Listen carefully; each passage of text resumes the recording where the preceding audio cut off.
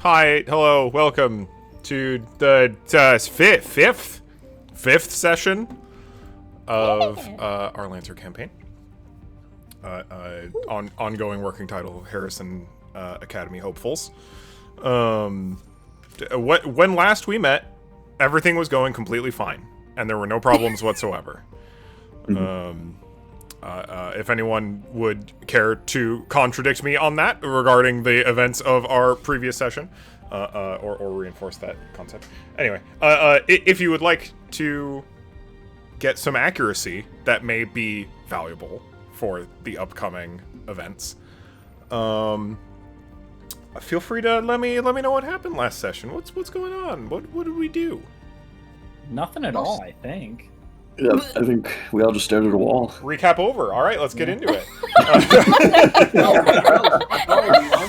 I want my bonus points. I want bonus points. Yeah, I'll do this whole fucking thing myself.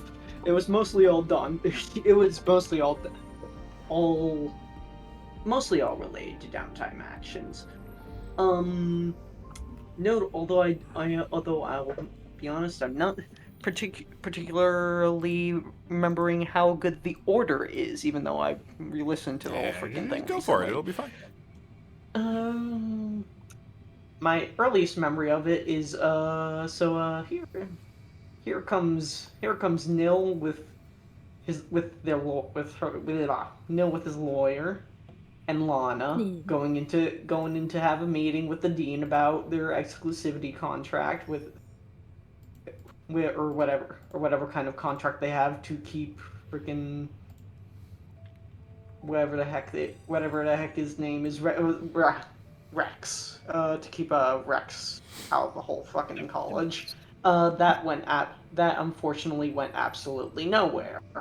And nobody's particularly happy about that. And so Nil is, well, maybe currently getting better, but for the first good part of the session, definitely not in a good place. Maybe abusing some substances. Who knows? I don't know if they were abusing substances, but hell, they certainly weren't coming to class, and they did not seem okay. Blah. They're fine. Yeah. But yeah, they're totally fine. In the meantime, though, because in the meantime, Milo and Clem continue to have incredibly awkward interactions by no fault of their own. Well, by fault of their own, but also they continue to have awkward interactions. But however, Milo tries to teach Clementine how to fix up his mech, do actual maintenance on the GMS models, and in the process of learning all this, between all the awkward double entendres that are not intended, they continue to notice that the Perfect Gifts head is monitoring them and actively watching them. So Clem is like, okay, I'm gonna go investigate in there, and Milo's like, I don't think that's a good idea, and Clem says, I'm already in the... And so... And then Clem meets Fenrir, and Fenrir's like, get out. And Clem is like, okay, well, you sound really cute. That's a cute name. And he's like, get out. And Clementine's like, okay, I'm getting out. And that happens. And then big announcement happens. Field work, hooray. And more crap.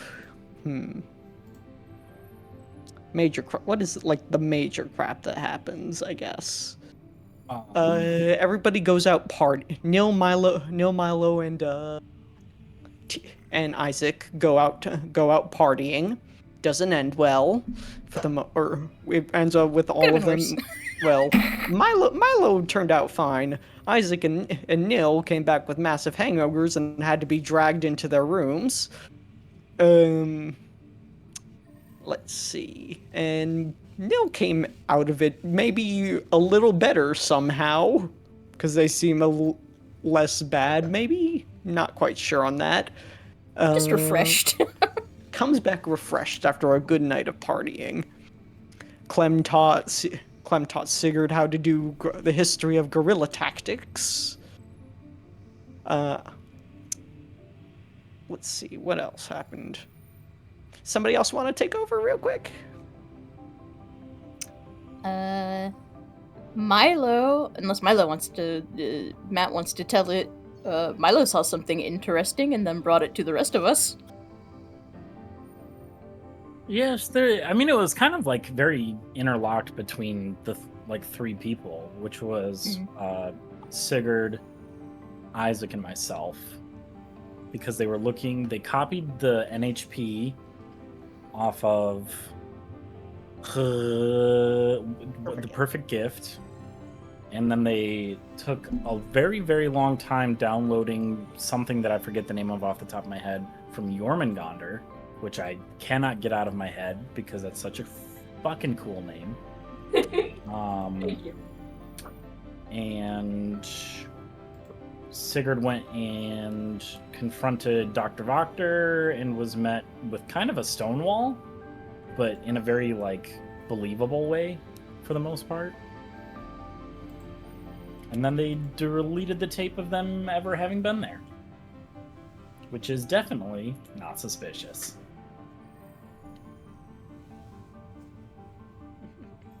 Definitely not. Yes. And very specifically, Sigurd's credentials were revoked in the laboratory for the research building or wherever Dr. Voctor currently has their offices, which was odd. So no idea what's going on with that. By the way, it's obvious Sigurd and Jormungandr are of some special interest to Harrison Academy, as is, of course, Project Fenrir, and, well, is Isaac actually of any interest to the Academy, or is just Project Fenrir the actual thing of interest, and Isaac is entirely, an accessory to it. What's the word? Superfluous. Superfluous to it, perhaps. That would be the horrifying ego-breaking thing that could happen to Isaac, that I suspect. That Isaac does have not an ego. Truly. Yes. The most humble boy. Speaking of which, during practice, let's see. Fenrir talks to everybody else and essentially snitches on Isaac and is like, "Oh, hey, tools, right?" And pretty much everybody was like, yeah." Everyone was like, "Geez, what the fuck, man? That's fucked up." Except. Oh. And then Clementine was just kind of like, whatever. And I'm like, I'm okay with that. I'm just gonna wait for him, and he seems incredibly flustered. I'm gonna talk to him, and then he doesn't come back. So Clementine just goes out. I'm just gonna, you know what? Maybe he's having a tough time. I'm gonna go help him out on the test range. I'm gonna talk to him, and then Isaac's all incredibly fucking hostile and a bitch. Someone had to say it.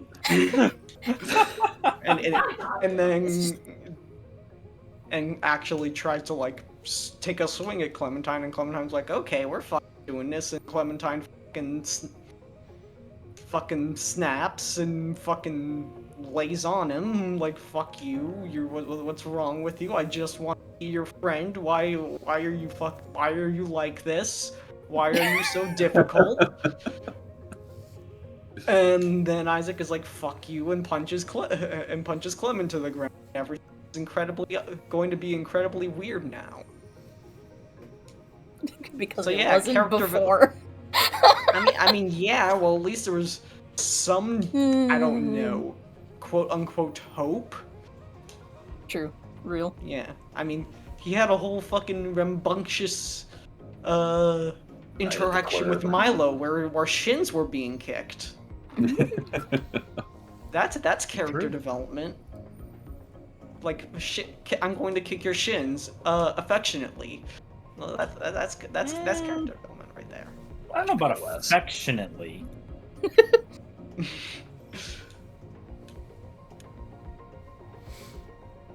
And that is where we leave off. We are about to head on I don't know how long the timetable was. We are about to head on a field trip. Yeah. So as of it is the following morning after we closed on Clementine and Isaac having a row in the pilot test area. It's the morning. All of you have some number of messages in your comms. Isaac and Clementine have one additional message on their communications, which is that they've both been given a disciplinary warning for inter-student combat in the test zone without a supervisor. But otherwise, you've got a new message from Sergeant Betsy Georgia, which is a text email. They're clearly over this whole video thing that they made her do for the other announcement of your test deployment. But just like factual strict details, the biggest ones being you need to be at Hangar 7 in 36 hours from when that email was sent. So basically like bright and early, 6 a.m. the following day. You need to make sure you have your mechs repaired and your loadout fixed for them to be loaded onto the according ship.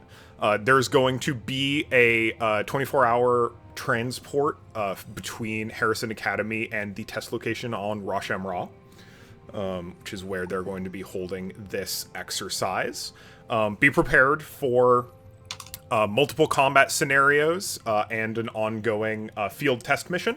You're going to get the full briefings of that particular mission on the ship itself during transit, so that's not just a bunch of wasted time necessarily.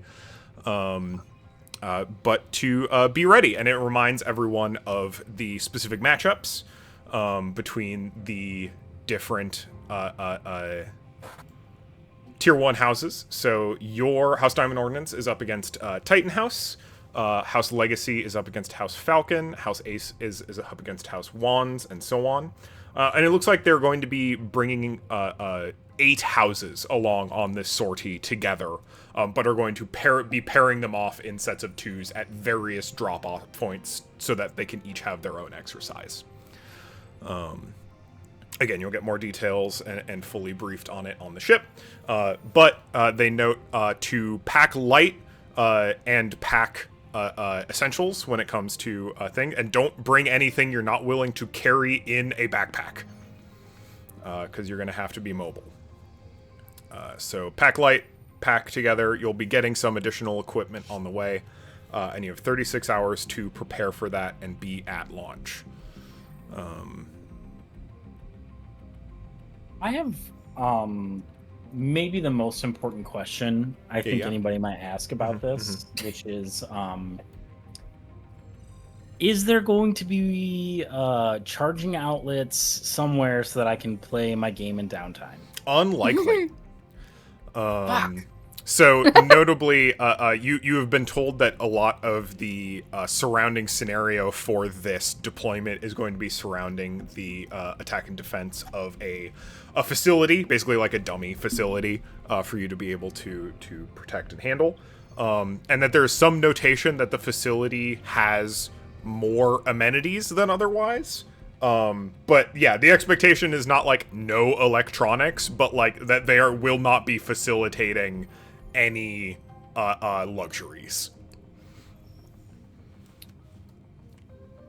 Well, I mean, is it really a luxury if it's something you spend a lot of your time on and put a lot of your heart and soul Look, that's entirely into? up to you. As long as you're okay with it probably, or at least having a chance of getting destroyed while you're on deployment, you're more than welcome to bring it.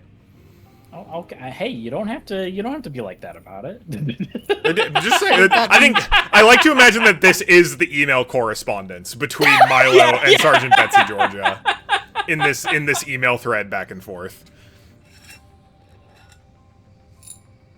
Should have just Betsy's gotten just like- cyber elbow on his forehead.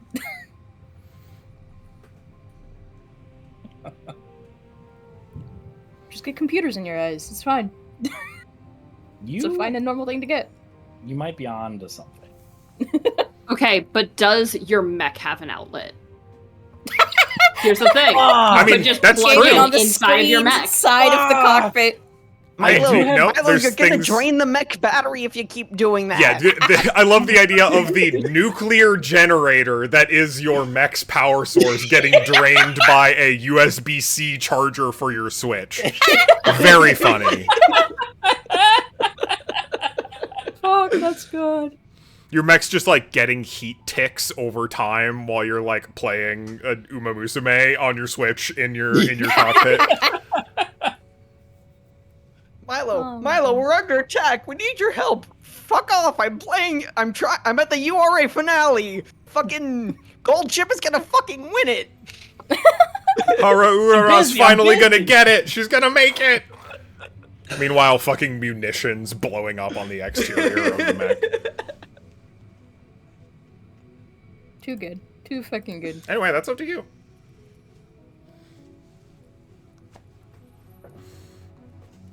It's some things to think about then. So also, sorry, I was just gonna say this is the future. We don't have USB-Cs. We have USB fucking alphas now. USB Omega. The final iteration of USB.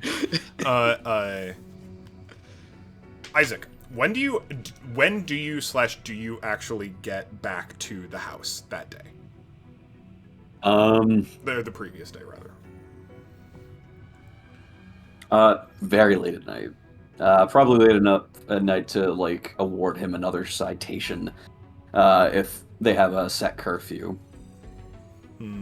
I will note that your clock piercing stare has been decremented by 1 as the result of your actions of the previous day. I saw. I was very sad. But understandable.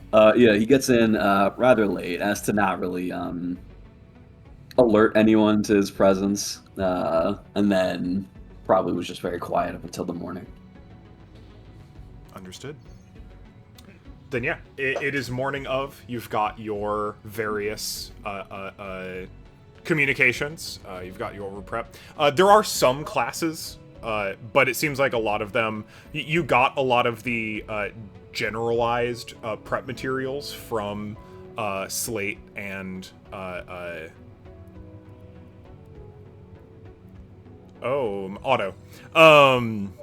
Slate and Otto the previous like upcoming week, and at this point they're kind of like holding their class as Q&A time. Like if people have specific things they want help with, things they want to do, etc.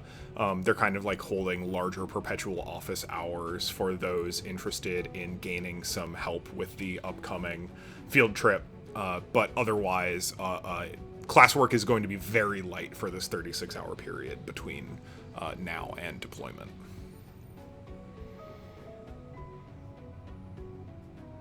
I think, besides classwork, Clementine's gonna be bothering Milo, like, hey, or just like, after class, like, hey, Milo, do you have like 30 minutes or like an hour to spare? Potentially for what? Yeah, I think Bushel needs some like extra repairs. And like a second pair of hands would be good here.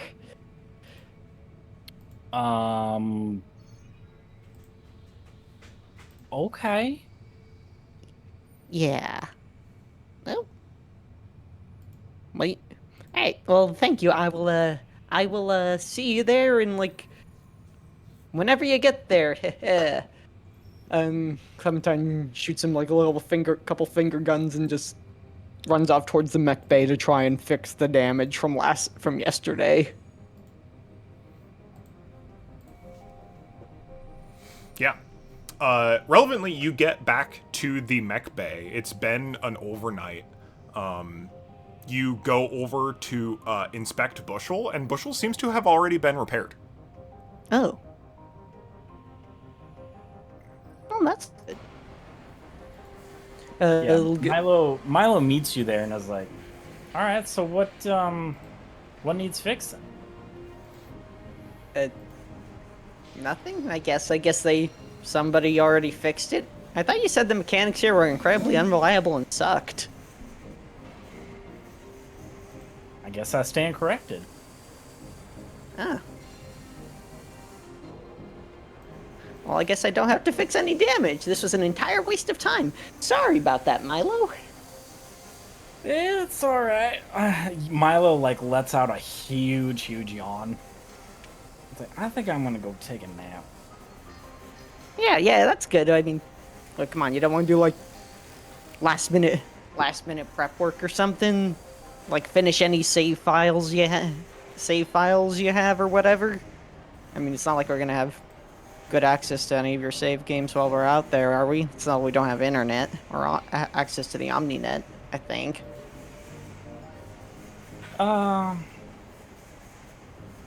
Well, no, I was talking to Betsy George about it, and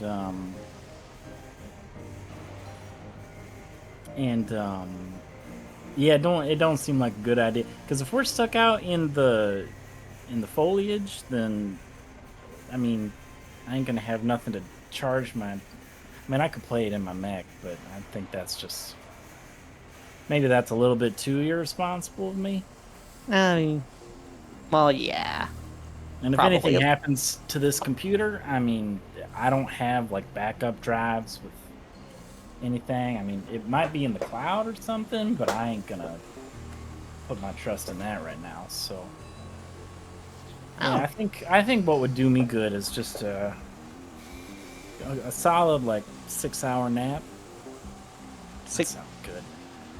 I think that's a bit long, buddy. Well, I'm a bit tired. I don't know what to tell you. Well, enjoy your nap then. I'm gonna... God, I don't even know what I'm gonna do anymore. I guess I can just make some more...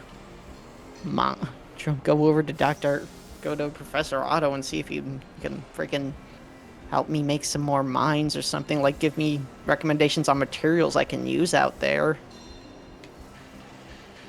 Yeah, that sounds like a good...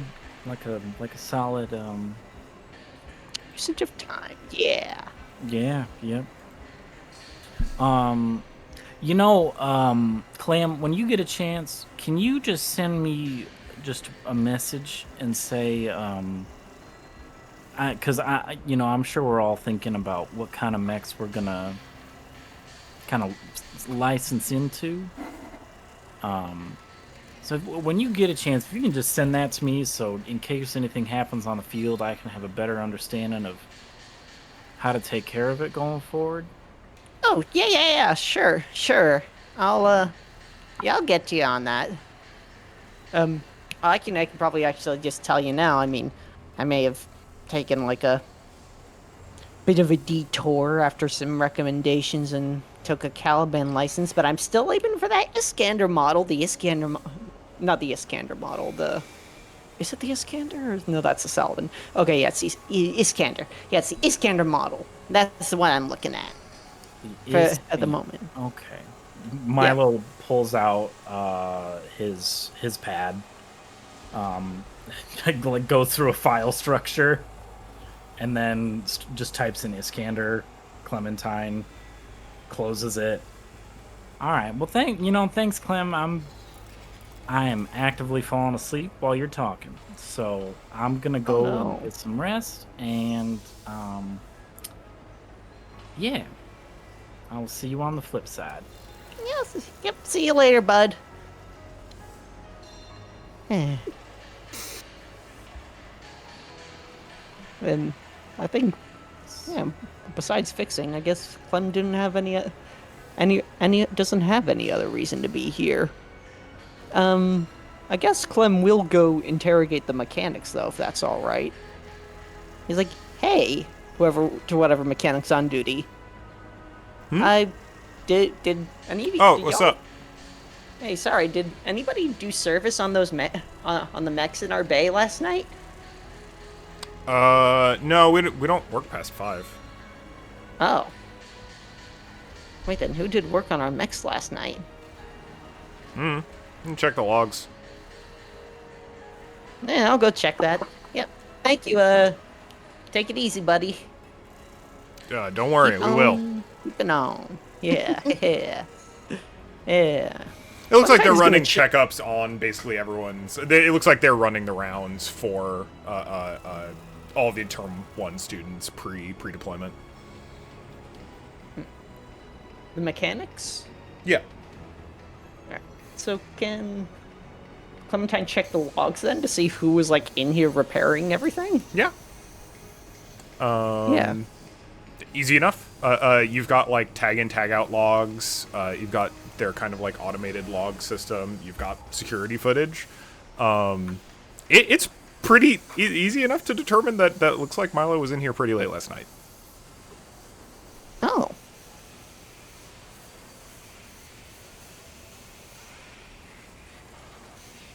Oh, so Milo was doing all the repairing. Wait, why didn't he just tell me he did the repairing? If he... People here... The people here are weird. Whatever, I guess. Yeah. You know what? No. No. I'm actually gonna... No. Clementine decides to run over and try to catch Milo on his way back. You sure can. He's not moving fast. Hey, why didn't you just tell me you were fixing up the mechs last night? What? Who told you that? The logs. You were in here last night. You did all the fixing. Milo looks caught.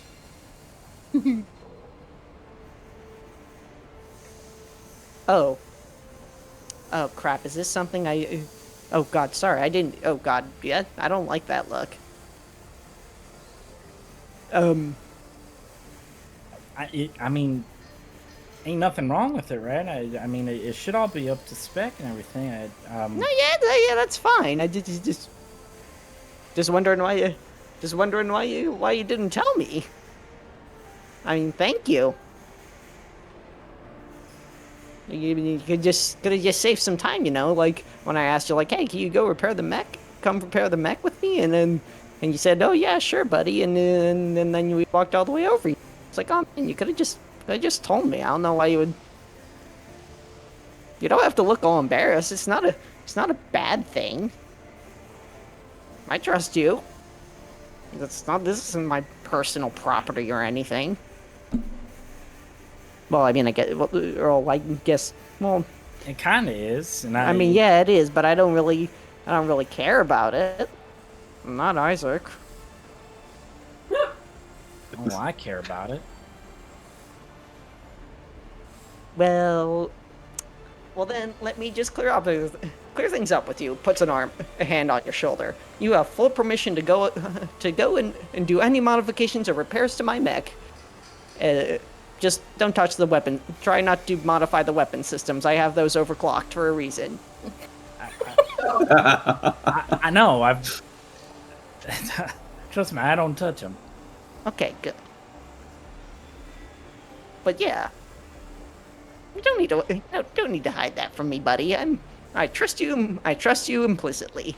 Just don't tell nobody, please. I don't think anybody else is gonna trust me. No, of course not. No. I mean, everybody else. No, I mean, I personally think Sigurd would understand just fine. Although, but Milo and Isaac, yeah, I'm not telling them. Secret safe with me, buddy. Yeah, I think Isaac would have a bitch fit. Oh yeah, he would. And I'm pretty sure like Neil might also have one, but in like a different way. Like there's little bitch fit, and then there's also big bitch fit. If you know what I'm seeing. you know, like one's like bitch as in high standing and kind of cool, like professional bitch, and there's low childish. You get what I'm putting down? I don't even know to defend himself. God damn. Oh my read. god. The fucking read on them.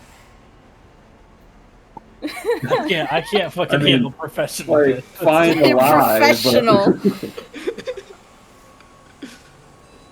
This is how a professional does it. It's you made my coffee wrong versus you touched my toys without my permission. Oh no. Oh no. But yeah, no. Secret safe with me. Again, like, come on, man. I'm the rule breaker. I am the one who is, like, actively sneaking into other people's mechs. All good here. Yeah, Get I some good wouldn't- rest. You deserve it. Good. Thank you for your hard work. All right. Oh yeah. Also, with a couple of different, I'm gonna go delete those logs for you then. Can I delete the logs or modify them or fuck with them in some way? Yeah, I don't see why not.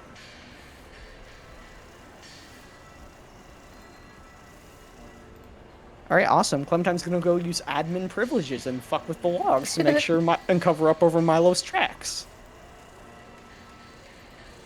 Easy enough. Yeah, again, I don't think it's particularly difficult to do for you. Yeah, and that's all Clementine had to do. And he's gonna go marching on back, I guess, to the Fab Labs to test out more tripwires and like random crap for whatever for the field test that's gonna be happening later. Absolutely. All right. Anyone else got anything they want to do? Anyone they want to talk to in this 36 hours ahead of the mission?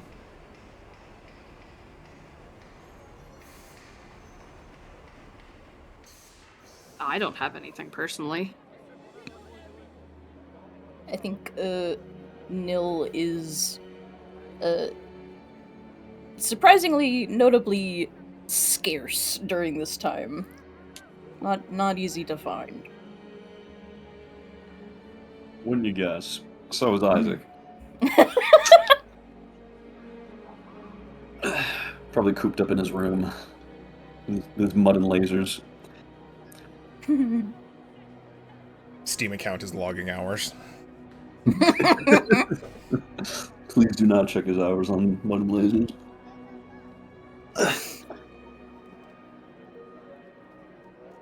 All right. Then easy enough. A day passes relatively uneventfully. And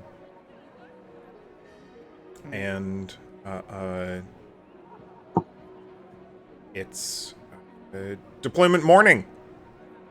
Bright and early, 6 a.m. Aiming for Hangar 7. Can we take a quick 5? I got a BRB. Oh, Here, wait. I'll switch the scene right before swap out.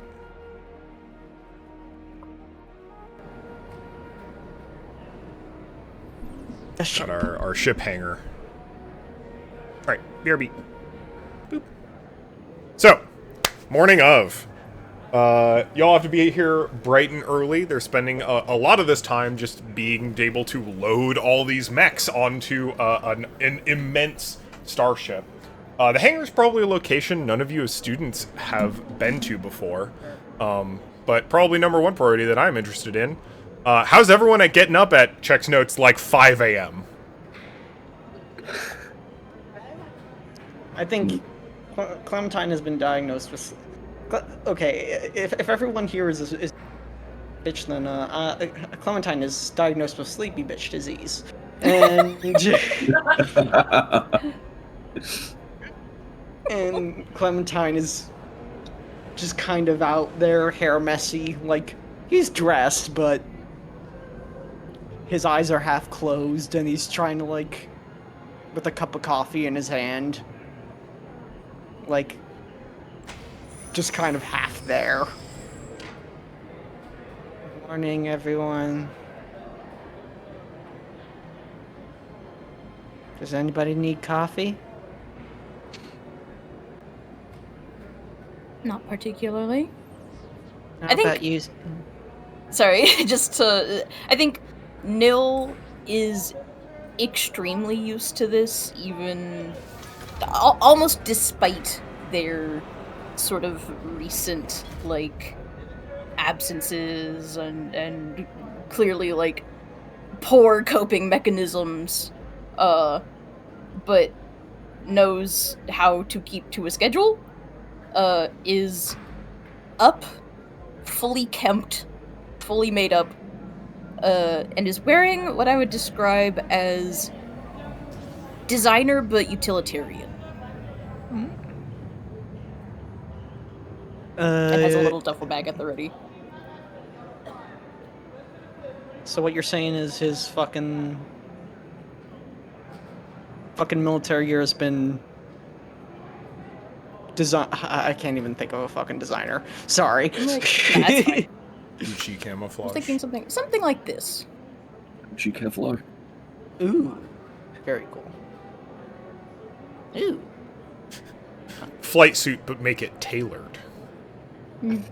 I hope, man, I hope Clementine doesn't spill coffee all over that. Who better don't? Hey, Sigurd, need any cup of coffee? Cup of coffee? How about you, Milo? Or is that who else is up? Sigurd's probably the first out. Like, he was probably the first up, just sitting in the common room waiting for everyone. Alright, Sigurd, any coffee this morning for you? Sure. What should I add to it this time? Got some nice sticks of cinnamon in there. Nice little garnish. Cinnamon. Yeah, cinnamon and cocoa. Give you a mocha. That's what I'm gonna Sure. have. Sure, I'll have one of those, Thank you. 2 mugs coming up. Alright, I have to... Roll for I have to cinnamon and remember what I cocoa. have to roll. It's I have it's to- just I a don't d20. remember. Okay, but real quick, I need to roll a d20 to see how Alright. to see let's see how much. 10. Ooh, 10. All right, worst so far. Okay. Clementine definitely was half asleep when making it and added way too much cinnamon to it. Okay. All right, so 10 for too much cinnamon and cocoa. It's like Yeah. a glob of cinnamon at the bottom. Ugh. Greedy. It's fucking sandy in there. Ooh. I've done that before. Feels bad. It's good. I think, like, the 10 is only because of, like, that giant, like, mess of it at the bottom. Like, he has to just stop drinking it at some point, because it's like, ugh. Too much. Thank you for this. I'm going to make sure that everyone's awake. And if not everyone is up, he is going to start knocking on doors.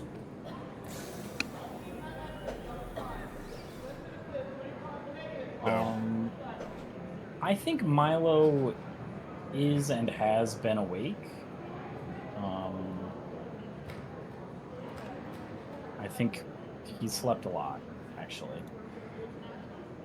So I think he's ready to go. He doesn't really need coffee. He's just like sheepish and probably not any way you've seen him before, if I had to guess.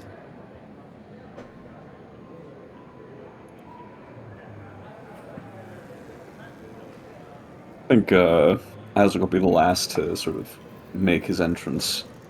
Do we have like a Spy Kids 3 like food printer? Yeah, I don't see why not. Sure. You see him like not really regard any of you and just kind of go to that, and he doesn't know if we have to like pack our own food or if it'll be like made there. He doesn't trust it regardless, and you see him print out like bar after like nutrition bar, Maybe like a week's worth. Mm.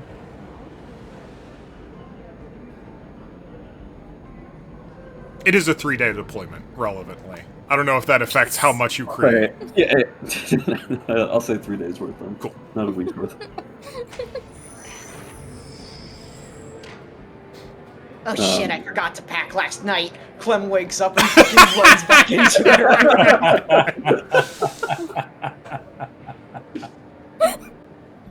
That's funny.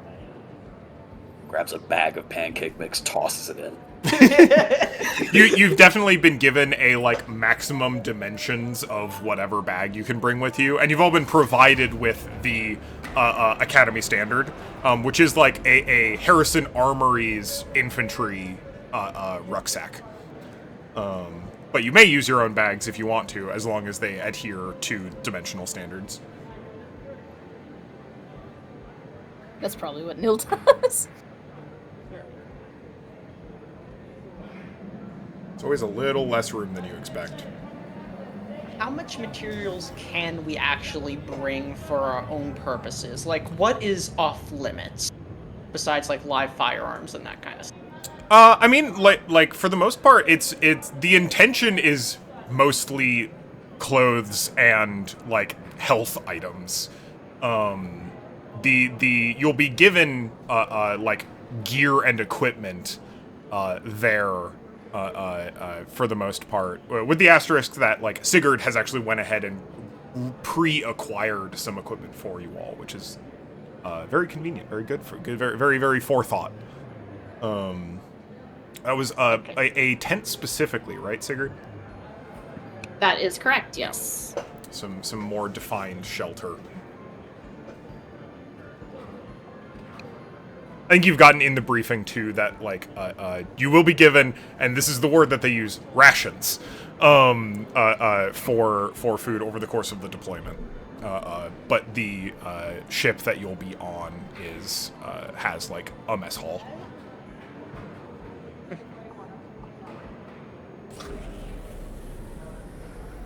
So, beyond like standard clothing and stuff, like kind of whatever you want to bring and you think would fit into a large backpack. All right. In that case, just a good amount of clothes, maybe a bag of instant coffee. Although we're already getting rations. Mm-hmm. Still getting a bag of instant coffee in case in case coffee is not provided. Absolutely. In our MREs, and a length of and a little spool of thin wire for whatever booby traps Clem wants to make. Yeah, absolutely. About like 20-30 minutes out, you all get a ping on your comms that's like I think it's just like a direct like sortie wide text alert. It just like push notifications to your comms, Betsy Georgia, that is just like, if you are not on the way, get your ass in gear. Hey. Oh shit! Clementine downs the rest of the coffee. Come on, everyone. Come on, Sigurd. I doesn't even wait for everyone, just like kind of goes.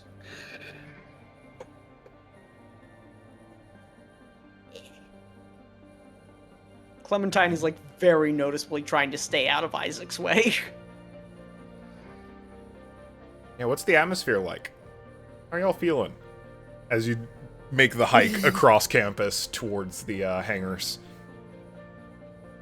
Clementine is still all smiles. Or at least that's what you see. You see Clementine smiling, as Clementine always does.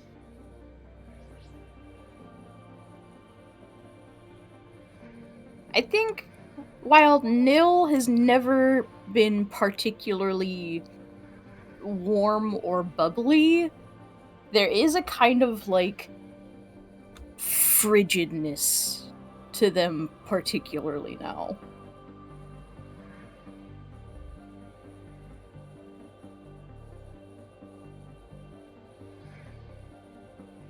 So, anybody got any words of encouragement? Anybody want to step up?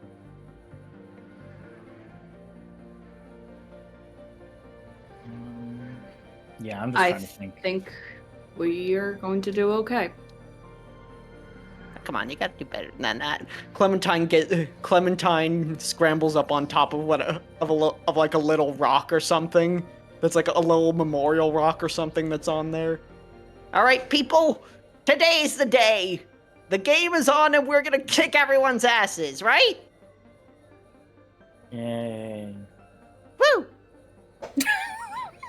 Silhouetted by perspective in the distance behind Clementine is a much larger statue of Harrison II.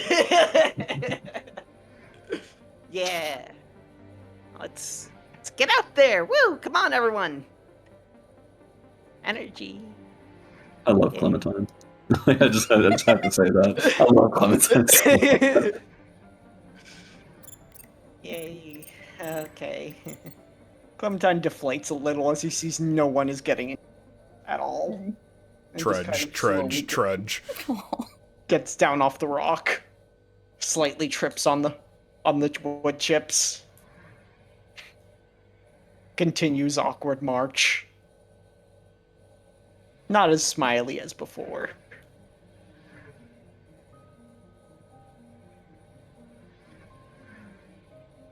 Nobody is happy. Nobody wants to talk.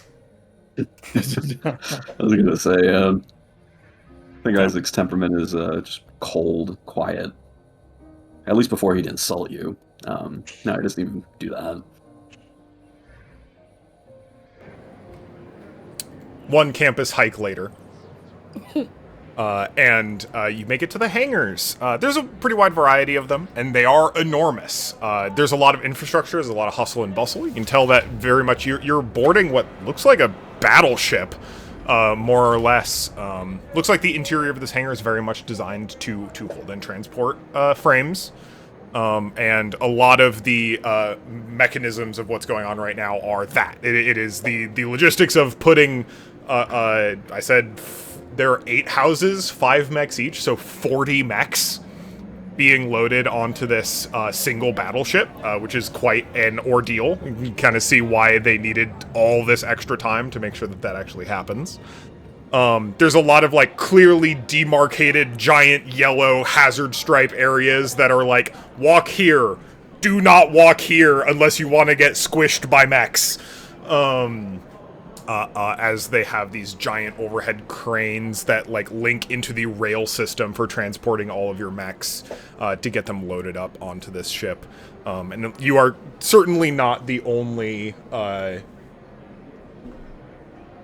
house students here kind of like trundling in overhead. There's the other 40-ish students kind of assembling forward as the mech bay continues to load in more and more mechs, and it looks like more or less all of the students have arrived.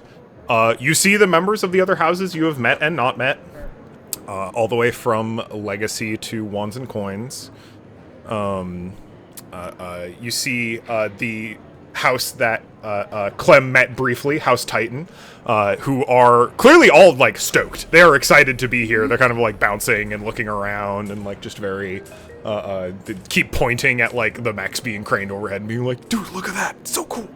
I think mechs look, Clementine is looking on from a, like, I wish I was like, I wish I had them right now. I want what they have. You see Slate, Professor Slate, kind of at the head of the group assembling in this hangar bay, looking over a data pad and counting heads and marking people off. And then you see Betsy Georgia grab a megaphone and direct it at the lot of you. All right, people. Thank you for all being here on time. We've got a lot to go over today. We've got a lot to do today ahead of everyone's individual drops. As you know, you've been split into your respective sorties. You're going to be going up head-to-head with one other house. You've been paired off. You all have been assigned specific bunkers. One or barracks, 1 barrack per house, 6 beds per barrack. We're going to ask you all to navigate to and assemble to those barracks shortly. You'll be getting your assignments from me in the next 5 minutes or so as we go through. Slade and I will be going around to every individual barrack to give your individual team briefings, mission briefings, readouts, etc. You'll be able to ask more questions then. Feel free to have a walk around the ship just to make sure that you're familiarize yourself with the facilities. Make sure you go through the emergency procedures and whatnot. This is going to be a long few days, but it's going to be safe. It might even be fun if you manage to not take it too seriously, but don't take it not seriously. This is a live fire exercise. If you act like jackasses, you will get hurt and maybe killed. Don't do that. It's a lot of paperwork that I don't want to have to do. Understood? Can I get it? Ma'am, yes, ma'am. Ma'am, yes, ma'am. Ma'am, yes, ma'am. Sounds great. All right. All right. House Titan, Barracks 1. House Legacy, Barracks 2 goes down the list. As they get... There we go. As starts going down the list, calls out each of the individual assignments. Y'all are in Barracks 5, and you see the house that you're going to be matched up against, Titan House, which got assigned over to Barracks 1. As soon as the announcements break up, they all, like, literally put their hands together and go, "Whose house? Titan House!" And do a fucking, like, 1, 2, 3 chest bump, and then, like, get out of the hangar bay to go find their barracks.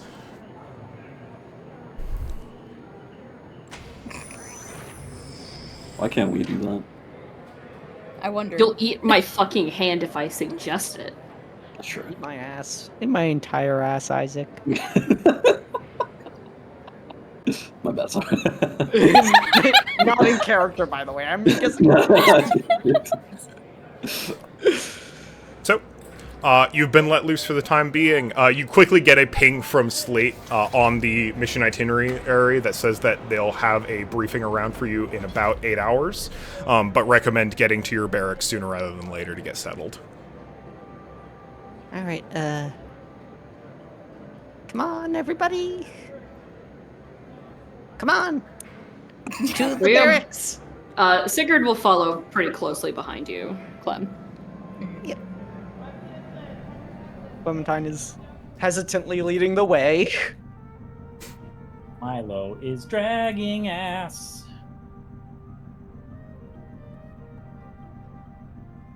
I think Neil's also keeping pace with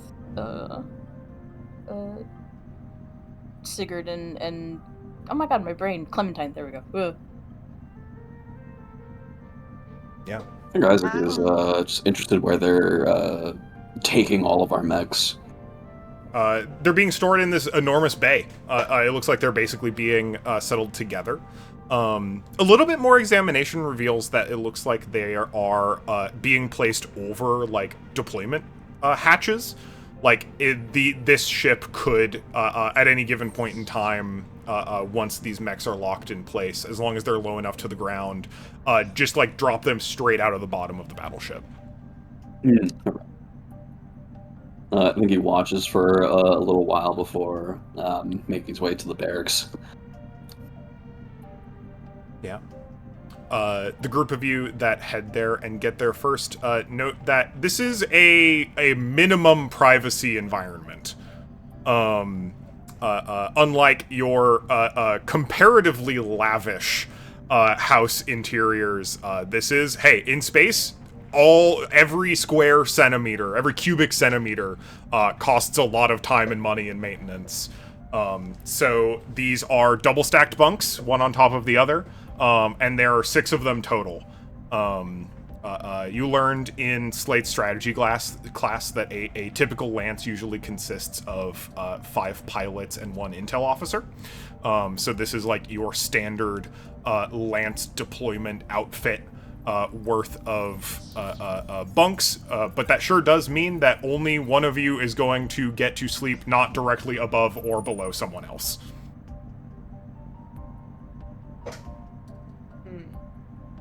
Otherwise, there's just enough like cubby storage for everyone's rucksacks, which are fit to almost exactly the dimensions specified. You imagine that you may or may not be getting an earful from Betsy Georgia if you have a whole bunch of shit spilling out all over the barracks, unsecured. But are kind of note that there's a pad on the entryway to this barracks that notes the 5 occupants and House Diamond Ordnance as the individuals going to be housed here for the duration of the voyage. Okay. This is not unfamiliar to me. All right. Yeah. Sigurd. Wanna assign bunks? You want me to assign bunks? Or just, I don't know, set up a system? I mean, I don't... Are some bunks supposed to be better than others? I don't know. I don't know. I think if anyone dawdles, Nil immediately claims the one that's not a double bunk. Well, they're Just all throws their double items down. bunks. It's just that one's They're going all to be. double. It's just that one bunk out of the Oh. 6 is going to be empty. I see. Never mind. I thought that there was just like one. Just like... then it doesn't matter to them. They just throw their stuff down on one then. Okay. I guess I'll take whatever's left. If we're just all gonna choose one. Okay, hold on, I did hear something about this. It's a thing called picking straws to pick things. I think that makes sense, so it doesn't seem like favoritism in any way. Okay then. That Hold on. that works for me. Let me try to get something set up. And it's just like toothpicks that like he just kind of sharpies around some points to like make different heights. And is just going to have everyone pick one. Okay. And we'll go from there. How can we do this? I've got cards. I can make it happen.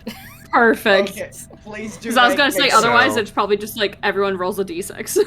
There are 2 short, 2 medium, and 1 long straw. Or no, shorts. Yeah, 1 long is good. I'm gonna shuffle these up. You let me know. So Sigurd, you are assembling some straws to pick with which to assign Yeah. these bunks. Sounds great. Like popsicle sticks. So you're gonna just get the something. last straw then. That's fine. All right. I mean, you present this to Nil, like, if you hold out this bundle of just quote-unquote straws to Nil, they're just like, look, I chose one, I'm settled. Fight amongst yourselves. It's not fair if you choose one and the rest of us don't. Come on. Sure. It's for 3 Fair. days. Alright. Because fair has so much to do with it. Pulls a straw. All right. You've got the shortest straw, a longest straw. So I guess. What does so this then- mean? People continue drawing straws, and we'll see who you match up with. Who's Clementine drawing? draws a straw. Clementine draws a straw. You draw a medium length straw.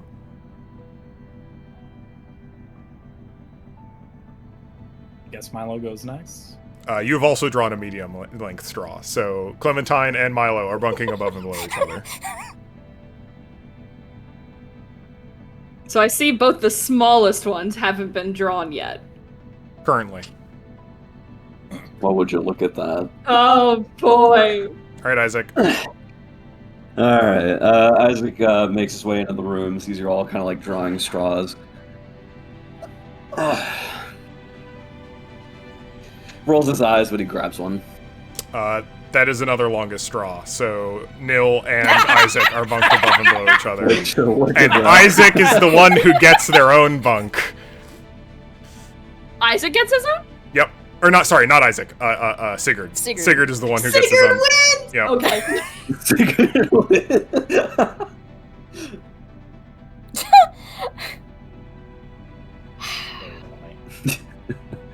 It glares at Sigurd holding the longest straw.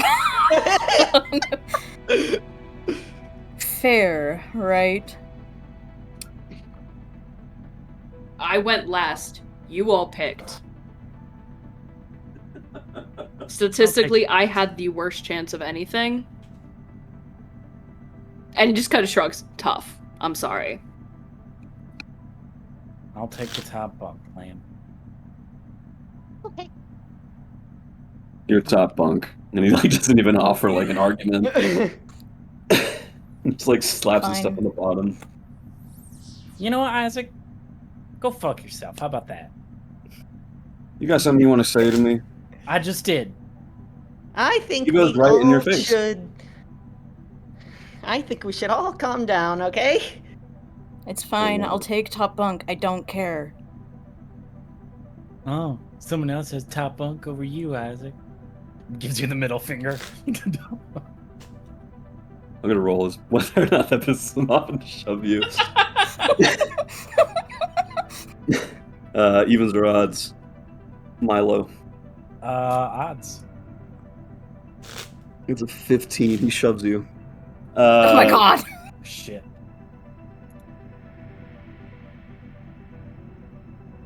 And you know what? Fuck it. Why not? This is a play. Like it or not, I'm still the fucking leader here. This is a group mission, and no matter how much I don't like any of you, you will be following my command. Until such a time as this jackass, the one you want to be leader, can do it himself. He points over at Sigurd, who's setting up on his solo bunk.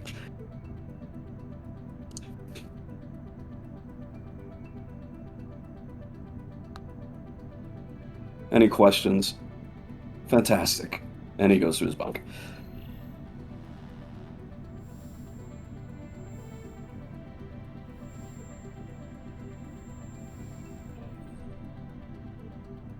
I think Milo just like... I think you've pushed Milo fully over. He just gets up, and I don't even think he stays in the room.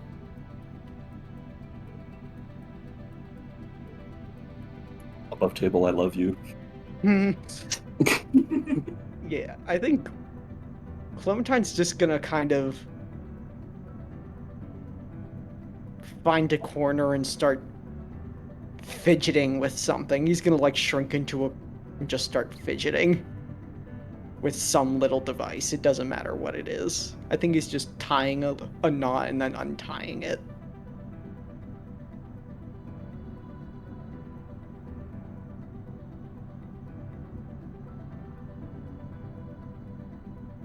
It's a long... You've got a pretty significant chunk of time until you're all going to be checked in on. Milo, where are you headed? I don't even think he knows. I think he's just walking around. Mm-hmm. I could see him ending up at like the mess hall or the mech bay or something like that. There's a lot of activity. As long as you're staying out of the way, no one minds too much where you are or where you go. And there, like I said, there's the other 35 students running around and all doing likewise, kind of taking peeks at things. See House Titan roaming around as a pack. I had a question. Oh, what's going I on? forgot about. When we were loading in and Betsy, Coach was telling people where their bunks were, like where they were assigned. Mm-hmm. House Legacy was mentioned. Yep. Were they around? Were Yeah, they they were in standing view around. of everyone else? They, No, okay. I think as individuals may have gotten lost in the crowd, unless you were very specifically looking around, which you may have been. To a certain extent. But yeah, they were present in the pack of 40 students, and they're in bunk 2. Barracks 2. Noted. Yeah. I think like once things start to get settled, you all get alerts wherever you are in the ship that they're all loaded in and prepare for takeoff in 10. That the place starts closing up. You start to see like not like alarms or sirens, but like warning lights are starting to go off around the ship. There's a bit more hustle and bustle from the crew in general to get everything batted down.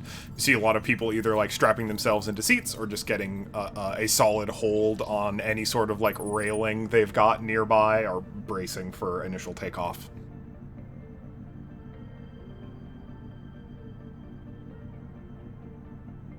I think, funnily enough, Milo does not pay attention to this because he's not used to this kind of thing. Mm-hmm. So he gets kind of knocked around a little bit. Yeah. Those of you in the barracks, easy enough. A lot of the like personnel stations actually have like secondary shock absorption in them to make them easier to be around in when the ship is going through secondary like space maneuvering. But soon enough, there's kind of like a big overcalm announcement of like launching in 5, 4, 3. As the whole ship kind of like rattles and shakes as its initial thrusters go off, and then a huge thrust of force as it gets breaks orbit of the moon you're in. Ship's not going through warp space, and it's not trying to. It's not going through any of the blink gates or any kind of rings, but it is going like at a fairly reasonable pace, heading down towards the surface of Rosh Emerald, the planet that the Harrison Academy moon orbits around. I'm just gonna beep. The HSS Sabercat is going to be your home for the time being. As you all get on your way on this journey. Once you're fully launched and in space, all of you get notifications on your comms again, and there's a big pull-up on the interior of the barracks. There's like a big monitor that looks like a briefing monitor. It looks like a giant display for exactly that kind of thing. That gives you a few, not a full mission briefing. You're still going to be able to get your meeting with Slate and Georgia. But just some preliminary details of the stuff that you'll be heading into, and giving you some time to talk about and prepare for that. One of the big mentions of that being they give you a lay of the land for your particular deployment. It looks like each of the pairs of houses is going to be plopped down on a different part of Rosh Ra, basically in their own test areas, so that they don't interfere with each other. Literally like tens to hundreds of miles apart. You're basically going to be dotted all over the surface of the planet in different terrains. It looks like the place y'all will be dropping in is a lot more pretty heavily forested, almost jungled in some ways, and has as kind of stated and suggested before, this facility that will be on attack or defend. And it is noted that between House Titan House and House Diamond Ordnance is going to be starting as the attackers rather than the defenders. So your initial job is going to be to try and break through defenses and seize control of this facility. This does, however, mean that you're going to be starting deployed out in the wilds, out in the jungle with your mechs, and you're going to need to find your way to this facility and past whatever defenses Titan House has time to assemble. you get some of those details, and some of it will be made more relevant. Some of it will be elucidated. But those of you who are in the barracks also get to see a pretty detailed map of the area you're going to be on the approach for. What do you all do? Are y'all paying attention to it? Are y'all firmly staring at the walls of your bunks away from each other? Curious what Milo and everyone is up to. I think Isaac's we all have basically like a download of the map of the area that we'll be defending. I think Isaac will be kind of looking it over in the comfort of his bunk. See his like fingers scrolling up and down.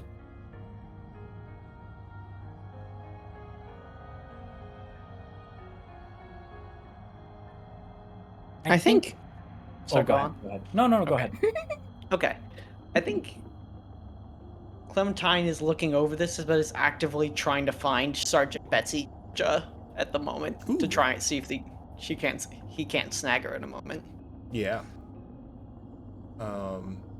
It's pretty busy. You can kind of tell that Slate and Georgia are hustling.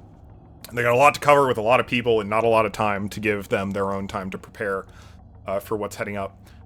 But yeah, I think you do manage to catch Coach kind of in the hallways moving between things. She doesn't look like she's going to stop for you unless you flag her down. Sergeant?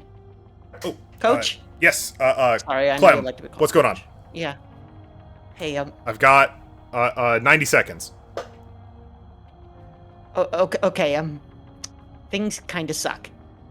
Not. I understand that the accommodations may not be to your liking. No. I'm used to the accommodations. I've had What sucks is, like, everything is bad. Everybody hates each other. I keep trying to make things better. Then I got angry, and I'm sure you saw the whole deal. I am aware of your disciplinary warning. Yes. Yeah. You've been in the military.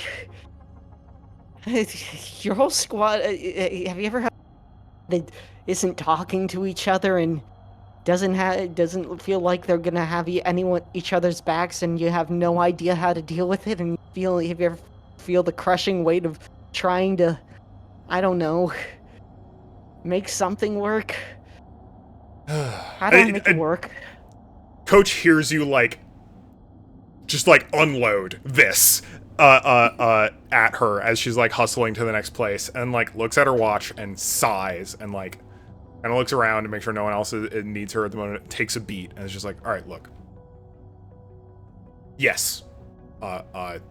Unfortunately for everyone involved, this happens all the time. The best you personally can do in this scenario, and arguably in any scenario like this, is don't stop communicating. Because if you clam up, nobody will continue communicating. And at that point, you need to not care even if anyone is going to listen to you. But some people will. And it doesn't matter how bad everyone else is communicating. If you stop, that'll only get worse. You can't force them to listen to you, but you don't have to follow bad instructions or advice, and you also don't have to stay silent when those kinds of things happen. If your teammates get into bad situations and you can get them out of it, unfortunately that might just be your job. When you're in the field and on base, everyone is responsible for everyone else, even if some of you don't act like it. If it gets bad enough, I'd say go AWOL, but that's not an option for you right now. So, okay. I know it's trite, but kid, best advice I have for you right now is just to do your best. Okay.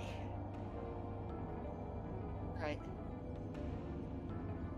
I'll keep talking then. I'll keep smiling and I'll keep talking. You don't have to be happy about it.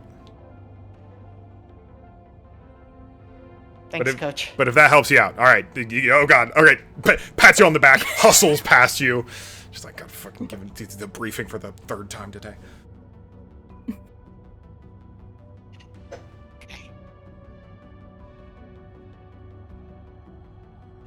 Clementine walks back in. Clementine is going to head back to the barracks. But what was Milo doing? What was I? What? Sorry. We interrupted each other. Did you have a plan on something?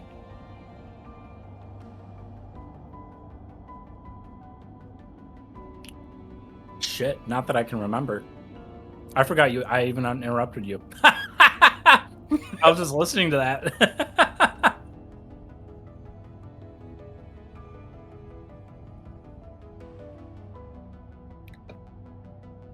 I'm just trying to think like what even Milo would do. Because I don't think for as long as like wherever Isaac is, he is not going to be. So if Isaac is in our barracks, then Milo will not be there. And if that means like reclining in his mech and sleeping there, he's gonna just do that. Has he made this obvious? To you, I don't know. If at any point you are able to see Milo and you make eye contact, then maybe. But he, like, as soon as he spots you, he starts heading the other way. So I think it's up to you to decide whether or not you notice that. Yeah. I mean, if you walk in explicitly the opposite direction as him, I think you yeah, 2 and 2 together. Do you look tired?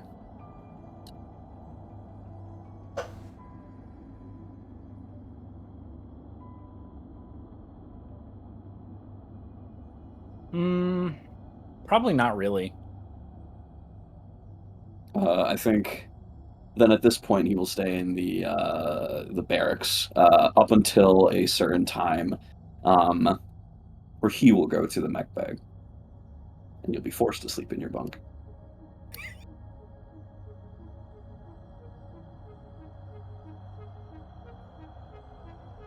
In the meantime, Clementine marches back into the barracks and is like, Okay, so has everybody looked at the briefing?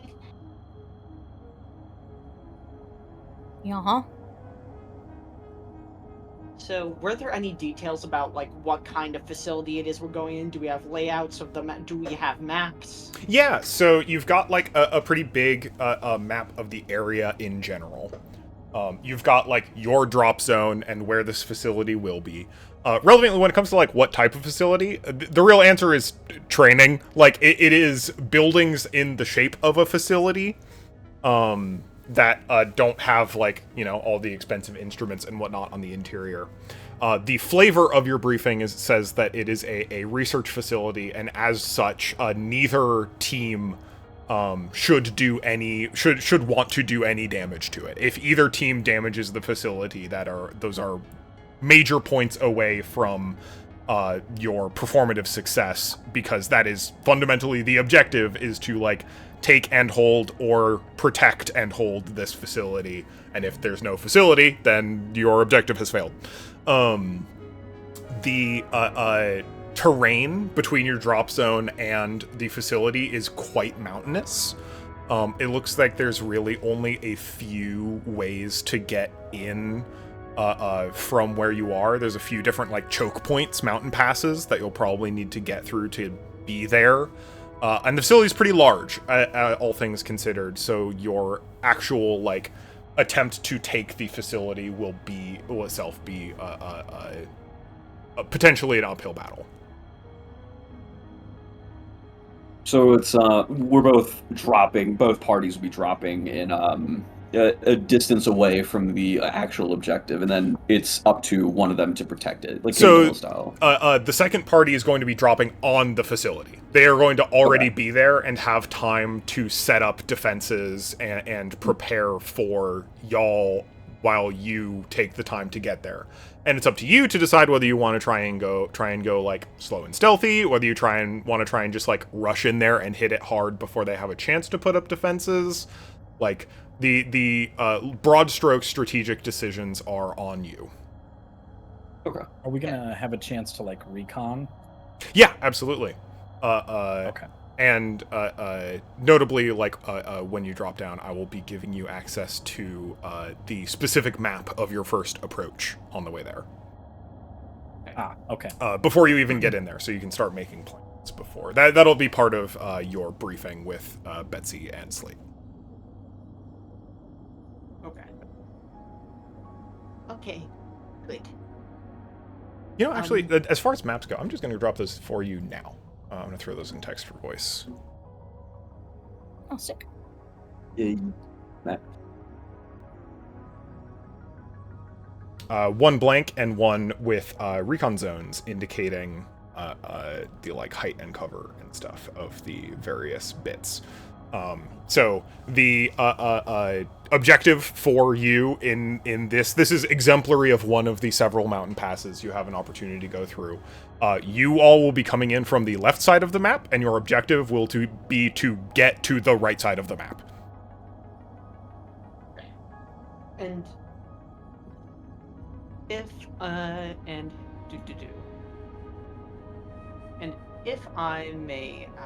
and if I may ask, were you indicating that we are going to essentially be taking this in turns? We are going to be defending at one point and attacking at another point? It depends. If you successfully manage to take the facility, then you will become the defenders of the facility, while Titan House tries to take it back from you. Okay, and this is all going to be in the same scene, essentially? No. So this is the next 3 days.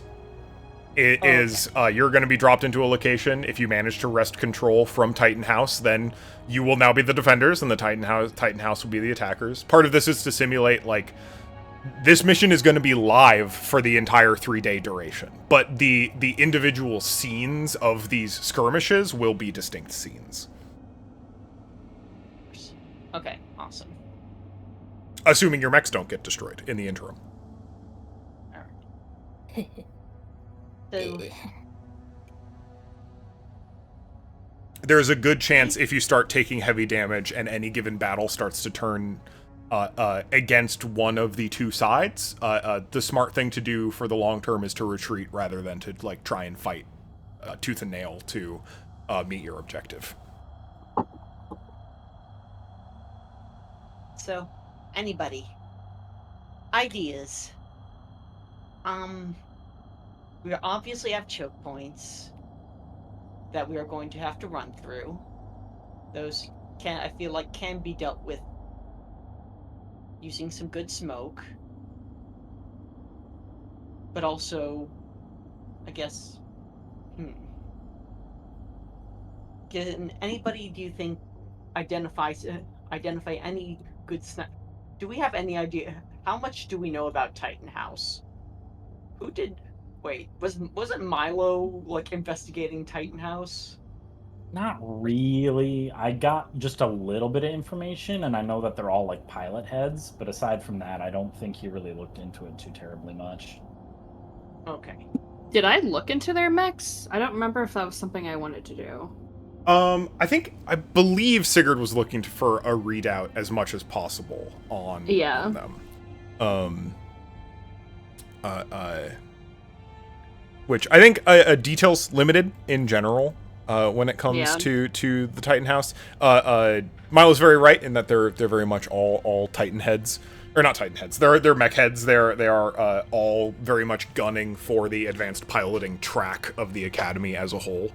The thing you get, Sigurd, as additional details on that is that they run. You got, and people who wanted to could get access to their qualifier performance, like the footage of the qualification trial that you all also went through. Yes, very much that. Yeah. They have a very standard, very reasonable like mech loadout, but it's also clearly assembled together. So they have like a support mech, a couple striker mechs, a long distance mech, a tank mech. Like they are running like the golden triad fundamentally. And while each of them individually, I think the thing you note the most from their performance profile is individually as pilots, they're like kind of mediocre. They don't always like execute very well on their individual ideas, but they're very good at being coordinated. Like they are comms on all the time. They're like, I think the thing you get from like listening to the comms during that, these people are fucking best buds. These five have a little bit. They're kind of sharing the same brain cell at points for sure. At different points during the overall. Sorry, I thought I heard something. During the overall exercise, but in sharing the same brain cell, they are acting as a single unit. I like it. Okay. Also, there, if you want to know, there you can pull out their call signs, which are Kronos V, who is Savannah Klein, the leader, Aegis, Hephaestus, Athena, and Ares. I fuck with this a lot, actually. Yeah. I heavily fuck with this. It's like, shit, they're cool. That's really cool. That's really good, actually. So, looking at the maps, looking at what we are dealing with, general strategies, anybody? Because I think obviously we're going to have to take them out one by one, at the very least. Try to focus fire. And obviously our weakness is the long range, since we have two people that are kind of slow and don't move too much. Do you think of anyone think of any positions we might want to take right here? We're going from left to right at the start, correct? Yeah. Okay. Also, relevant point of order, Milo isn't here, correct? Correct. Yes. Because Isaac is here. Yes. If Isaac is there, then Milo will not. Seeing as Sal is currently not here, we can just say Tyr just went to do something real fast. Also probably doesn't give a shit about this, so Milo can be here for this right now. If you want. I think Clementine would give a text to Milo like, "Hey bud, I'm gonna be having a meeting. We're gonna try to hold a meeting. If you want to show up, it's all up to you, bud. I hope you're doing all right." Isaac slept off for a little bit. I think you probably get like, it's either going to be no thanks or K, and I'm uncertain which it would be.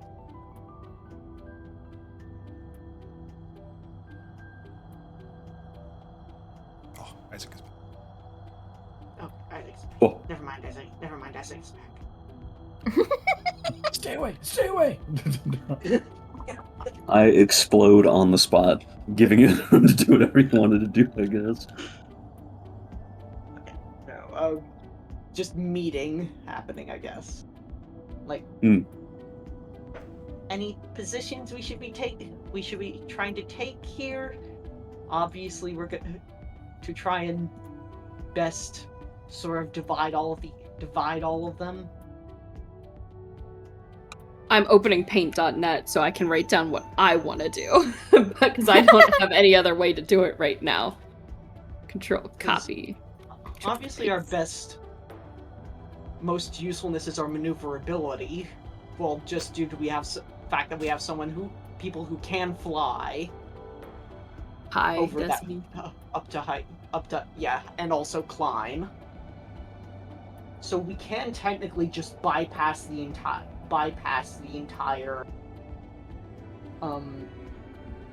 the entire wall, technically.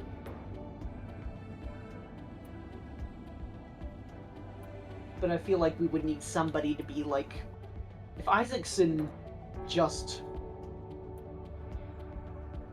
if Isaac's our complete melee person, I feel like we might want to go have Isaac or someone,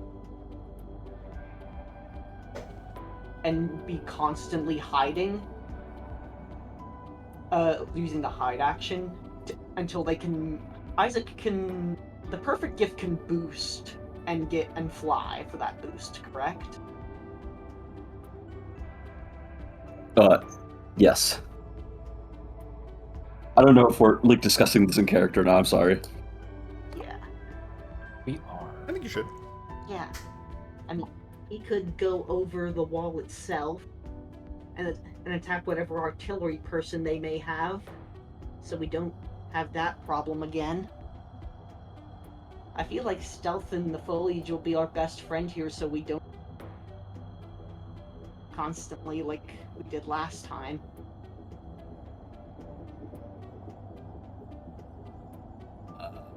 I think Isaac, kind of looking down at the map.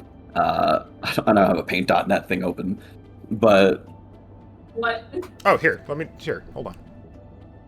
I was saying, can we just go to the map and start drawing on it? Come doodle. God damn it! I'm sorry, Caroline, kind of ruined it. Oh, also, do y'all want, so both for this and in play, do you want the blank map and to remember the stuff as best as possible with like the other one for reference, or do you want the like highlighted zones version of this map?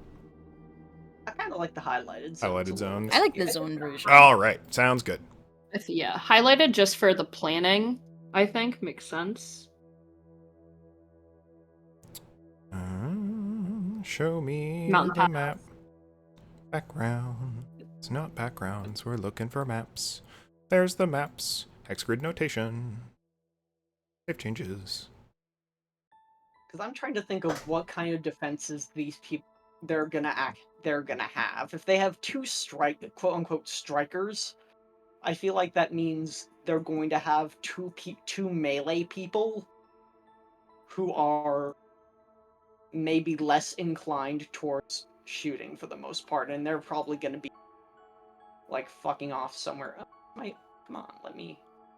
Right, I can't draw on this. Dang it. This is where we're popping up. And Yeah, this so is where you'll we have to up. deploy measure distance. Basically behind this line. You're gonna have to drop on the far left of the map. Oh man. And they're setting up a defense for this entire area, assumedly. Hard to say. So one of the questions here too is like, depending on how fast you get to this mountain pass, will they be able to intercept you? If you give them a lot of time and they know you're coming, maybe they will. If you approach more stealthily, maybe they won't have enough time and would have to like trickle in over the course of the duration. Like how you all choose to approach your approach will mix up how much time these people will have to prepare, how they will prepare, what their side of this combat encounter is going to look like. Oh, fun fact.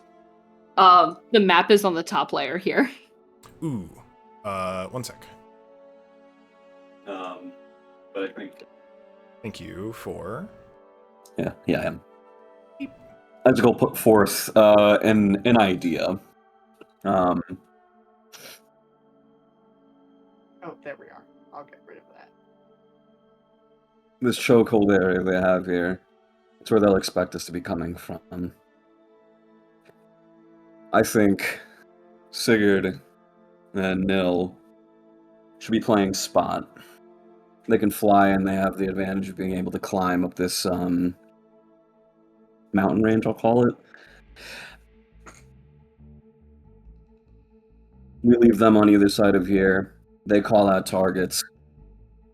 Me and the rest of you will be taking point going forward as they call things out. Dropping down smoke and cover, that we can have more room to actually roam. How are you gonna be getting through this little pass right here? Unless you got a better plan. Well, with the mechs that they have, are any of them specifically more like? Obviously, you said support.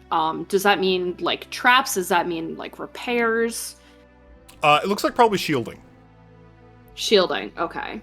Because I'm trying to think if anyone is kind of like the Clem sort of mech, where it's just like drones, grenades, mines. It looks like most of the mechs are fairly straightforward, all things considered. Even if they are, they don't have a lot of deployables. So actually, probably going to be okay. So I think then,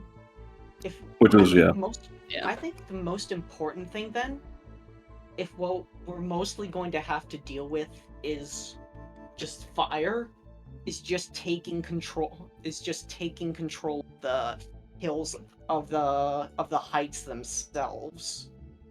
And that We have both Sigurd and Nil to take control of the heights. It'll be up to us to... I think you are going to play the most important role here, because you're the one who... I like the little word.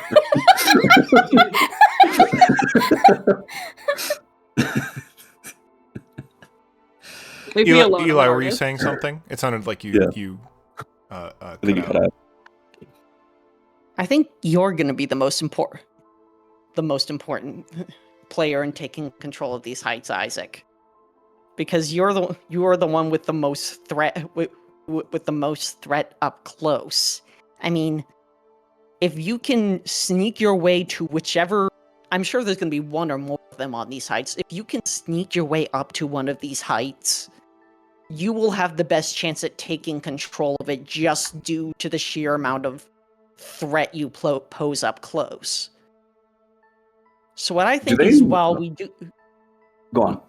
Yeah, go on. So while I think we do have one person, one Nil or Sigurd taking control of one of the heights, we need to take control of the other, while we can have one person in one long-range combatant in the back providing full cover, like full fire, while the other one moves up.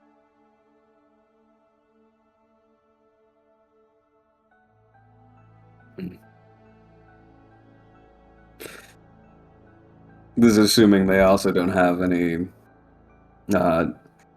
battlements laid by the time we get to this area. We're going to need to have control of this if we want to mount any kind of attack. We are not really going to need it, though, if we can take control of the high ground. If we take control of the high ground, biggest guy in the middle there. Yeah. And it's not really good. And the point is to go around that big guy. Because if we can get on the heights, most of the cover that's on the side is... If we ignore the man that's potentially here, we both get on the heights, get down to the extraction zone, they can pincer us. We don't need to even worry about the extraction zone. All we need to worry about is pushing them back. You can tell this is all very much going over Isaac's head. Honestly, if you're worried. I muted? Not anymore. Oh. Sorry, my mic's fucking weird sometimes. If I just tap it even slightly. Be that way. Pincer. Honestly, if we do come from the top and the bottom, we could just pincer ourselves. Force them into the middle area. Yeah. The point is not to destroy them. The point is to outflank them and make their position tenable. Is to make that so they have to retreat or face imminent destruction. Make sure that they can't take a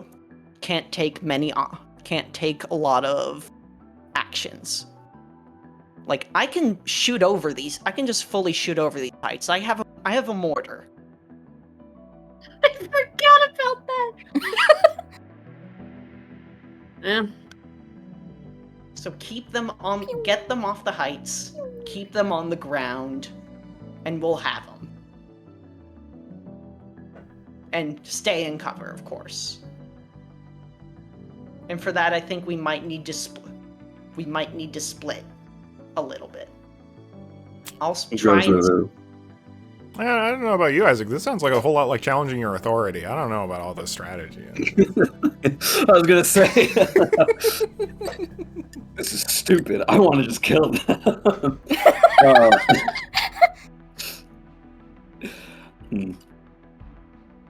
The thing is, I don't know if Isaac is smart enough to come up with a better plan, quote unquote better plan. But I think he does kind of, if we're, assumedly we're all just kind of like markering like our ideas down, fully erases all this and says,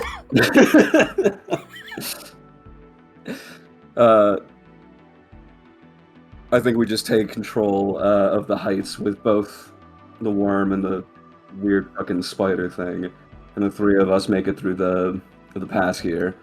I'm telling you that there's a reason there's a death trap there, Isaac. There's a reason there's a that says death trap. It is a trap. Ideally, the only person who might even have to go through there is me and Milo. And even then, maybe we shouldn't be worried about me and Milo going through there. Rather, Milo should be worried about. I don't even think Milo needs to get through. What Milo needs to do is mostly be putting down turrets on these heights. Before to just help us take control of the heights. If Isaac can place turrets, if Milo can place turrets here on these heights right here, they can essentially give additional fire support to any people who may be on these heights. We need to take control. We need to take fire control, like superior fire power, over these areas. Charging through like that is just gonna get us killed. That is, I was talking to the not the House Titan. Who's the people that Clem was? The strategists. Yeah, I believe that was House Falcon. Yeah, with Kane Mitchell. I was talking with House Falcon. What they told me was valuable, that we were just aggro as heck. And that worked then, but it's not gonna work now because if we get ourselves destroyed early on, we need to... If we get destroyed early on, we're not gonna be able to hold the place. So we need to try and do this, take the area as strategically as possible, taking as little damage as possible. And going punching through the middle is gonna just get us destroyed. To punch through the middle if we just get there faster than they do. We move faster than they do. No, we do not. The only person here who moves fast, only you. This one can fly, this one can climb. The only thing I need you two for, and he looks at you and Milo, is to be at my back. Milo relevantly not here. Looks at Milo's game console.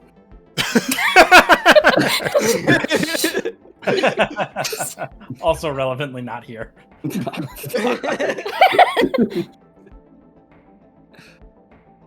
Oh.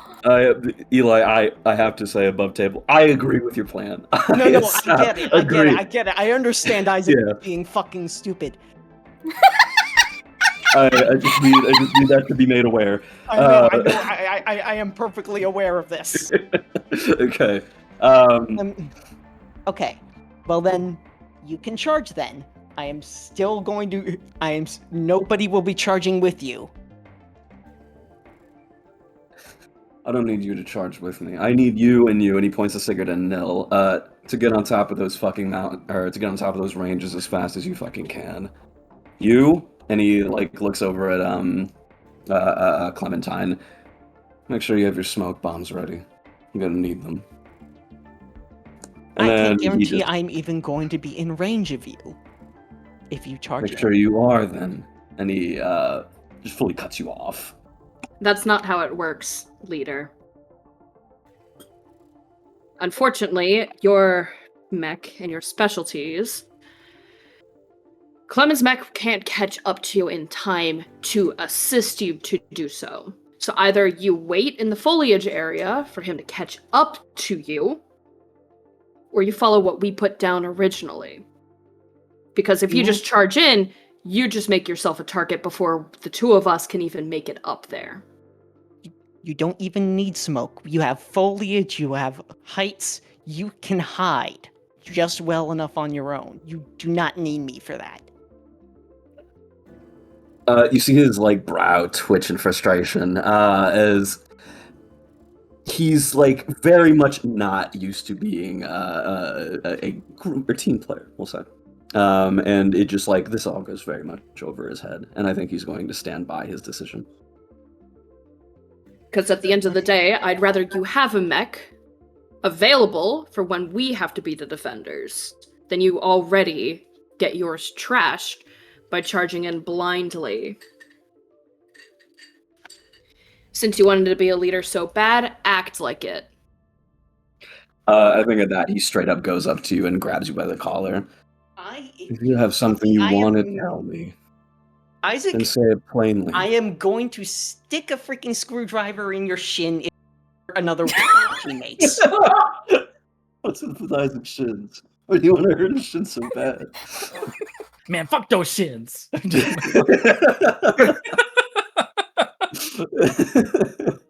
No more hurting each other. Because if And when you're anybody hurting starts each other, hurting it's each a other, I'm gonna fucking hurt plan. even worse.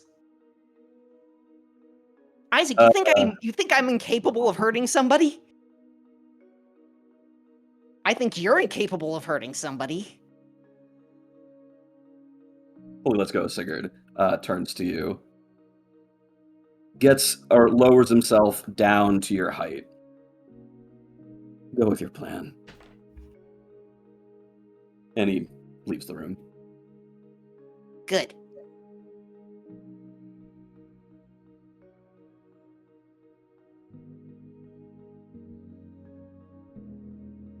It's a good plan, Clem. Thank you. It is. No. And Sigurd's going to like save a copy of this basically with all the annotations and is just going to text it over to Milo so they are made aware. Okay, another check. Are we all good with that? Are we all good? I'm sure. Nice. I was sick. That was fun. I like. Okay, good. Sorry, because I know. Good.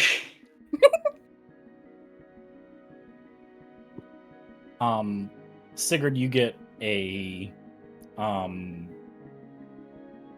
don't know, do you get a thumbs up or a heart? I can't figure out which one I want to give you. I'm gonna double tap. All right. It's whatever it comes up. It depends on what program it is, because some is a thumbs up, some is a heart. Give me a d6. Me? Could be Anyone. a thumbs up and a heart. Okay, done. Thumb heart. It's a heart. 6. It's a heart. It's a thart. Milo, he It's a heart purposely and goes heart. out of his way to send you a heart back. Aw. Can it be blue? Sure, yeah, it's a blue heart.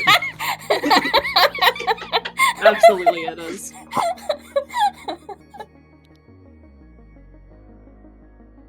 But otherwise, I think the biggest thing for Sigurd now is going to Nil to just kind of like workshop how they want to do, like which one goes to what side. Because it's just trying to coordinate what works best for getting up there for the both of them. Because ideally, they want to get there at like the exact same time. So they're just locked and loaded and ready to go. So I think you like start to go to Nil has been already in their bunk this entire time through all of this conversation. Yeah. And like as the discussion kind of wore on, they just sort of turned over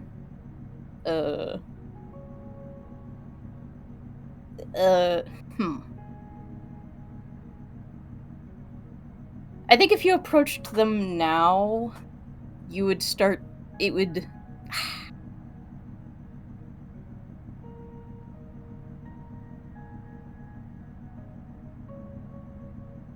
It's unclear how much they were listening to any of it.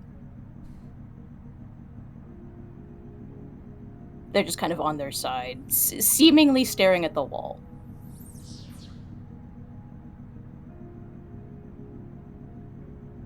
And I think they see that, and, like, they come into the room just, like, ready to discuss everything, and see this and just stop, just... Should I come back at a later time?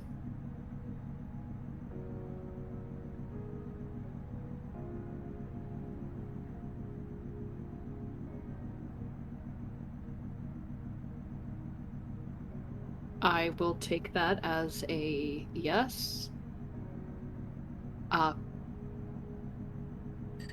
Apologies for bothering you. I'm We'll trying just to do think- like a... Go on. Sorry, I'm just trying to think of...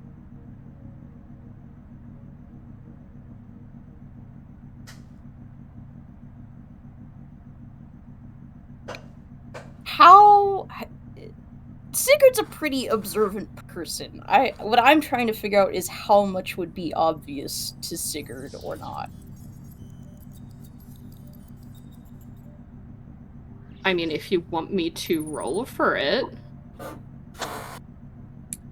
Maybe, sure. Yeah, give me 1 second. Investigate? Question mark? That's probably the most appropriate one. And then normal rules, anything above a Oof. 10. Ooh. He was locked in. Okay. For I'll say in just... this case, then it may appear to you like typical sulking.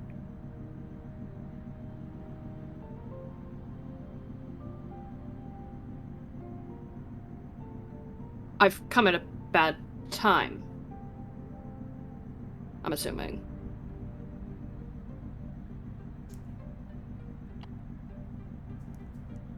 I mean, it's not as though there's going to be a good one.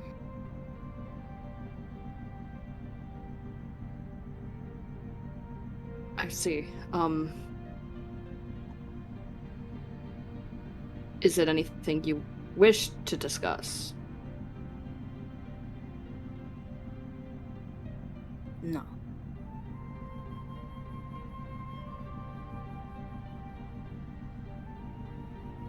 Understandable.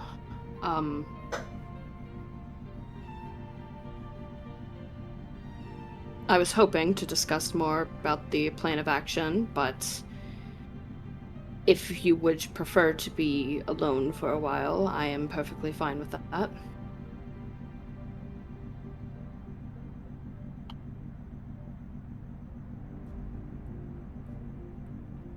No one's going to get any real alone time for the next couple of days. Just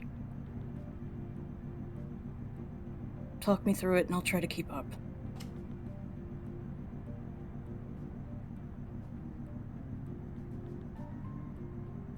No offense to this, but try your will.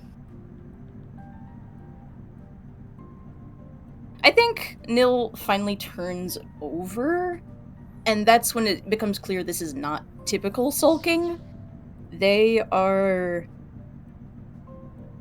tired and have kind of broken out into like a cold sweat.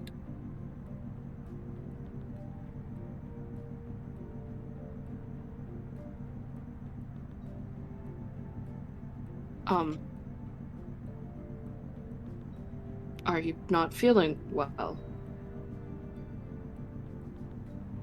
No, Sigurd, I'm not feeling well. I feel like shit. Just tell me the plan.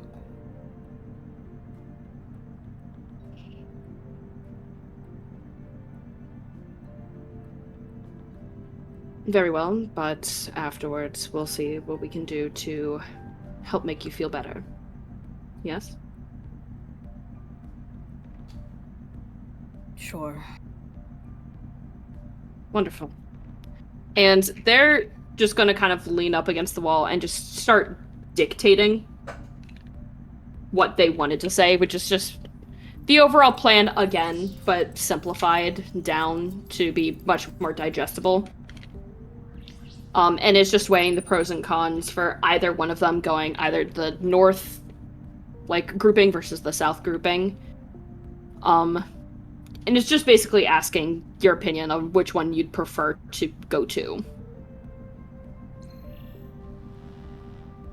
Nil looks like they genuinely are trying to digest all of this, but also look miserable at the same time, like physically miserable, uncomfortable.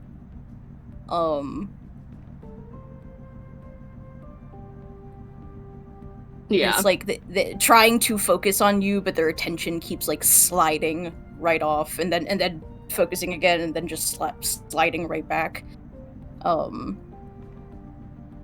Eventually they just say, I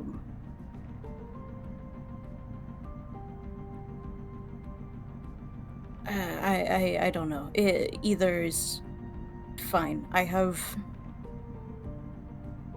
deployable cover. As long as I have enough room, I'll be a little bit safer. Anywhere is truly fine. And I think they sigh after eventually getting to that point. Just because, like, it's... Even though you can't see anything, you can tell that he finds it slightly annoying that it's sort of a one-sided conversation. But it's true to his word, he's not pressing the issue about you.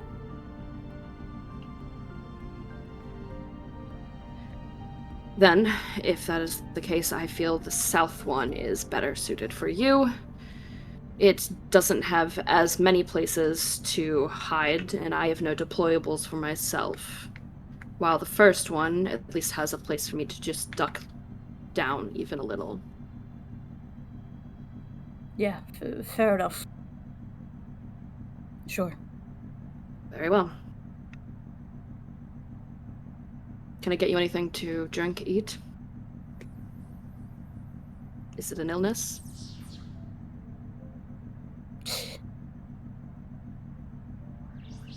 In a sense.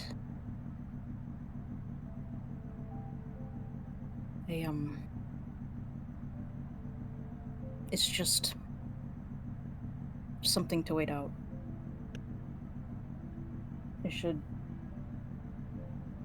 be more or less fine by the time we deploy. It's just gonna be rough until then.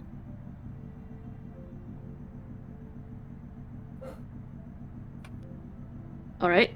Very well. And they push up against the wall. Let's gather your things. I'm offering to switch bunks with you. What? Why? It's fine. If you are unwell and need to wait things out, it is better to do so in solitude, so you don't have someone else around to do so.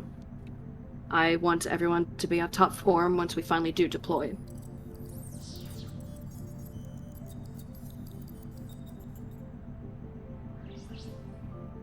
Fine. Alright.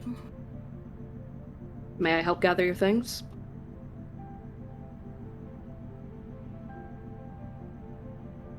I think I've got it. I Very can well. do that much. Let me go ahead and get my own. But I will vacate in the next few minutes. It's all yours. And as always, Nil, if there's anything I can do to assist you, please know I'm always around to help.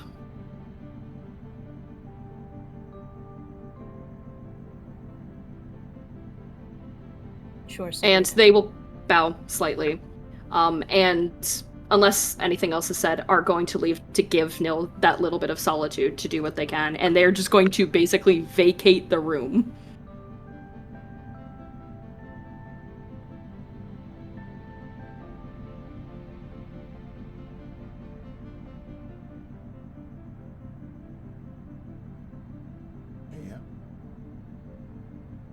Nil settles in for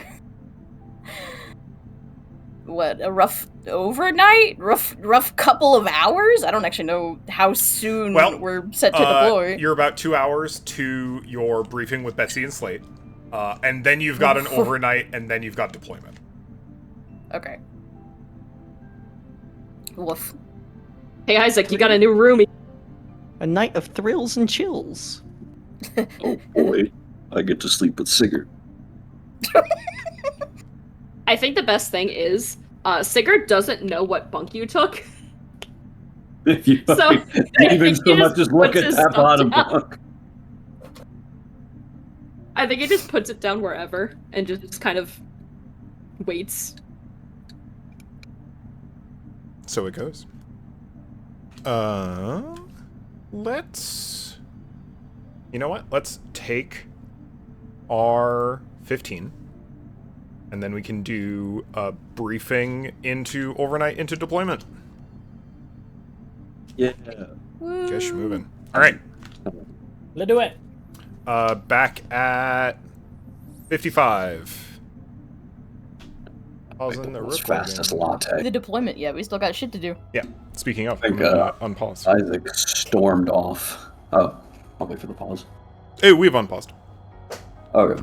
After Isaac stormed off, he went to the debriefing room, if it's laid out somewhere. He just Oh, kinda waited they're coming to with you. hours. They're coming to the barracks. Well, I jump off the side of the cliff.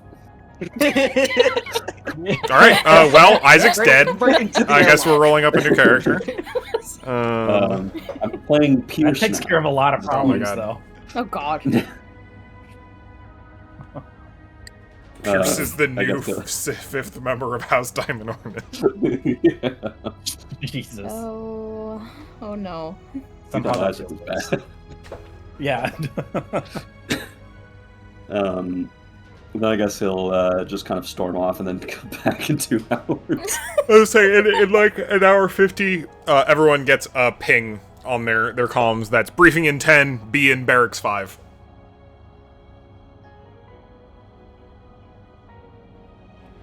I think Isaac goes to find Milo. I'm guessing Milo's gonna be in his mech. No, Milo is coming. Okay, awesome, good. Meet in the hallway while Milo is coming back. Hey, Milo. Hey, Clam. Hey.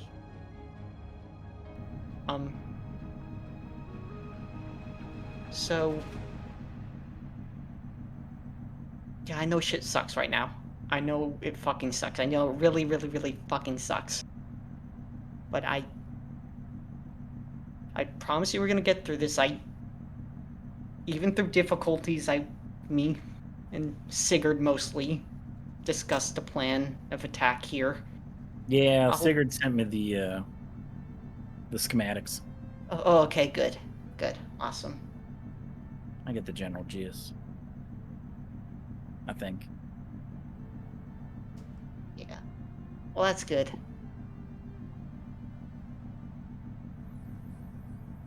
Do you, need anything from me? Is there anything I can do for you? I think you see, like, tears form, like, briefly in his eyes. Oh, no. And he just says, nah, Clem, I'm alright. Alright, that's good. Good. Let's do it, buddy! Yay! We're gonna have our first field mission. It's gonna be fun. We're gonna have fun. This is going to be fun. Fun. Yeah. He kind of gives, like, a really unenthusiastic thumbs up. Fake it till you make it, bud.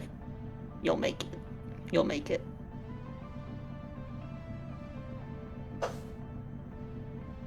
Yeah, probably. No thanks to you-know-who. No, not at all. We're still gonna make it, though.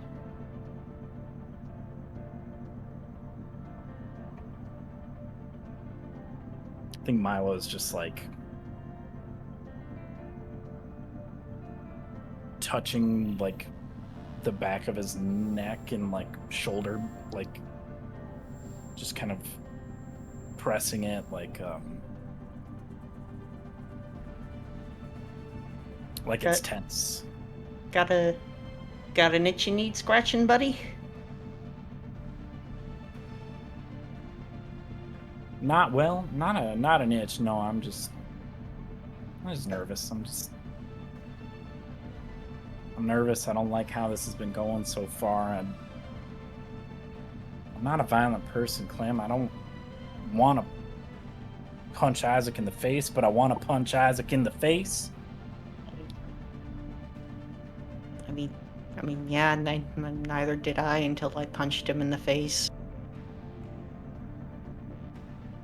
You punched him in the face? Oh shit, did I just say that out loud? Yeah, you know how my mech was beat up? Intimately, yeah. Yeah. So that's me and Isaac kind of got into a fight. I tried to go out there and be me. I tried to be me. I tried to be nice.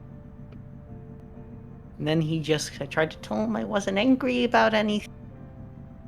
That it was okay, he could just be him, and then he got violent, a little violent, so I just got violent back.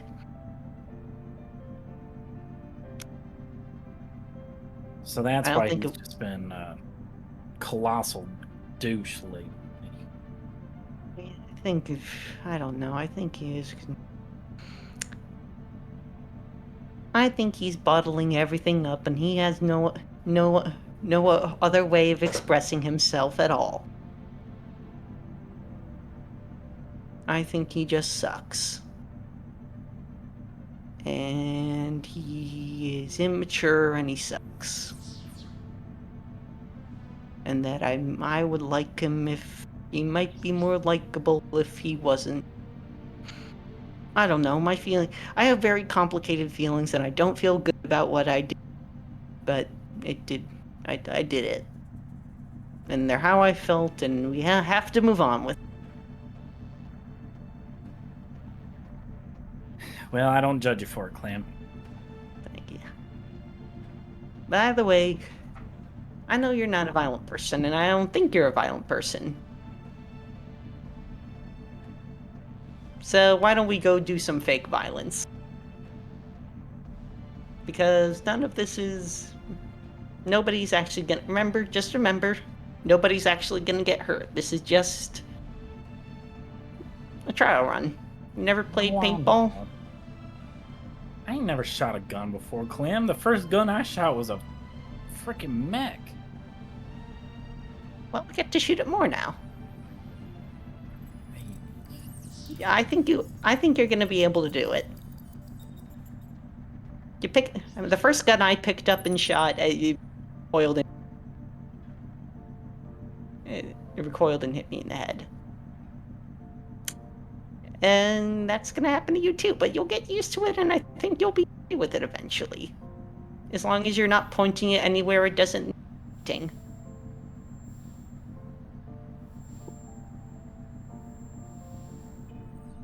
Milo does not look more relieved after this. Sorry, I'm bad at this, I guess. It's alright. But I wish I could make you feel better about this. I'm sorry I can't. No, it's up to me. Well, I believe in you, friend. I believe in you. Pat. Pats you on head. Although you're taller than him, so he has to go on his tippy toes to pat you. On your last pat, he just takes 2 fingers, and grabs your wrist. Oh. And then just pulls it away. oh, sorry. Okay. Oh, thanks, Clem. Okay. I know I look real cute and cuddly, and that's the point, but You don't like. it you ain't don't like it. it ain't for you. Okay. Okay, I get it.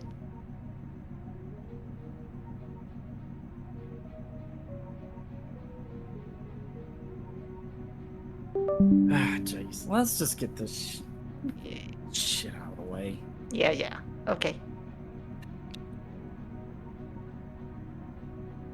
All right. Does that mean everyone's gathered by the time Slate and Georgia arrive? I think I'm it ready to does. go. Anyone absent? Isaac is leaning in the doorway. All right. Then yeah, Slate and Georgia rock up. They speed walk down the hall toward the barracks. Kind of like enter. You're blocking the doorway, Isaac? Question mark. Like side of the doorway, like adjacent to it. Gotcha. They rush in. They're just like, all right, we're gonna do this as quick as we can. We got a lot to get through today. In approximately 10 hours, you all are going to be deploying down onto surface. You've already got the brief. Who has read the brief? We have all read the brief. You've all read the brief. That is excellent. So I won't need to tell you too much about the terrain or your drop zones or your incursion zones. Sounds like you've got a lot of that covered. We are anticipating 2 to 3 skirmishes over the course of this. Up top, big reminders. This is a training operation. This is a live fire experience. But you're not here to eliminate enemy pilots. You're not here to destroy anything. This is to get real battlefield experience with pilots, with real pilots in real mechs. Aim to disable, not to kill. This is no podunk. No one needs to get hurt during this exercise. If you do get hurt, make sure you're in your mech. Your vitals will send us. Eject whenever you can. We've got eyes on all of the operations simultaneously. Slate and I are not the only ones observing this operation, so we've got lots of coverage across everyone. Just make sure to use your comms early and often. We've got emergency lines out to the ship, as well as other intermediate emergency drop people across, but otherwise, once you all hit the zone, you are on your own. We are not going to be there to help you. We will not be giving you active feedback over the course of the next 3 days. You have your objective, you have your drop zone. I believe in you. You can manage it. Other than any other equipment you have brought with you in your barracks right now, you will be additionally given a supply pack, as well as an four-wheeled all-terrain vehicle to transport some amount of that alongside your mechs, if need be. Your plan of approach is your own. You have the maps, you have the choke points. If it looks like you are losing a skirmish, there is no harm in regrouping, in repairing, in trying again at another time where it's more advantageous. If at any point you are so overwhelmed such that the other team manages to either fully disable or manage to capture all of you as mechs and pilots, that will be the end of the scenario, even if it happens early. Even if it happens early, if you get a message to both of your houses declaring that the scenario has ended, do not fire any more munitions. It is over. There's enough room for everyone in the facility to barracks until we have time to pick you up at the end of deployment. Understood? Understood. So just to confirm, though, pilot-on-pilot combat is not allowed. It's available, but not when mechs are nearby. If you have need of interpersonal conflict, we have in the supply munitions along with you, we have marker rifles. It's paintball guns. They work a little better, and they mimic a lot more of the standard chassis rifle bodies that Harrison deploys, so they may not look the same as paintball rifles that you are used to. it is going to be a rarity to use them at any given point in time, including and especially do not get out of your mechs while you are midst combat. In a live fire combat scenario, it is much more likely that you may have to or want to exit your mech in order to accomplish secondary objectives, in order to aid other people's mechs, especially if you have companion concierge units or NHPs on board. But in this kind of situation, that is where 99% of injuries come from, is in the live fire scenarios, if anyone preemptively manages to get out of their mech. Your ejection vectors should take you far away from any amount of battlefield harm if you have to in the middle of a skirmish. But reminder that you are playing the long game over these 3 days.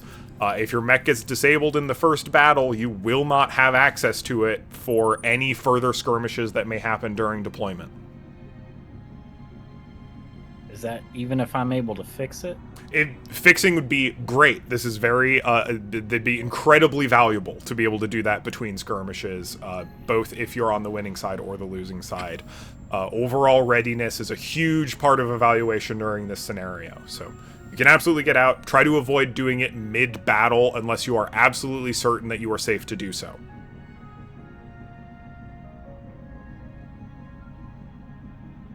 Alright. Other than that, we've got some nods for strategy. If you're really uncertain where you need to get started, Slate's here to give you a rundown. But it's my understanding that you all have been largely briefed in your classes over the course of the previous few days to get you prepped for this. Are there any other outstanding questions before we leave you to get some food and rest and drop?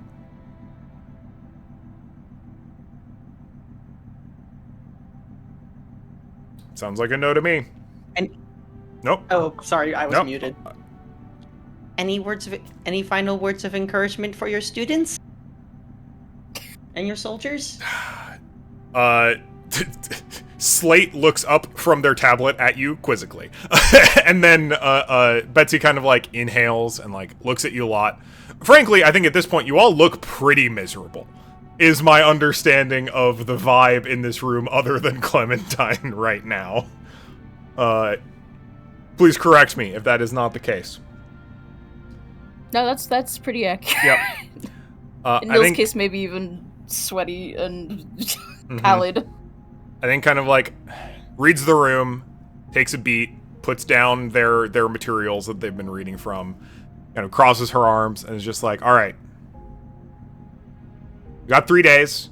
The only thing you all have to depend on is each other. Hardware will fail. Frames will fail. Weapons will fail. Ammunition will fail. Plans will fail. Execution will fail. The only thing you can rely on is that the other people in your team have your back. And if that is only true, all of you are completely responsible for the safety and objective completion of everyone else. You do not need to worry about your own success, and you do not need to worry about your own protection, because that is the job of every other member of your team. This probably will not happen off the bat. This is an amount of trust that's earned, an amount of trust that's practiced. Trust me though, when I say you will feel it if and when it's missing. Ego is death in these kinds of scenarios, and we're lucky that this is a training scenario. Best thing to have, someone watching your back. Can't watch your own, just doesn't work that way. Do your best. The wise words. Well enough. Do your best. We will be watching. Don't get hurt. And Coach and Slate leave. From down the hall while she's walking away, and get some rest.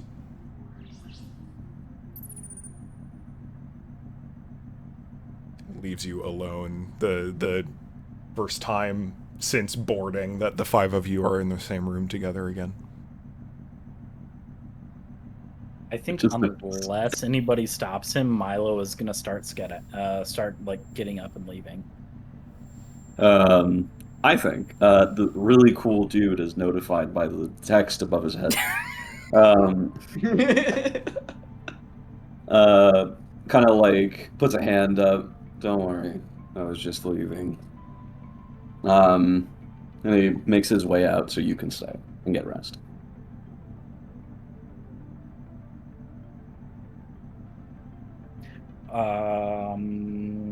Do I say this out of character?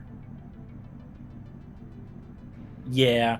Milo does not appreciate the gesture. He doesn't give a shit. He wasn't looking for appreciation. Just for you to rest. Though he doesn't outwardly show or say this.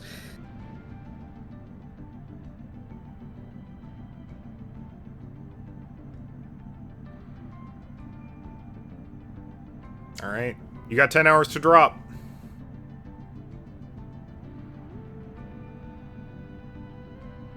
If Milo stays, Milo, you'd probably notice that Nil has been shifted to the solo bed while Sigurd,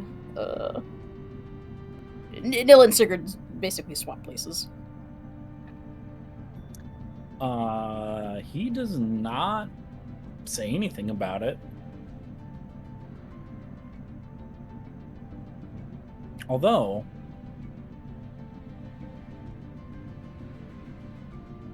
okay. Everybody else is still here, though? Yes. Okay. With the exception of Isaac, but yeah. Well, Clem yeah. I can don't leave. care about Clem Isaac, can though. conveniently leave if there's something Clem needs to leave for. If there's something you need to do without Clem here. No, that is not the case. I was gonna write this down, and I didn't. So Clem is Iskander, right? Yes. Okay.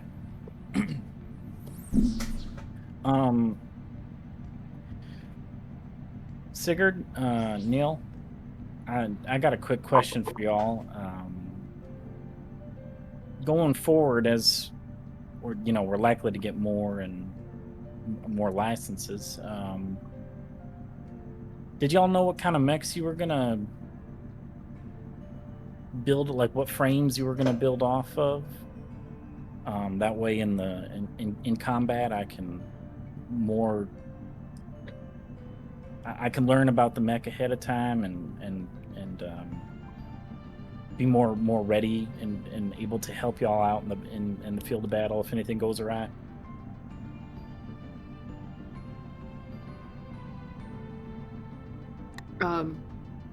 Well, for me, at the very least, I have had my eyes on the Pegasus, actually, as well as SSC's Monarch frame. All right. You see Milo take out his pad and notate this.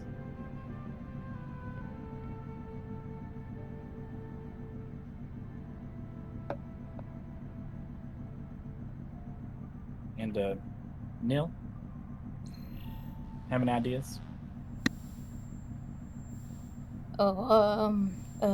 I'll just send you what SSC sent me. And you actually just get a link to a full build Death's Head. Oh shit! Okay.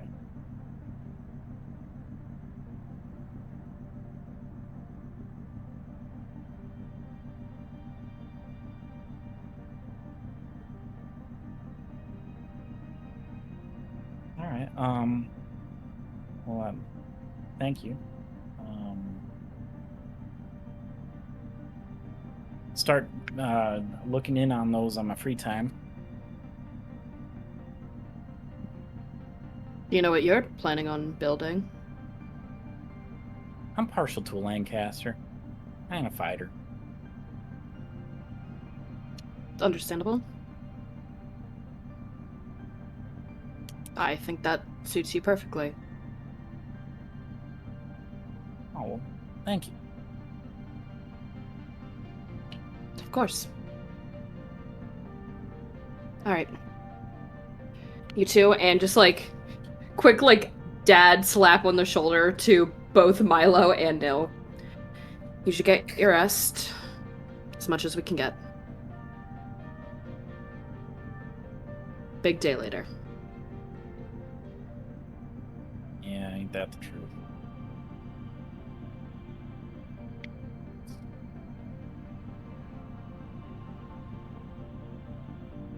Alright. If you excuse me, I require some sustenance before going to rest for a while. Excuse me. And Sigurd's going to excuse himself from the group. Is it okay if Milo actually... Sigurd, is it alright if I tag along? Oh, sure, if you'd like to. I really haven't had much food. Absolutely. Would love a friend. And he will just kind of quietly and solemnly come with you. That's fine. It's probably like the most awkward small talk. I'm gonna be real.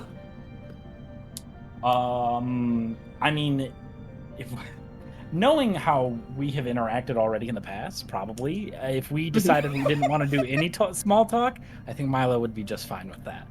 I just enjoy some peace together for once. Yeah, really, yeah. I think Sigurd's big question is, tell me about what game you're playing currently.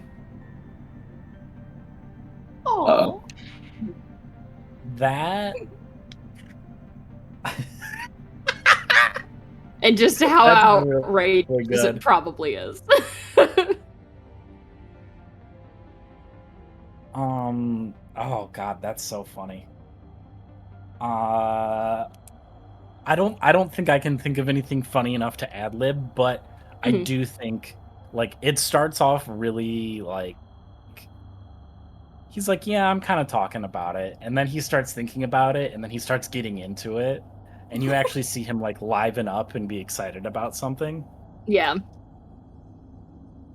He's actually listening. He's actually like retaining this information. Technical info dump. Yeah. But you're saying you want to go for this love interest when this one is very clearly the canon choice. Right, but I've already gone no. down. I've already gone down that path. You see, this is the third time I've played it, so I want to try. Oh, I want to see a different. Wasn't aware outcome. that there's multiple play. Oh, okay, that actually makes a lot Yeah. of sense. Yep. Genuinely interested. And he's he's like, I wasn't gonna bring my computer, but I may have stuffed it into a compartment inside my cockpit, and that may or may not have been what I've been doing since we got here. You know, you don't need a big jump start to start the mech. So I think my power source is okay. But I charged it fully before I came, so you know it's Oh, of course. I think it's okay. If you do feel like you might be running a little low on power, you do have access to Jormungandr to hook things up if you do require so.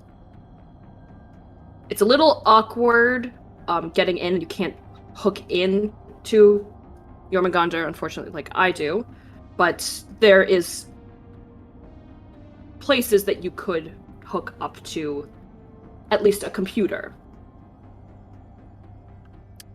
You know, I will keep that in mind. I appreciate it, Sigurd. It is a little claustrophobic in there, though, I will say. I know. I mean, yeah, I figure. It doesn't look like the most spacious. It's really not.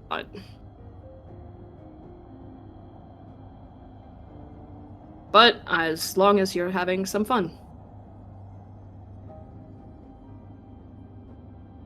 Yeah, it's been relaxing. As relaxing as it can be. Good. Good. I'm happy to hear that.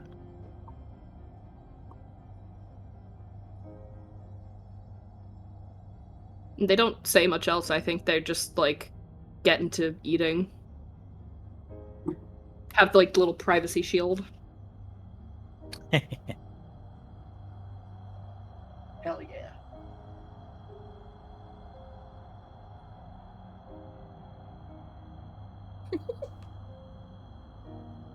Imagine Sigurd's eating dome. Shit. Ooh, Accidentally uh-oh. closed Foundry. Oops. Oops. Just trying to I tab think if over. we just hang out, we should be fine. Yeah. It hasn't It didn't kicked me kick us out out. immediately. Yeah. I did get a little error message.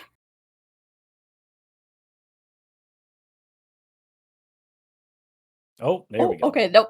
Now I've been kicked out. I was going to say it is a direct connection to my PC. So Ah. Right. Let me refresh. There we go. back in. Oops, I almost joined on someone else's fucking whoops. Real. That's it. I'm playing nil. No! I don't think you don't want to be nil right now. Literally, what is the difference between these two? Corporate wants you Well, to find I the difference between mean, these two one's pictures. an asshole and one's going through withdrawals. That's true. Yeah. My bad. My fault, Judy. All right.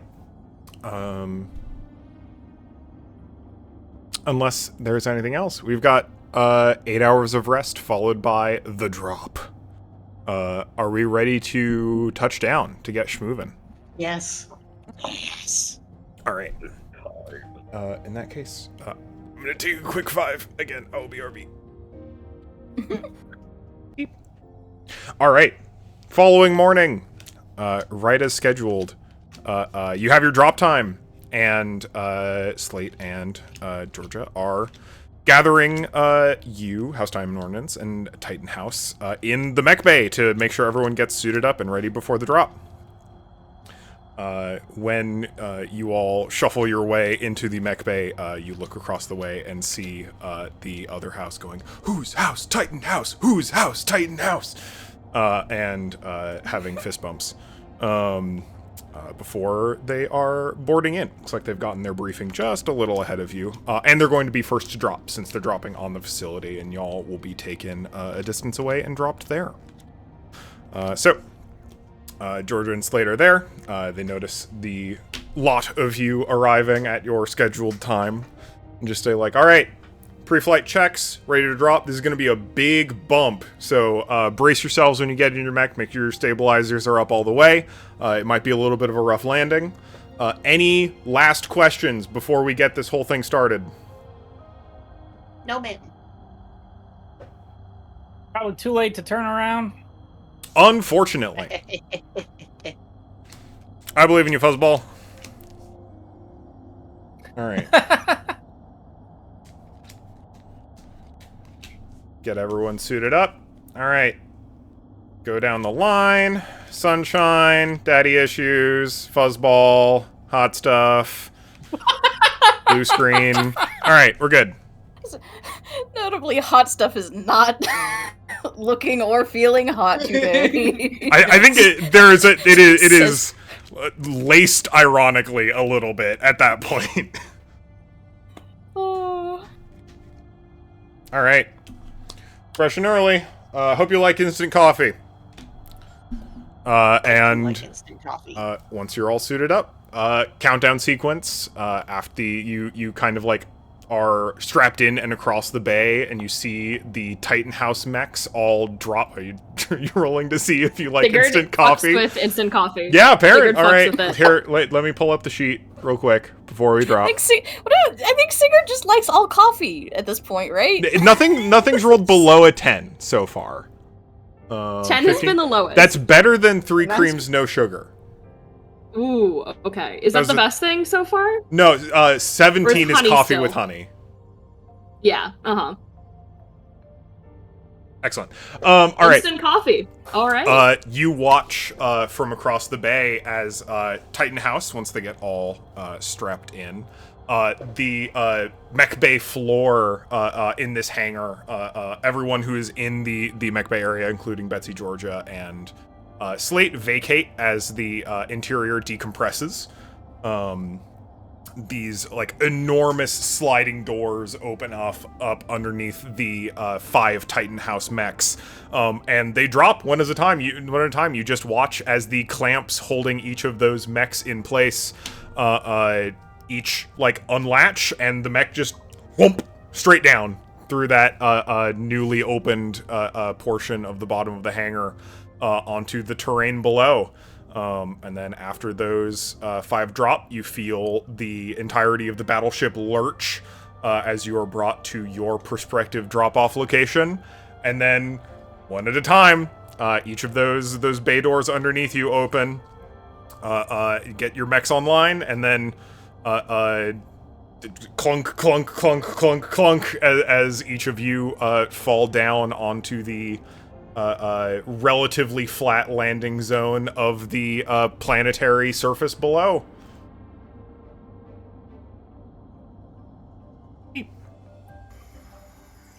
Hell yeah. As each of you land, you get your comm links booted back up individually. This is the facility. This is not where you are, but you're in the surrounding area, and I do not currently have a jungle background. I will at some point. As you get your comms booted back up in between your individual mechs. Milo, as kind of our designated mechanic, it was elected by Betsy that you have the spare equipment attached to your mech. So you've got the ATV, the tents, all of the stuff that you all packed, etc. So you've got their kind of like supply cache appropriately affixed to the exterior of your GMS. The kind of feet of each of your mechs hits the ground with a crunch as it is morning on the surface of Rashem Ra. You've got quite a few miles between you and your objective, and a lot of options with how you want to approach this situation.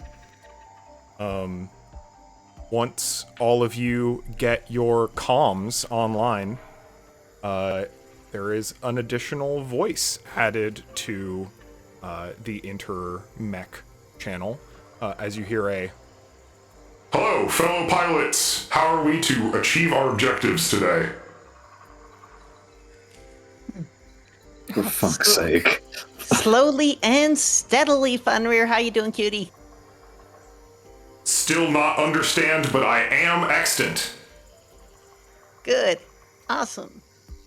Extant is good. What does extant mean? Can somebody tell me what extant means? Extant Means we means didn't move our asses. incorrect. Extant is an adjective concerning to whether or not something exists or not, which I do currently. Okay, that's good. Oh god, okay, we're burning daylight. We should move about so we move about this slowly, right? Take your time. Don't let them see us coming. Can I, at the very least, at the cost of some heat for now, because I'll repair it real fast after, fly straight up to see how far of a distance it would be for us to get to our objective? oh yeah, you also you've still got your like 3D maps and recon stuff loaded into your mechs. So from your current position to you won't have to take the extra heat. From your current position to the facility, at like normal pace is probably like half a day to 3/4 of a day travel. Oh, fuck. It's a lot. It's like you absolutely could get there today if you wanted to, like before the sun goes down. But that's going to be fat. You're going to have to take off now if you want to do that. Beyond that, the mountain pass you had notated before is about halfway between where your current position is and where the facility is. Okay. My next question is, there doesn't have to be a set time for us to start our assault. It can just basically be whenever we get there. You've right? got 3 days. There's nothing is scheduled. Perfect. A big open window. We could do attack at the dead of night. Absolutely, if you wanted to. Have that night advantage. Yeah. Any objections? None here. A night attack sounds perfect for us. I'm alright with it. Then I think a leisurely stroll on our way over is perfect.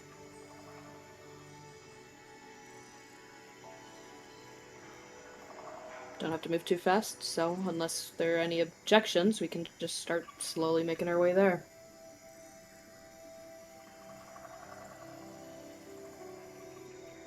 Pilot, what is our course of action? Follow what the dumb tin can says. Understood. I guess I'm leading. Alright, come on. And he just kind of kicks Jormungandr up into gear and is going to start slithering across the ground. Yeah. You get in the schmovin'. direction. Point of order. The plan is, so you're planning on hoping to get to the facility with enough time later this evening to attack, at night. Which means you'll probably getting through the mountain pass, midday afternoon, sounds like? Yeah. Sounds good. Get through the hardest parts while they're still light out. Yeah, understand. Yeah, it is about to be some very rocky terrain as you start moving from the forested region into the more rocky mountainous region. Yeah. Yeah. Y'all get moving. This is maybe one of the first times y'all have been on mech deployment where the piloting part is boring. This is not combat. This is not any kind of specific difficult maneuvering. You're just walking, and then you're walking, and you're walking. And luckily you don't have to physically exert yourself for much, if any of that, but it is hours, plural, of just traversal.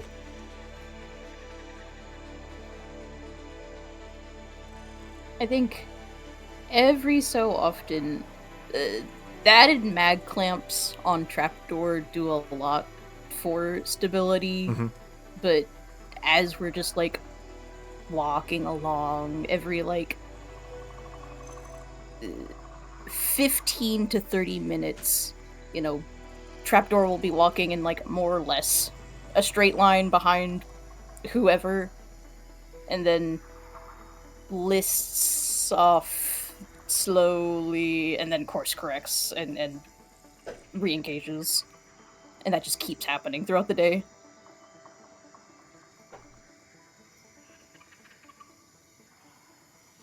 Anyone keeping comms up or staying pretty quiet? So, I had an idea. Cole, are we able to perform this? Do you know if we're able to perform the scan action outside of our map? Yeah, absolutely. As long as you've got some amount of peripheral equipment, and given your mechs and your survival tech, absolutely. Maybe. Now, anybody can tell me no about this, but I've done some hiking before. Maybe before we launch our assault, two of us can make a scout on foot outside of our mechs. And I know how that sounds, but maybe if we can get close enough to scan on the enemy mechs, we'll have the advantage. God, am I cutting in and out? A little bit.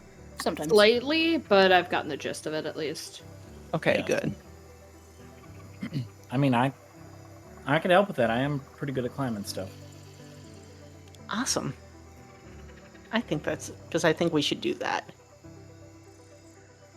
Although, of course, it could be a little dangerous, but with two of us, I think we might be able to pull it off.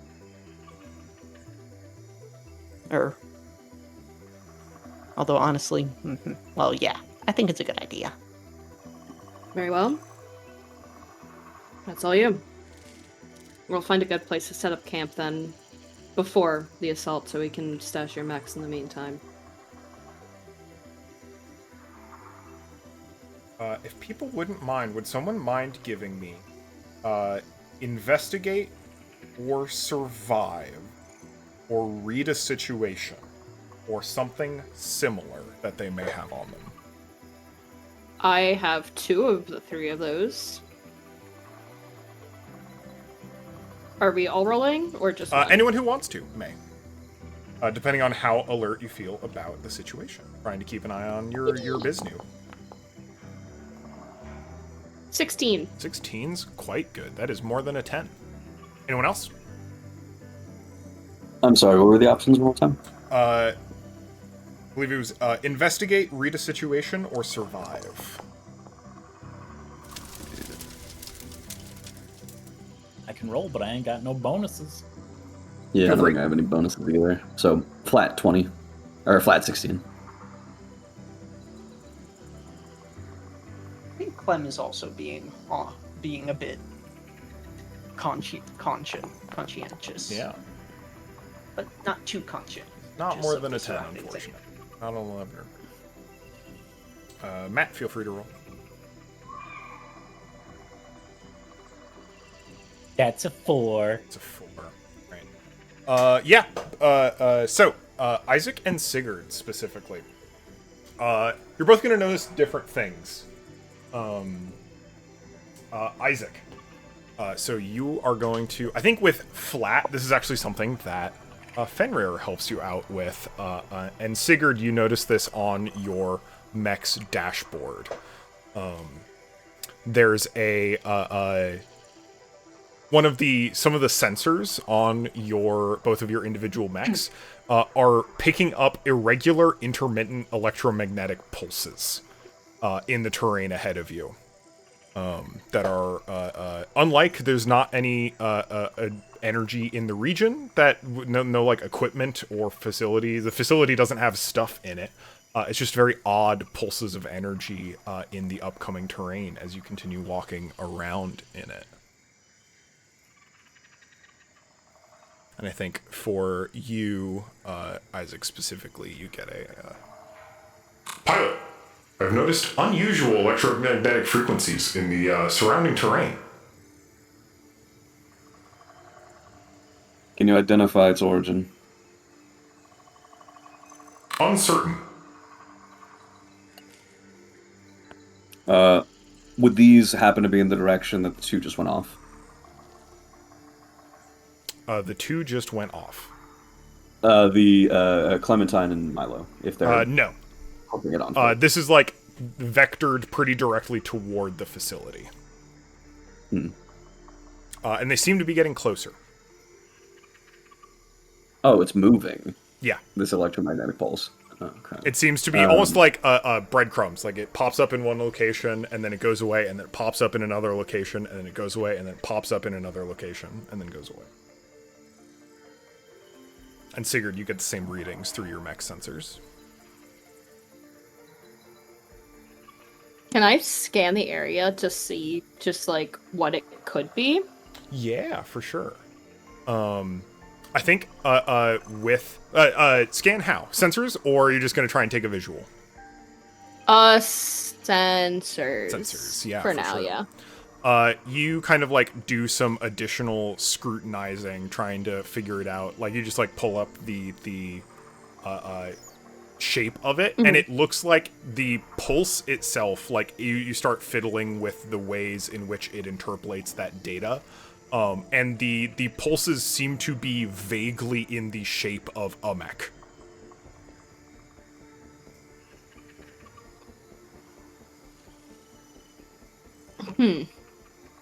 I think as you are making this scan, Isaac kind of candidly says over comm, there's something out there and it's moving. Some kind of electromagnetic pulse.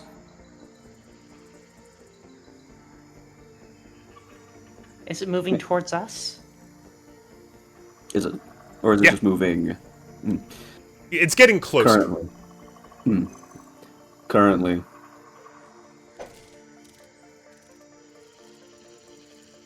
Maybe Is we this? should take, Oh, come on. maybe we should take a detour. I say there's only one of them. If one of these idiots is trying to fight us on its own, I I think- don't think these people share a single brain cell, not with. That would Does not be their strategy. This supposed like mech thing, does this match anything that we saw in the placement video? That's a good note. Yeah, so, kind of connecting those dots, trying to think back. One of their mechs, one that has a beam rifle attached to it, and this is before, so you know that the other team has also gotten their first license level, so their mechs are more advanced than they were in training. One of the mechs was experimenting with some kind of teleportation engine. Yeah.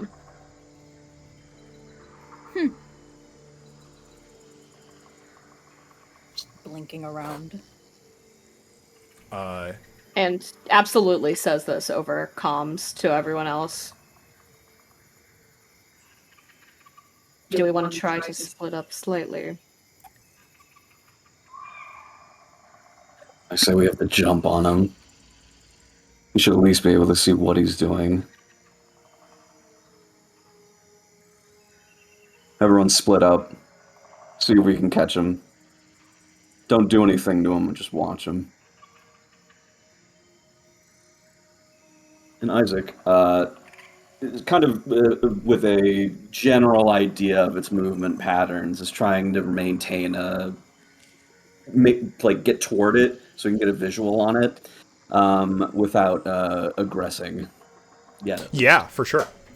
So, please. I was just gonna say, can I position myself not too close to Isaac, but if Isaac knows where it is, somewhere a little bit behind. Yeah. And I want to try and be within sensor range. Have kind So, of an Overwatch position. I ask Fenrir to display over their sensors where this thing would be, so that everyone can have the same eyes that I would. Understood, pilot. Transmitting data now.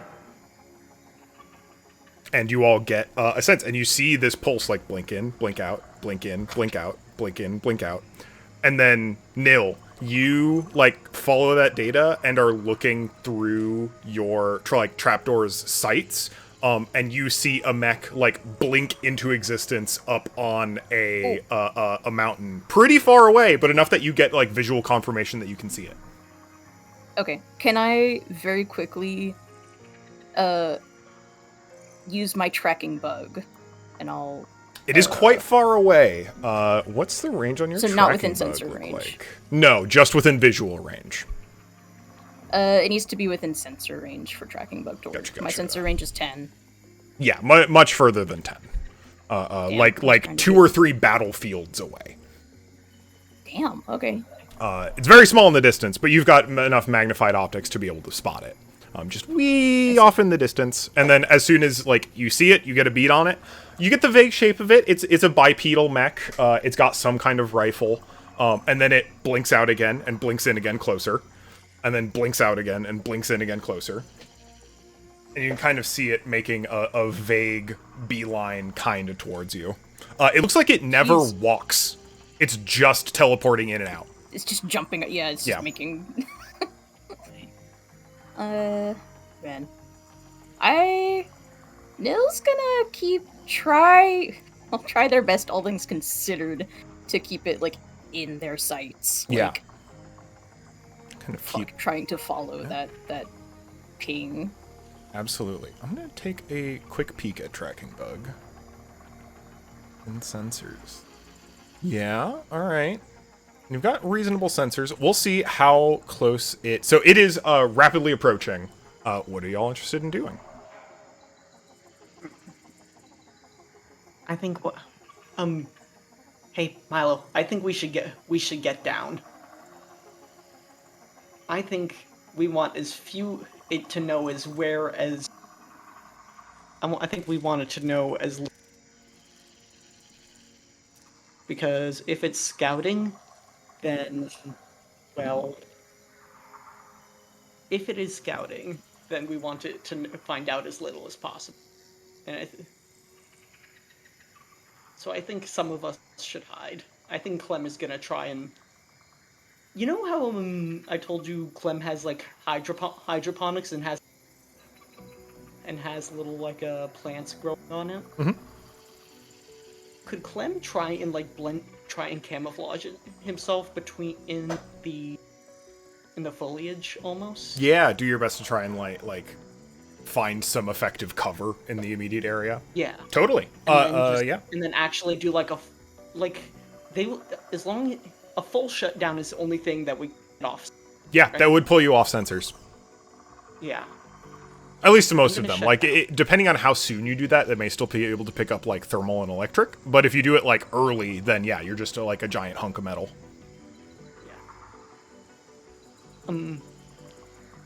Hey, I think a couple of us should go off sensors and shut down, so... Is that alright? Do you think that... I think I'm gonna do that. So yeah, Clem will do that. Or all of us. Maybe at least just one of us.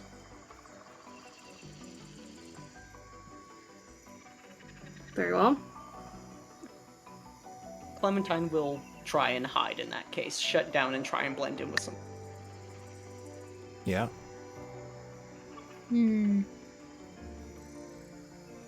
Isaac poises themselves in such a way that if Clem and Milo are discovered, he can very easily attack. But allows them to do their thing. Yeah.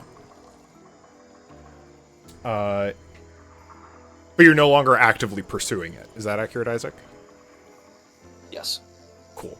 Then yeah, it blinks, keeps blinking towards you, and since no one is aggroing it, no one has gone at it enough to scare it off. Neil, it absolutely pops in within sensor's range. Then yeah.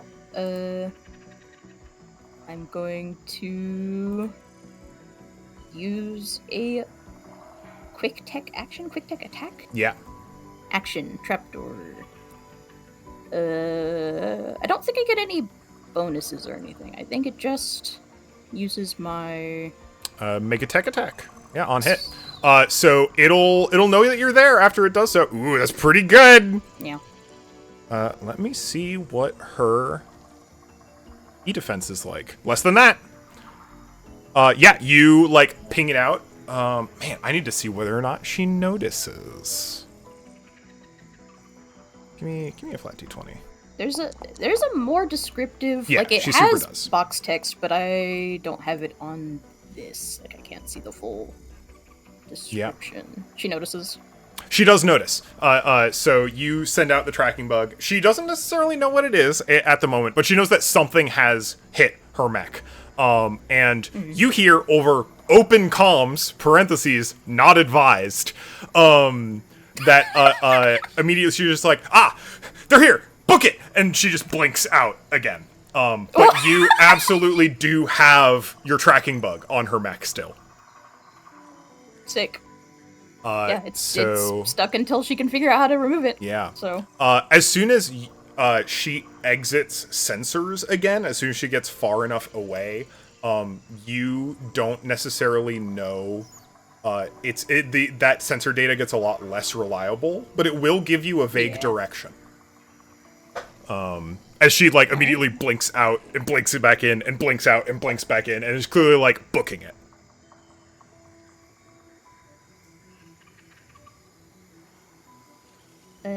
Any action from any others? Otherwise, happy to let you continue up towards the pass. Did you make it like aware to everyone that like we're trying to track them, or did they just like blink off? Oh, I think as soon as it lands, you are getting everything that I know now, which is we'll say not their exact location since you've specified not, but HP, structure, speed. They can't hide. They can't go invisible. I think Isaac is like almost agitated, but then sees like the little blips of information and like relaxes. All right, they know we're here, but they at least don't know where we are yet. We should keep moving.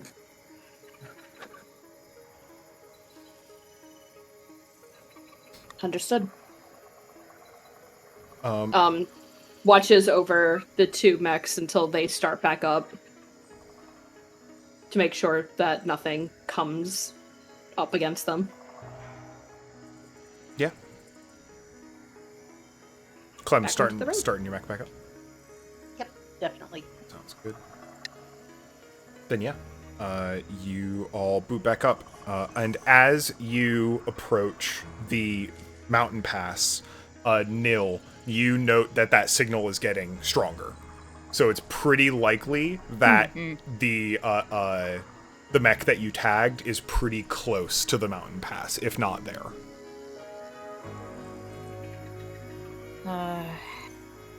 Keep your heads on swivels. There, at least the one is pushed up pretty damn far.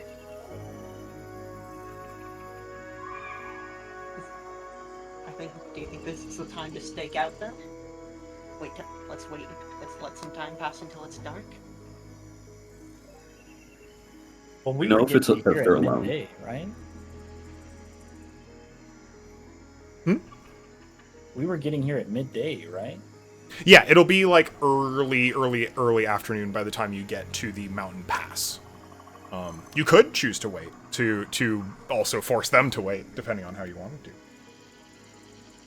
But yeah, around as you start to get close to the mountain pass around midday, you note that the mech you tagged is nearby. Do we know if they're alone? Is that within the sensor bugs? Unfortunately, not. Tracking bugs just for the one. No, I mech. can only. Yep. You can okay. see the little rules blurb in the rules Okay, yeah. chat bubble. All right. I think this makes it time for two of us to get out and go on foot. I was also going to say, how much time would it add to our trek if we just bypassed the mountain pass and went around? A lot. This is part of the difficulty of the terrain as they've laid it out for you for this exercise, is if you try and fully circumvent these mountains, sans the pass, you might simply not make it to the facility in time. The movement requirement to get around it is major. It sounds it seems like this terrain, not only is this terrain feature pretty pivotal to this training exercise, this area might have been terraformed to include it. Gotcha. All right. Well, we'll watch your mechs. Alright. Milo, it's trekking time. All right, let's do it. Good luck. You two are taking a hike. Yep. And That sounds good. Clementine is bringing one of the marker rifles with him. Ooh, yeah, sounds good. Milo, I happen to remember you having some sort of act unseen or unheard skill. I sure do, huh? Would you like to do some dice about it? I would love to do some dice. Let's do some dice about it. Clementine would also like to help and share in whatever consequences may come as a result. Sounds great. Go ahead and take an accuracy on that. And what does that mean again? Accuracy? So you'll get an additional d6 to roll alongside that. If you get more than one stack of accuracy, you roll multiple d6s, but you just take the highest one. Gotcha. So, and then I add +4 to it because I have +4 in my pilot grit stuff, yeah? Grit is combat only. You don't get the grit bonus. You just get the trigger bonus. Trigger, yeah, sorry. So that's what, 13, 17? 17's great. Yeah. You two schmoob up this hill to try and get a decent vantage on the area. You know what? Let's go ahead and jump over to that map then. So, beep. Oh, that did not do the thing that I wanted it to do. Bonk. There we go. There we go. Let's go back to jungle ambiance. Beep. So, let's say y'all. Beep beep. I'm gonna bring Eli, Matt, Beep. Beep. So coming in from this left side. So y'all are heading for some vantage to try and get a peek. I think the data you're being fed from the other mech indicates that the mech you already spotted is in the shrubs, kind of like down the long causeway between these mountains. But you do not currently have eyes or sensors on any other mechs at the moment, just by yourselves. Is there a way to ping? If you just hold down click. Okay. I think this is kind of where Milo wants to get. Yeah. Easy enough to scramble up there. And if that's not good enough, then maybe like over here. I think this will get you a lot up here on this Okay. part. From there, I'll just like schmoove, or you can schmoove y'all up there if you want to. The things you note on there, just like visually, this is one of the things about sensors versus sight. Mechs are big. They are pretty hard to hide. And at this length, at this distance, it does look like the other team has prepared, not quite an ambush, but just like are ready to do stuff. Specifically, you've already noted the, it's an operator pattern mech. And you can see hiding pretty poorly is a very large mech just across the other side of this terrain. The height 2 cover is like just barely covering it from a direct view, but from your vantage point, it's very easy to spot. Additionally to that, I think just kind of looking straight down the alleyway, you see one more mech hiding behind a shorter rock pretty close to the one you had seen blinking in and out. Other than that, you do not see other mechs currently. Just the 3. Okay. What is our sensor range? As individuals, probably between 3 and 5. I think Mex is 10, isn't it? Most mechs, yeah. Yeah, so there's no way we'll be able to get a scan on them without getting without being able to get way too close. Unfortunately. But we have their location, which is important. Helps us figure out how we can set up. But so nobody is on top of the height 2 stuff. Correct. Both of them are clear. Interesting. And here I thought that was going to be a fight to do.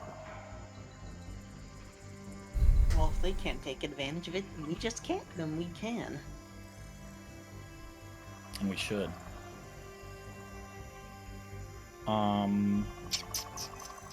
Is there any other place that we can go that's going to yield information to us? Might I make a suggestion? Yes, please. Sure. Double check all the foliage. General foliage areas. Oh, and directly in front of us? Yeah, just like the big boys. I don't think we'll be able to get over here without, Being seen. yeah, by this lad who seems to have a bead on the entire front end. Yeah. They do have a pretty direct line of sight down the corridor. Yeah.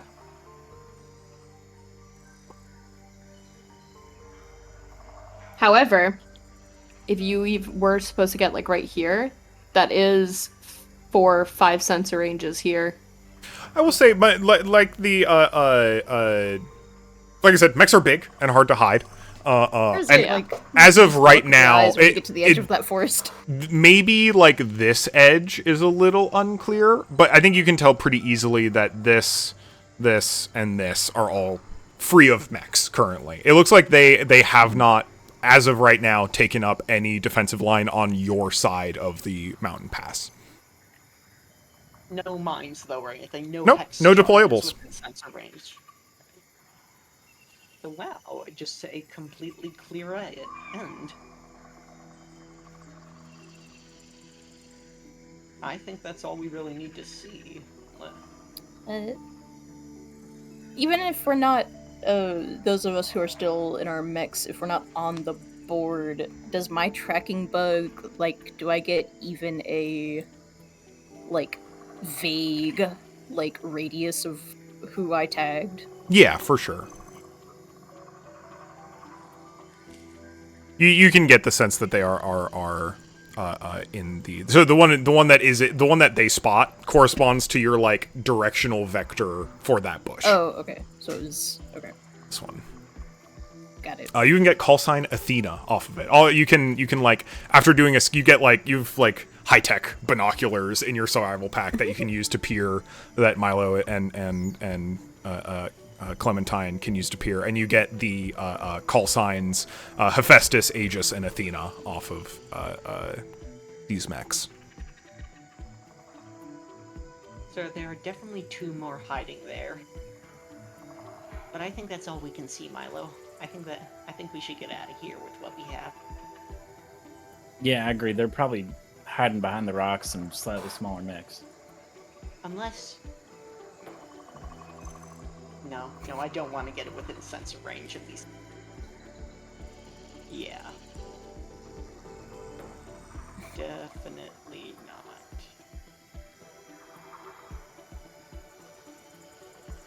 Maybe if we just got a little bit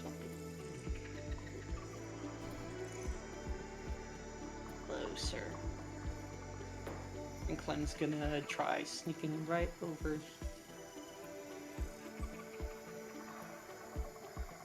There's like nothing behind these rocks. Correct. Okay, awesome. Then that's it. Clem is satisfied. I think we should get out of here. Yeah, I agree. Yeah. You head back to the group? Yes. Sounds good. You do so. And relay the information that we received. Yeah, totally. Or not received, that we scoped out. 2 of them are missing. Nobody stationed on the heights at all. Unless they have people who can fly. The only seems like we could be able to get on there not without. But unless of course they can fly and are.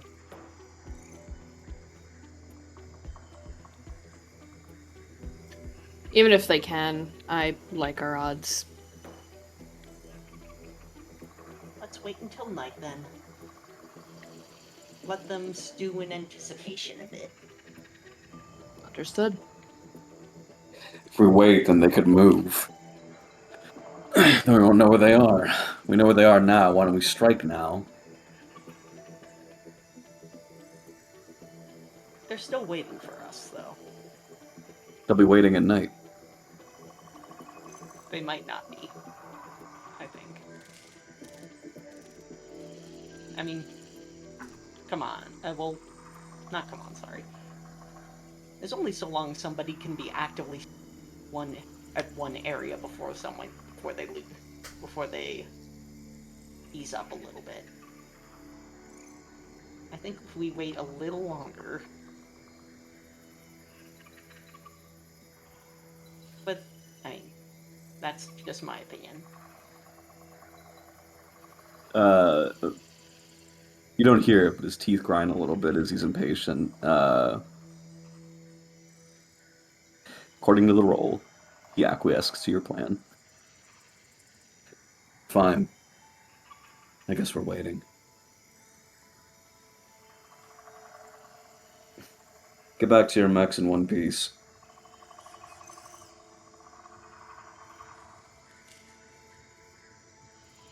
Milo does not responding.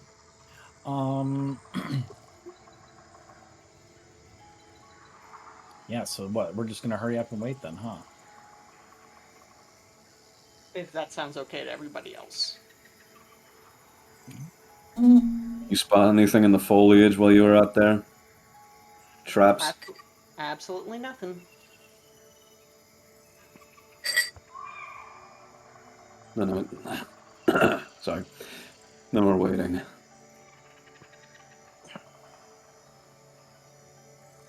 I have an idea for me.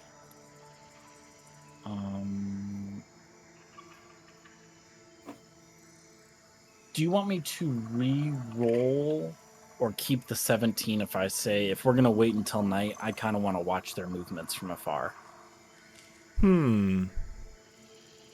I'll keep that 17 for sure. Okay. Grab your binoculars and get back on the hill.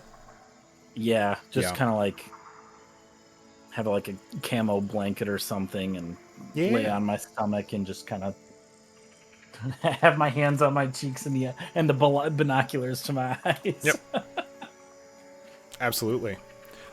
So Milo, after watching them for an extended period of time, they're taking shifts.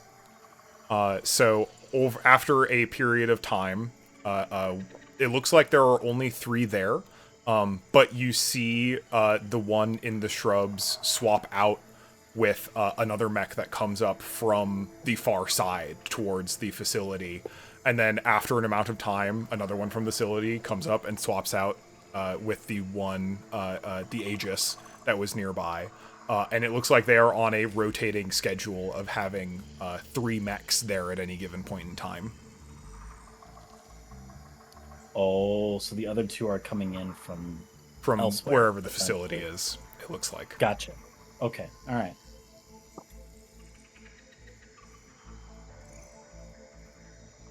Can we accurately time what their rotation is?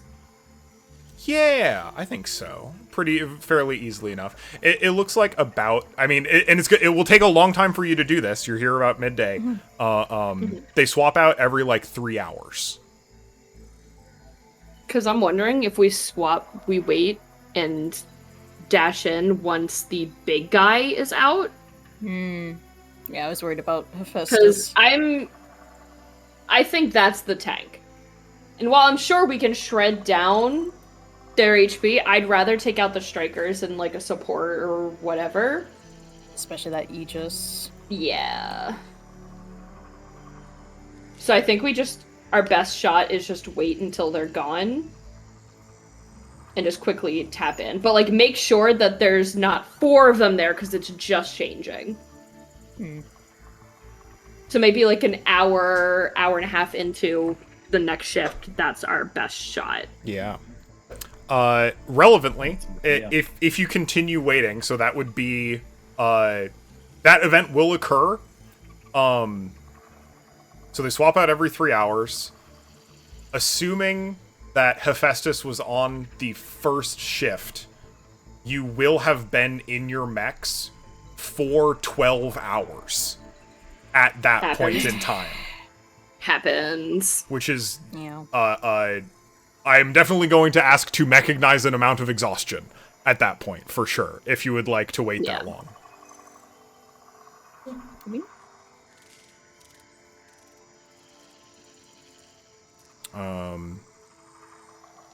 I think if we hear that they are doing shifts, if we're going to wait for Hephaestus to leave, it makes sense that we could all just leave our mechs and just rest until we hear That's that true. change happen. If you want to take shifts individually, if you all agree to do that.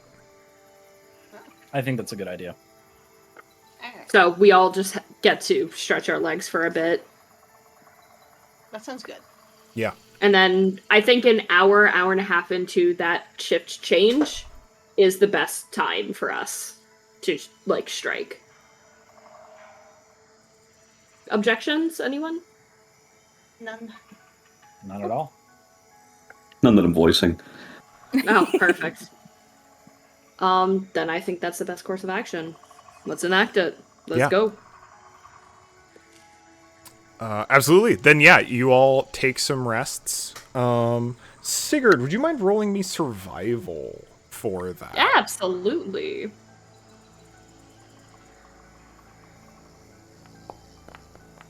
Oh, Sigurd, not like this. Ooh. So with that, I'm going to say that rest is not super good. If you would like to bump that up to a risky roll, you'll get another chance.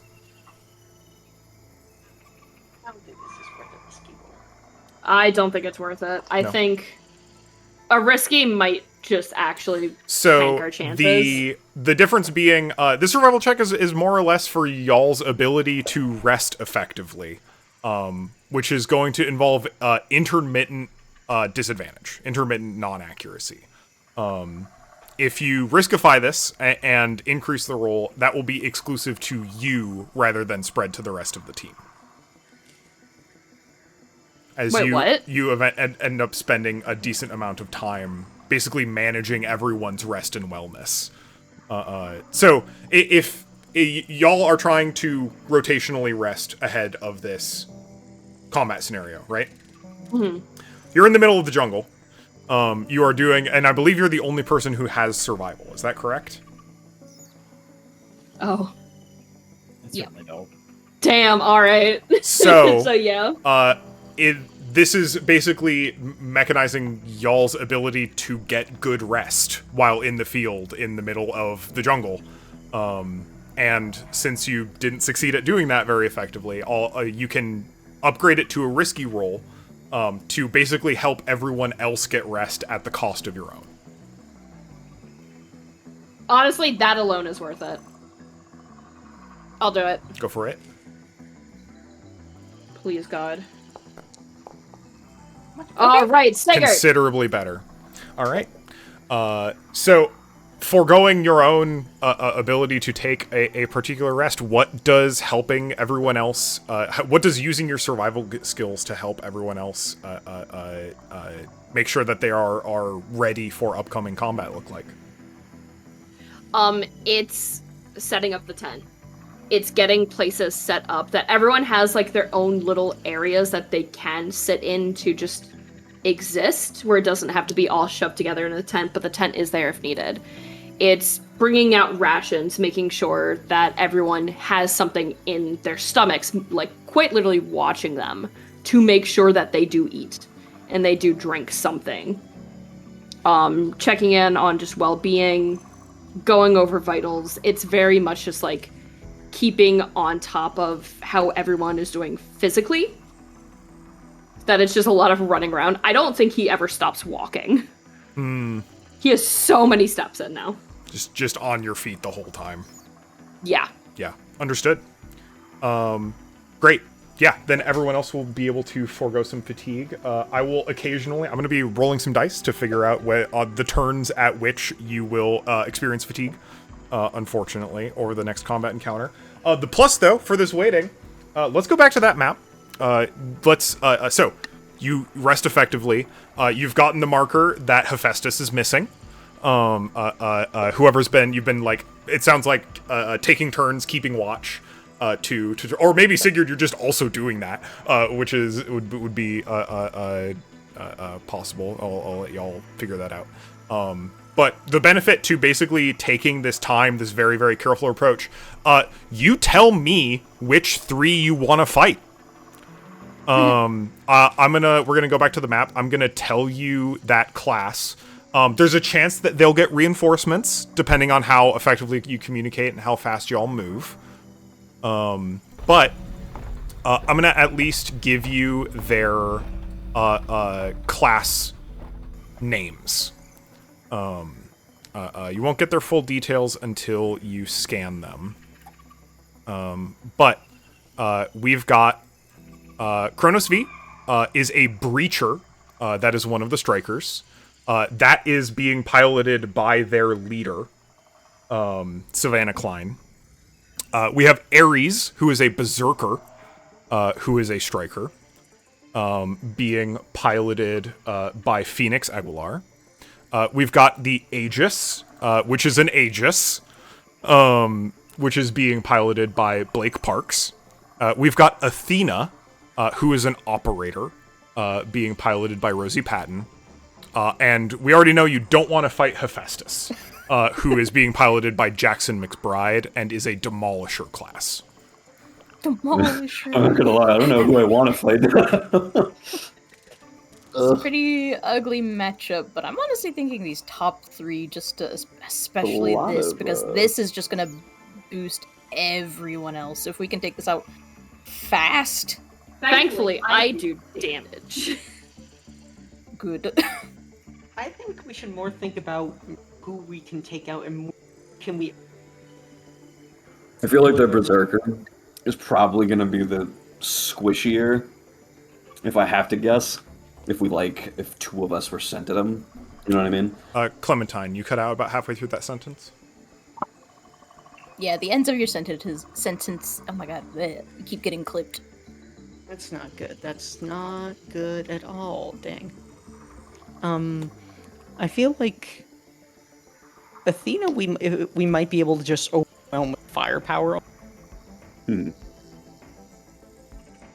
If they're just their only long range one. What was their class again? Operator? Operator. And they have a big gun. Okay. They have a plasma Must be a rifle. sniper of some sort. Because I This don't one think was a. I think from This is a observation, I'll let you know. I'm not going to tell you their exact stats, but I'll let you know what they've got. Yeah. The Kronos has a double shotgun. Ugh. The Berserker has a chain axe and a harpoon cannon. The Aegis has a laser. And the Hephaestus has a demolition hammer. Yeah. And the Athena has a that Raptor sounds- plasma rifle. A lot of close quarter stuff here. Yeah. we, besides Isaac, we don't have a lot of close quarters, so I feel like having as few close quarters as possible would be good. And if we can take out, I have close quarters. Sorry. Yeah, I was gonna say Milo is also close quarters. I don't prefer to be, mind you, but I am.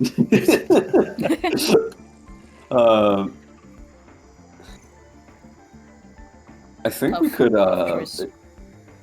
I mean, if Of they're course. antsy at this point, having been on guard for hours and hours on end, I think they're gonna jump at the first bit of actual retaliation that pops up at them.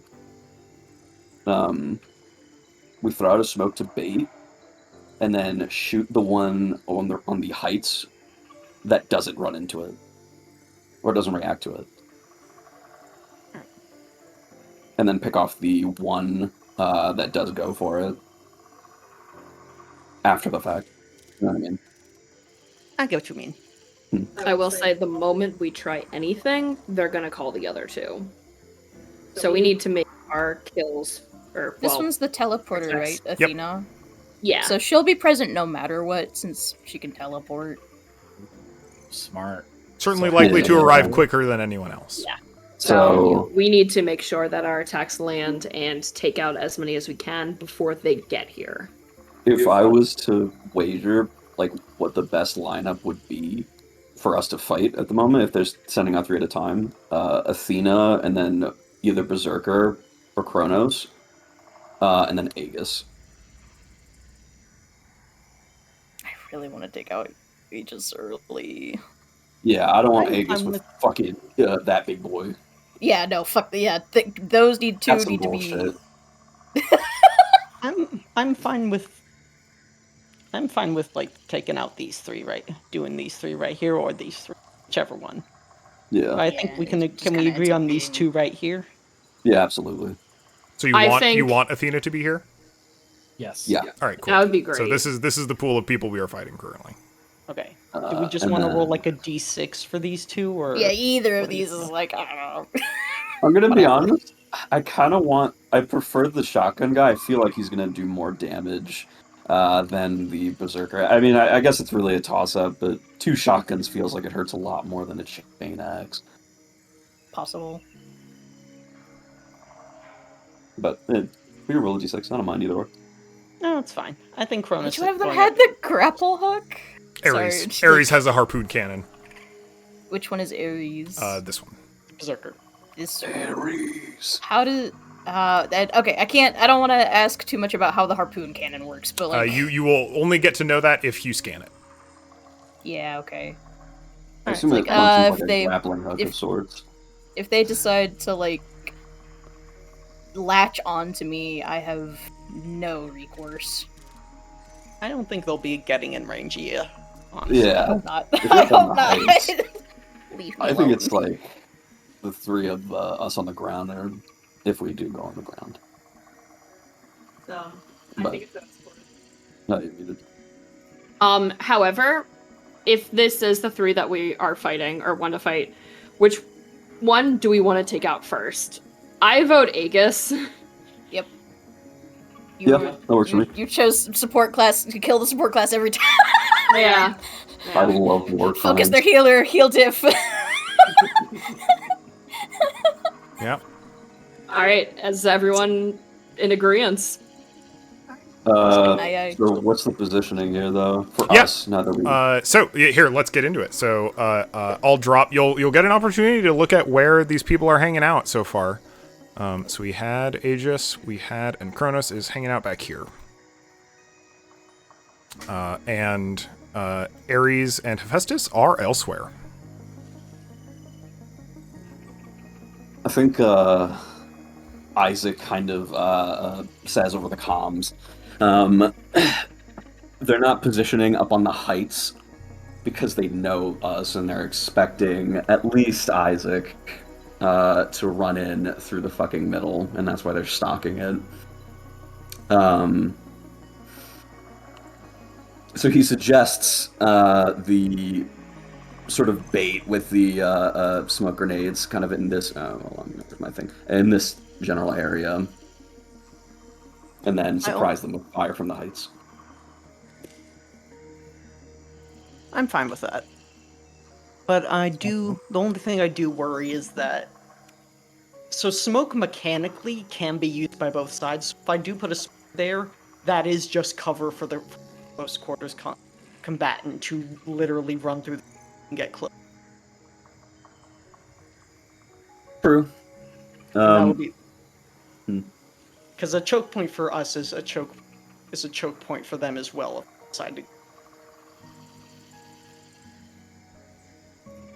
Get This is y'all's mechs true. on here. I guess if we position it like further in, it's more of a bait and less of a like actual tactical advantage. I don't know. Oh, oops. All right. we can always try. Something to draw their eye, you know.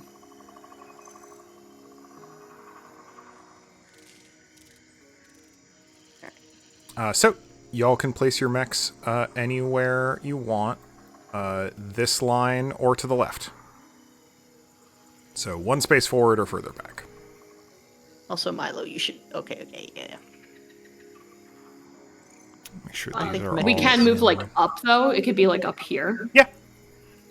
Anywhere you want along the left edge. So, mechanically, how this is going to... I'm going to let you know ahead of time how this is going to go, which will help. So, you've got the extraction zone on the far right. As long as there are more allied mechs in the extraction zone than enemy mechs in the extraction zone, you will be able to extract as a free action, which means just leave the battlefield. If all of you extract... before the end of the battle, you win. You're going to have 6 turns total for this battle, and basically as soon as it starts, you can bet that these people are calling back up. So the other 2 may be arriving shortly, and there may be other things going on that you may hear about over the comms. Oh no. Okay. Or yes, instead of smoke to draw their eye, we could just straight up use like the perfect gift right here. They're like, oh, he's there. Because I could literally just put smoke on you. That wouldn't be a problem. Yeah. When they see he's there, they rush after him, and then block their sight with a smoke bomb. Kind of kill whoever runs at him. Either way, I don't think nobody should be starting in this area. I don't think. No.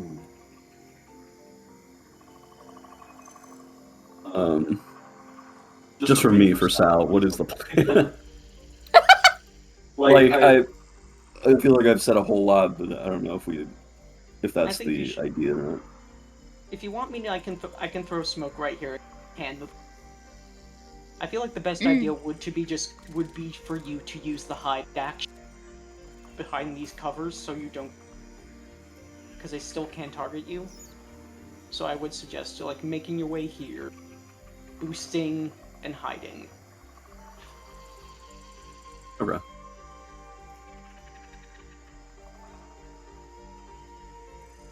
if you need to get through here. So you have to I can start. happily You'll have to start here or left. Oh, yeah, my bad. I will start next to the worm. Yeah.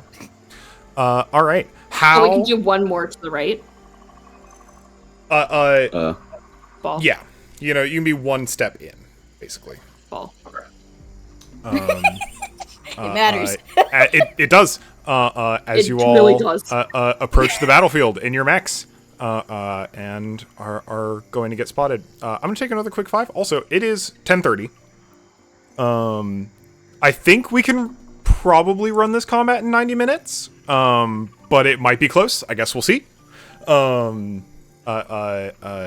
are we doing? I'm done for We're all green. 5. I'm Yeah. hungry. Quick 5 would be nice. I think Rare quick to 5 is a go. good idea. Yellow Yeah. on energy, but I'm chilling otherwise. Okay, cool. I'm just the big EB, but that's just yeah. me. Understood. All right. I'll try and keep things high energy now. We will do. Will listening to 13 Sentinels battle music get you any more excited? Low key, maybe actually. Hell yeah. It's It's pretty high. All right. Punch it. I'm gonna let's take a quick 5, and then it's combat time. Oh, I'm so excited. All right. Beep. I have unpaused the recording. So, you all decide that it's time. You're moving in. Isaac, you're leading the charge. And as you move in to within line of sight, you hear over radio comms one of the mechs on the other side take a beat and just go, Hey, I think I see something moving over there. I don't know. It could be. I'll keep an eye on it. It's whatever. Isaac, my God. it's your go. I use my. I have 5 speed movement, right? Yes, 5 speed. I use my movement and I go right up into this height 2 rock formation and I hide. Blah. All right, there we go. Alright. Sounds good. I think that is all I will do. Yeah. Y'all continue to hear over open comms. I don't know. I guess I'll check it out.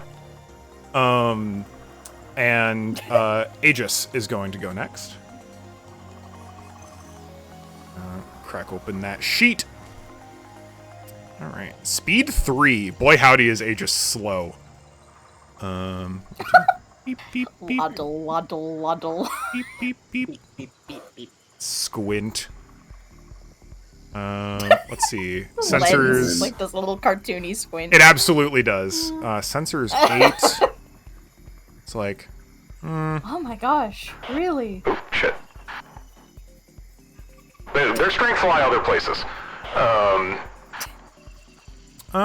Stop it. Stay there. I'm trying to activate other things. It's baby. Let's do other stuff. All right. I don't know. I don't see anything, but I'll ping. All right. Isaac, who's next? I will hand it to. Let's give it to Worm. Oh, I was not expecting to go. Oh, okay. That's fine. Yeah, absolutely. I'm gonna start schmoving. So I have 4. So 3, 4. 1, 2, 3, 4. I'm gonna try and get into the soft cover area. Yeah, absolutely. Which I think I said was here. Yep. And just burrows into the grass and is going to hide. Yeah, absolutely. Hey, do you know of any like big snakes? That is that a thing? And was that in the brief? Oh no, they really do have one brain cell between all of them. Yeah. Yeah.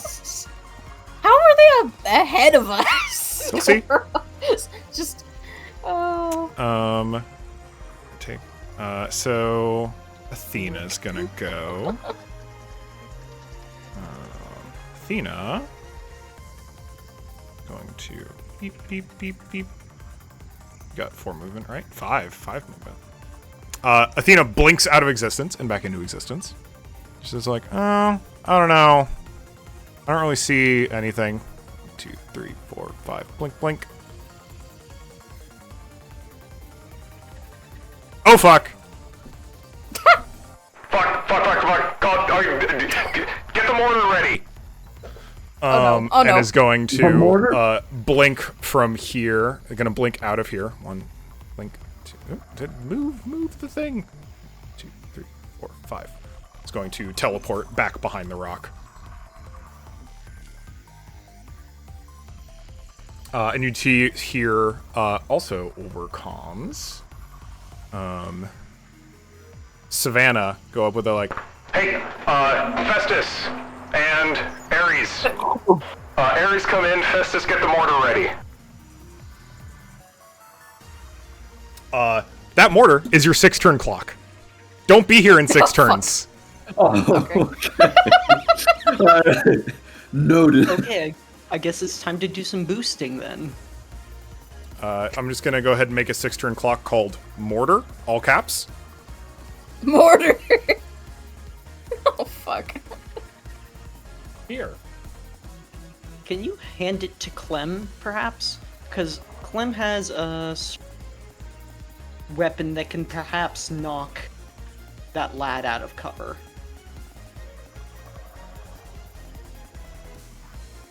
Yeah, absolutely. All you. Wait, do you have any quick? Okay. Yeah. Okay, in that case. What is it that you're planning on doing? Well, let's see. I plan on you. I'm gonna try and if I can get within 15, I can make an. Sorry, you cut out the end. If I can get within 15 feet, I can make an inaccurate with -1 accuracy. I can make a -1 accuracy attack with. But my mortar does have knockback, so I could effectively move this out of this Aegis, right? Yeah. Aegis out of their cover and into the open potentially. Awesome. I love that. Hey, do you want to do that just flat? I would love to do that just flat. Perfect. Have a accuracy die. Okay. Is that alright, Cole? I can use that. I can use my reaction to just give you +1 Sick. accuracy with my leadership. Awesome. Oh, neat. Cole, what was I? Did we get any? We didn't get any bonus for the.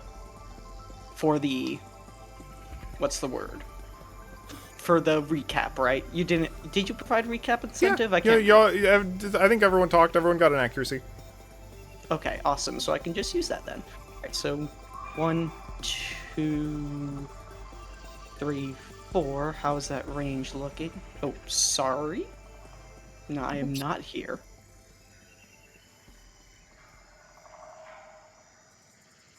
Not perfect. I do need to boost 1. So I will just, in that case, boost right here. And using that mortar, Clem is going to use the mortar, and the mortar, thanks to having, Oops. Oh, all good. and is also going to use a use of the ammo case to give it to give it 1 extra knockback, and because you can use that. Yeah. Let me see what the actual list is. The Thumper. Okay. So I can just do that with Bushel. And how do I add accuracy? Okay. So you're attacking with the mortar. Yes. It is an arcing weapon, Yes. so I'm going to be aiming essentially right here, if that's alright. Yeah. As long as Okay. it's within 15. It is inaccurate, but you've got accuracy. So I have +1 accuracy due to the thing, right? Oops. No, that's damage. Sorry. Special. And you're using the supermassive The supermassive. to give it knockback 2 instead of 1. No. With knockback, it automatically with the supermassive automatically gets knocked back. By Got it. using one of my ammo cases, I can back 2 stacks, as I understand it. Got Am it. I incorrect? No, that sounds good. Okay. Alright, thank you. Oh, there we go. I'm gonna get +1 modifier. So that is going to be that, and then roll damage. 1d6. Ooh. 6 damage. +1, so 7. 7. Minus its armor. And you didn't target it with that. You rolled a 15, which hits because it's got an evasion of 7. You do 7 damage. Minus 2 is 5. So it'll take 5 damage. And it'll get knockback 2. So it'll go bonk bonk. Right there. And that's all Clem has. Yeah, for absolutely. this. Well, I think it's probably a good time for the Aegis to take its second activation. That seems reasonable. They're going to... I'm going to go ahead and remove that measure, if that's alright. Explosion. So, Aegis is it's just going to go fuck. Scooch back. Oh my god, lightning. And it's going to spend to use Defense Net. This is its whole action Oh god, after that's a movement. fucking paragraph. So it's going to make a burst 3 shield around itself. And so, a couple things about this defense net. So, while active, it's immobile, but any ranged melee and tech attacks, and any ranged melee or tech attacks against characters or objects in the effective area have +2 difficulty and cannot crit. Characters within the area can attack characters within and outside the areas normally. This one has also, you notice in the like field that this thing projects around it, it also seems to be quite hot, as it also has the system Ring of Fire. So any hostile character that starts their turn inside that area take 2 heat and become shredded until they leave. So it doesn't do damage to you, but it is toasty. First. That one first. Pulls back outside of height 2. So it has gone. So who's going next, Eli? I think so. The only people left who can go are Milo and Nil. I think Milo should go next, so they can set up. Turrets. I'm guessing you're gonna want to set up turrets or do whatever it is you want to do. Likely. I would also say if we only have 6 turns, maybe moving up very far is a good idea. I'm already thinking about burning my protocol. Yeah, I have speed 4. That's 8. That's 8 you can move right now. Because boosting is a Quick action. quick action. Mhm. That's right. Did I already move myself into the foliage? I don't believe so. Because you haven't gotten a turn yet. Oh, I don't remember starting. I thought I started over here. Yes, correct. Okay. Must have gotten all moved. right. Also, as a couple of expenditures have been used, charges are meant to be used, but also remember that you usually don't get charges back until full repair, which you will not have the opportunity Yeah. to do until the end of Well, that's why deployment. I'm saying already. Yeah. Shit, I forgot. Sorry. I'm gonna have to do this now. I forgot to roll the d6 for my prototype weapon to see how many uses I get from Yeah, it. go for it. I'm gonna roll that now. That's okay. Absolutely. 4. 4 plus 2. So Seems plus good. 2 So 6. equals 6. Nice. Oh, 6 total shit. uses. Seems good. Nice. All right. Yeah. So, Coyote.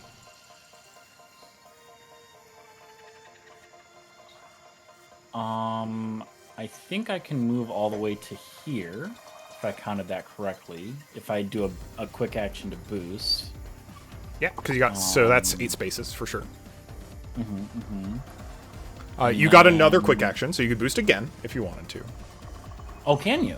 Yes. So you either get 2 quick actions or 1 full action. I just didn't think you could use the same quick Oh. action in a turn, You're right. You can't.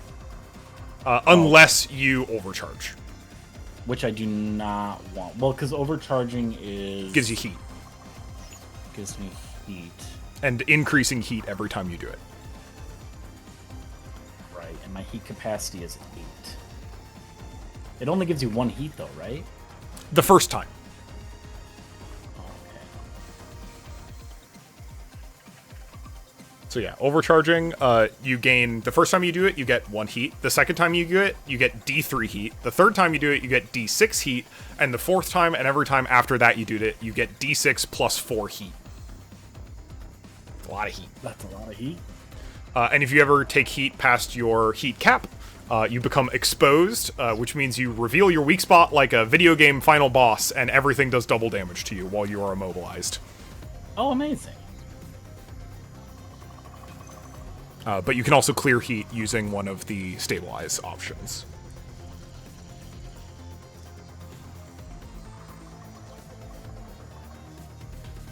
Are we trying to lure them out to us? Or are we trying to go to them? I think that they're just going to shelter in place, so I think we have to go to them. Okay. So And I- I really can't put a turret anywhere that's going to hit them effectively. At least not yet. So I think I think I'll overcharge. Yeah, I'll sounds take good. 1 heat, 1 heat? and I want to move to this foliage over here, so I've got soft cover. Absolutely. You also could get hard cover from this height 1 terrain right here. So there's height 1 terrain right there. So you already have hard cover. Soft cover would be being behind the foliage. So you've got hard cover in height 1. You might be fully non-visible behind height 2. Oh, that's even better. Yeah. That worked out even better than I would have thought. Now, does overcharging use your quick action? Nope, or you've is that still got separate? another quick action. So I still have a quick action. I'll also repost the cover chart because it is nice and convenient. So as long as you're adjacent to that height 1 cover, you have hard cover. If there's distance That's- between you and that height 1 cover, you have soft cover. If you're shooting through foliage, you have soft cover. And if you're behind even higher height cover, you're just fully non-visible. Mechs have a height equal to their size, functionally. And all of you are size 1, height 1. And all the mechs you're fighting are size 1, height 1.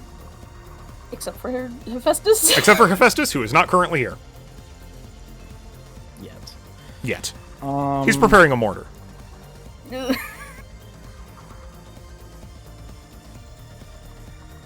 Okay, my last question. I'm sorry. Absolutely. So it has been a bit. So this is considered a scene, right? Yes. This battle is a scene. Okay. So if I deploy a thing, I would get it back after the end of the scene. If it says to do so. If it says to do so, yeah. Yeah, cannot be recalled and expires at the end of the scene. Yeah. So you've got 4 uses for this mission, basically, for the entire deployment. Ah, okay. Unless you have ways to regain limited uses of a thing, which you might. I think the restock drone does that, doesn't it? Expenditure. Allied characters can activate with quick action, clearing heat, 1 condition, reloading 1 loading weapon. Oh, no. Okay. So you could, like, instead of Nil needing to reload the rail rifle, or not the rail rifle, the anti-material rifle, you could, a restock drone could do it for them. Oh, that's sick. Oh, that's actually huge. Yeah. That's Yeah. awesome. I knew it was gonna be good. I just wasn't sure how yet. So that's awesome. Ditto with the mortar that Bushel just fired. I believe that's a loading weapon. It is not actually. Oh, it's not a loading weapon. Sick. Never mind. Scary. That one's fine. All right. Shit. I don't know. Do I put a turret somewhere like over here just to have a turret on the ground? I would. I would maybe avoid. You could always put one like right on here, in case one of them peeks out. Because something tells. I don't know. In case like Kronos decides to come out and stupid or something. But it's up to you. There we go. I'm gonna. What's put it your right there. range for the turrets? Like how far can you deploy it? It has to be in sight and in its sensor range, which is 10. That's pretty good. Yeah, and I think you've got sight to that bit I right around the. Think so. Yeah, I think if you just hook it the other way, I think you've got it. You get a nice little like hook wing around the side of this mountain pass. I have to chuck it like a boomerang, but it works. Kind of, yeah. Frisbee Yeah, deployable yeah. fucking Absolutely. turret. Yeah, that goes up. Perfect. I gotta find a good token for that. Oh my god! Yeah. Can it please be the portal sentry? Portal, yeah. Oh yeah, absolutely. Yes. No, I'm glad we said that that's on so recording good. because I will remember it then. Excellent. All right. Yeah, And that's my your turn. last quick, Sorry right? for so long. Yes, it is. Yeah, sick. All right. I think Kronos is continuing to charge up and sandbag activations. So Athena's going to go. Athena's going to blink up on the top of this height 2 terrain.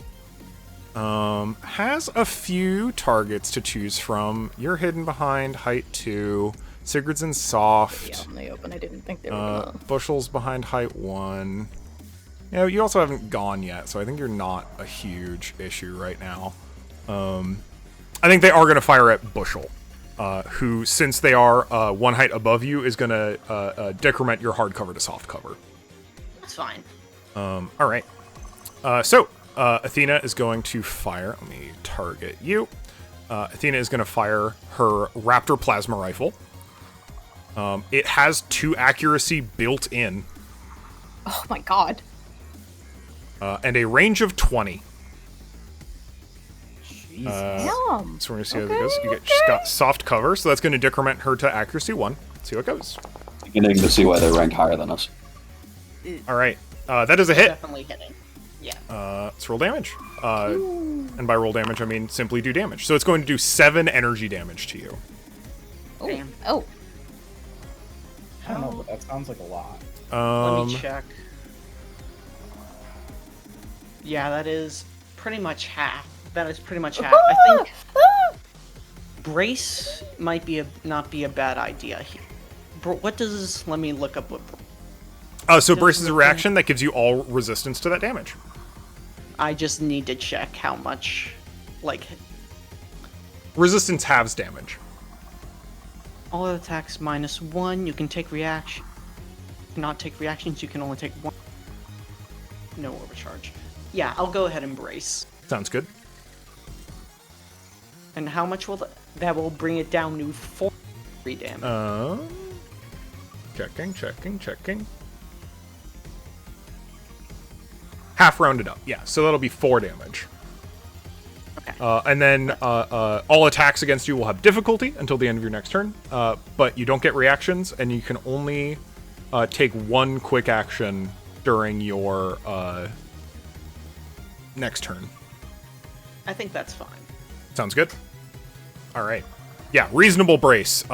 And she is going to use her skirmisher ability to do another quick teleport to get to here afterward for free. Get off my mountain. Actually, sorry. might She's change going to what I teleport do. to here. So that is her activation. The only thing Kronos will have 2 activations after this. Who's going next? I think the only person who can go next is I Tia. believe yeah. so, yeah. All right. We're doing this right off the bat. Reasonable. We are going to take our 1, 2, 3, 4, 5 initial movement. Then we're going to quick action 1, 2, 3, 4, 5. And then, because of the protocol, I can boost as a free action. Mhm. So 1, 2, and I ignore 3, 4, 5. Yeah. And it's just considered flat terrain now. Nice. No climbing. You really scramble up that mountain. Yes, like fuck this. I want to get where I want to get. Yeah, Goddamn. absolutely. Look at all this fucking room we had to cross. Yep. But I think unfortunately that means that is all I can do. I believe so. But Athena's gone twice, so she's not going again this turn. All right, Cronus is up. What's your speed looking like? Instead of Really? Okay, only speed of 3. So she's going 1, 2, 3.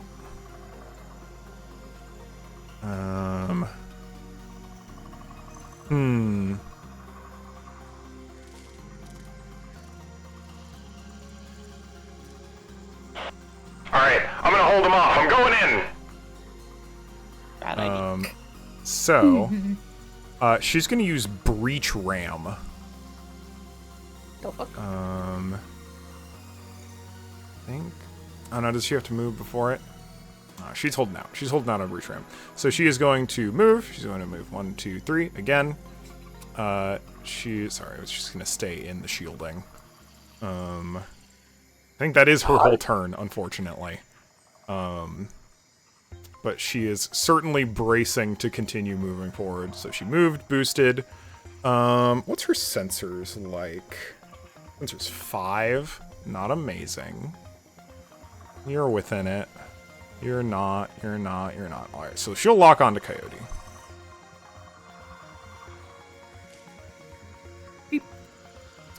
Since she doesn't have much else to do with her second quick action ATM.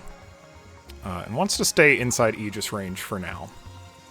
So that's her first activation. And then y'all don't have another thing to do. So...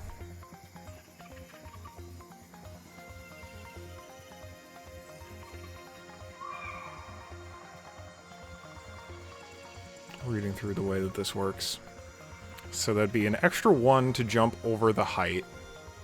Yeah, she'll take it. 2, 3, 4, 5, 6. So she is going to use Breaching Ram as her quick action off the bat.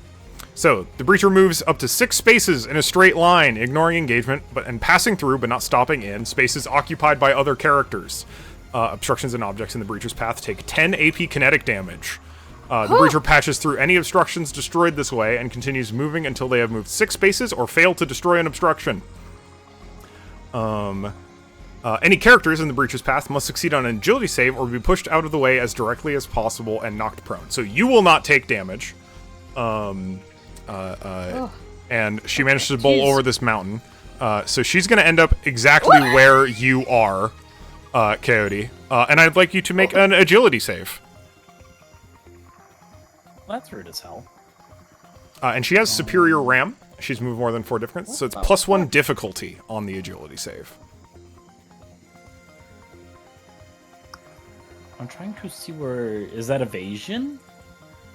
Agility should be a mech stat.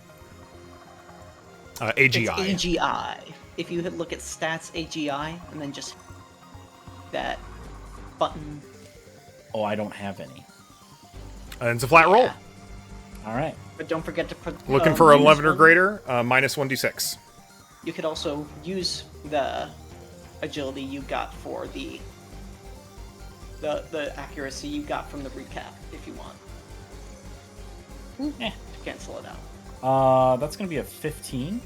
15? Pass. Yeah, So you 18 are going to get shunted to the side, but you will not be knocked prone, which is very solid. You can decide where you want to pop out. They're coming from this way. Yes, they came in this line.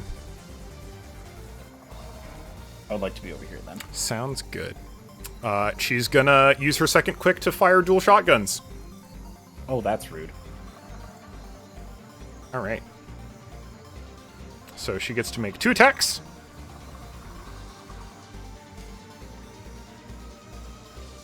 They don't get any difficulty because they're point blank, do they? No, but they do get 2 difficulty because that's inherent to the stat. So they just start with 2 difficulty.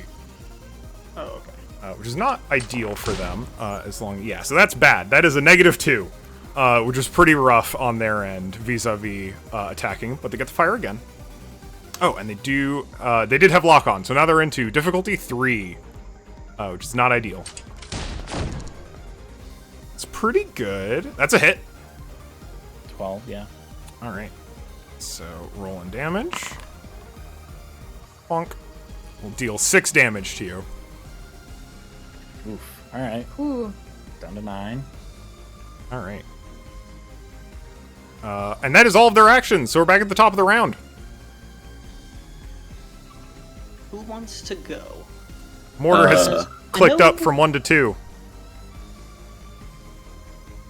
I have a pretty direct line of sight to the thing attacking Coyote, but honestly, I could do that whenever.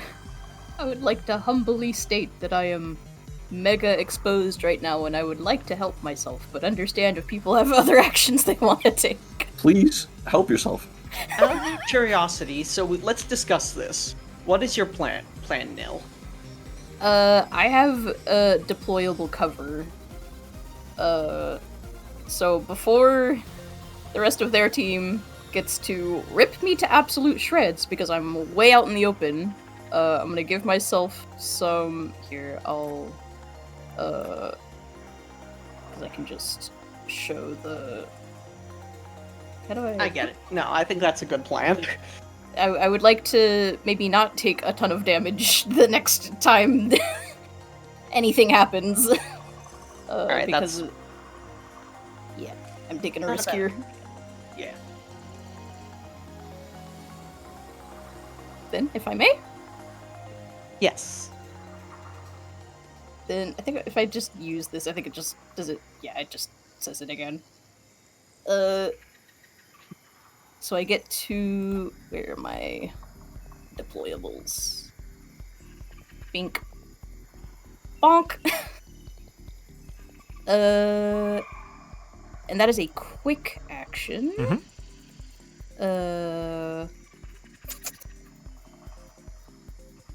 What else can I do real quick, if anything? I could skirmish. Right? I could take either 2 quick actions or a full action. Yep.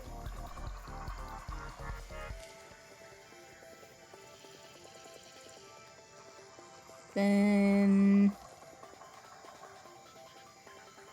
I mean, if we're trying to take this little guy out...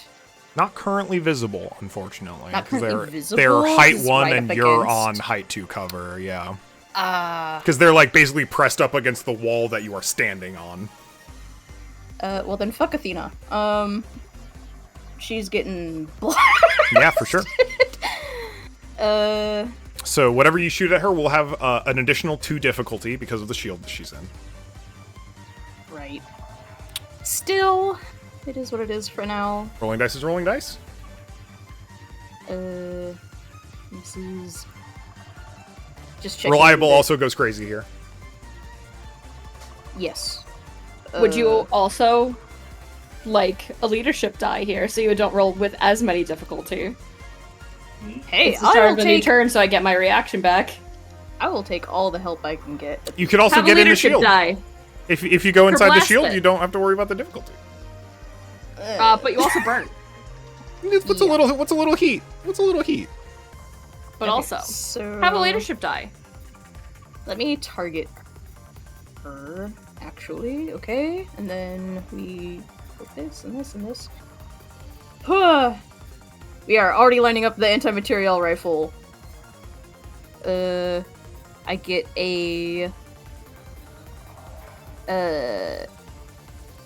an extra, and then we're on the same height, so I don't get my right. I don't get what's the talent? I took a bunch of fucking Tactician, solar backdrop. a higher elevation. Okay.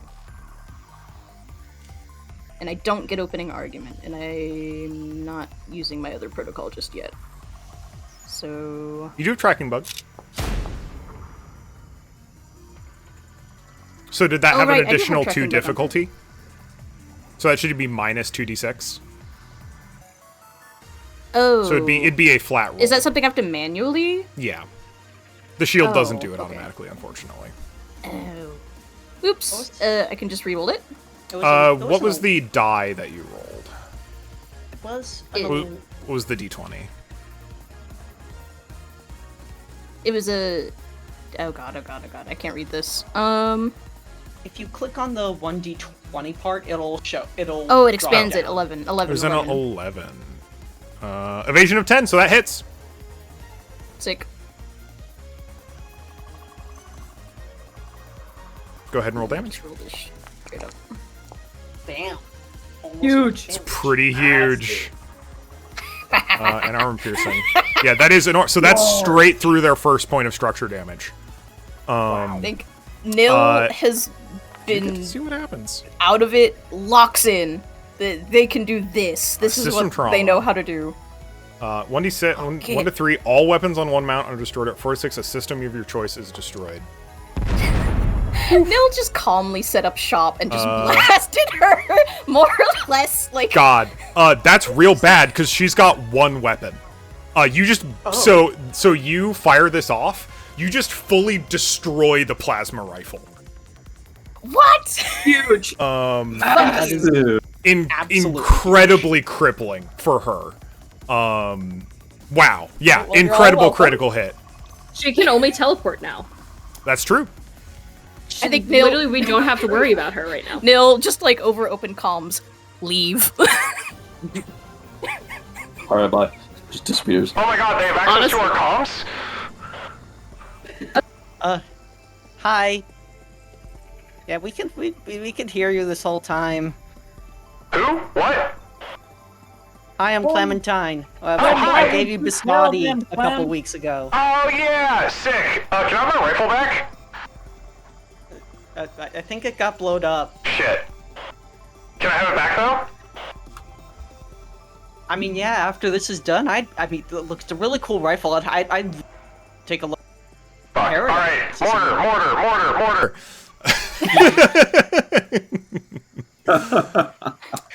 Yeah. So that's your One turn. brain cell. Tub. God. Nil, that's your turn. yes. It's a pretty good turn. Did you take your heat? That's all I can. Oh, heat. Oh wait, your material rifle also has ordnance, right? Yeah. Because so it has to be the first thing you do is to fire it. Uh-oh. So yes, you can do the deployables after. Yeah, which is fine. Oh, moves or takes any other action except protocols. Whoops. That's yeah. fine. I mean, I'm not worried about it. yeah, order of operations. I could have done it if it's okay. Just But, good. Yeah, I know. I'll I'm not just worried remember about it. The next time It's good to know. matters. Yep.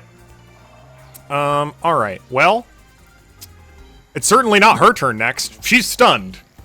I think she's just like, you just see her mech looking at her hands like, what the fuck? I needed that.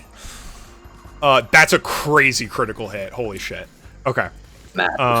Incredible systems. How much structure does she have? Oh, exactly 10. You did exactly enough to do structure damage in one hit. That's crazy. All right. Well, it's Cronus's turn. You're the backline. She can't get there. All right. So she's gonna start by continuing the shotgun barrage. for the time being. So she's going to start with 2 attacks off of dual shotguns. Not close. That's a hard 0. Big miss. Another shot. Big miss. That'll hit. Oh, it did? Yeah. Oh, shit. Oh, that's 1 accuracy, 2 difficulty. No, 1 flat, and then 3 difficulty. Wait. All right. That'll do some amount of damage. And she just saw that her friendo got blown up, so she's going to. I need to see if her ability recharges. Ooh, it does. That's neat. How is she using that? If she is using that. Interesting. So, she's gonna charge this way for 6 spaces. To try and see if she can help the arm out. So, shoom. Matt, I need you to make that agility roll again. She passes past you. Oi, oi. Do I have 1 difficulty. 1 difficulty again? Okay. 16 minus 4 is a 12. Sick. Yeah, you're good. So you get to pick Oh, nice. what space you pop out on. As she rushes past immediately. Which way did she even go? I don't even see her mech anymore. She went this way. Oh, Jesus Christ. I guess I'm getting moved over here. All right. Sounds good. That's her to go. Who's going next?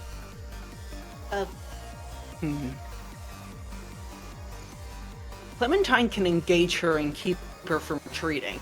Does that sound like a good idea?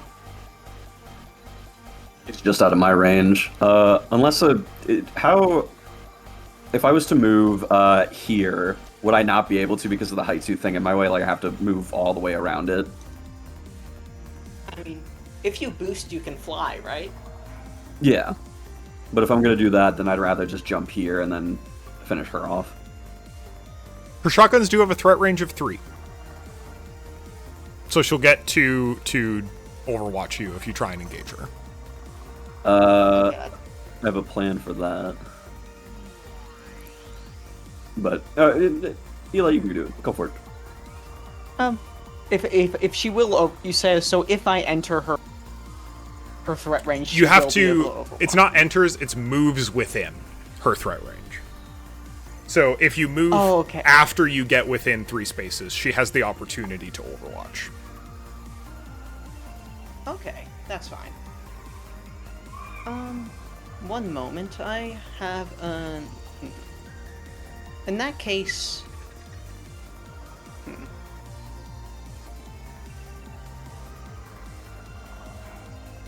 Sorry, I actually don't know if Clem should go next. Does anybody else have any idea of what they would? I'm just gonna blast the shit out of her. I'm gonna be real. It's just that simple. Then go ahead. Yeah, go ahead. I'm just gonna and do gun. that. Yeah, please do that. I actually don't want to go next, but I just realized my turret probably would have hit the Athena. Oh yeah, absolutely. That's So it flat would've damage, right? done, yeah, 3 extra damage. Yeah. She's hurting. Yeah. That's Okay, so yeah, Jormungandr can move next. Awesome. Worm time, baby. Mm-hmm. First and foremost, you know what? We're just gonna go all fucking out here. Where is it?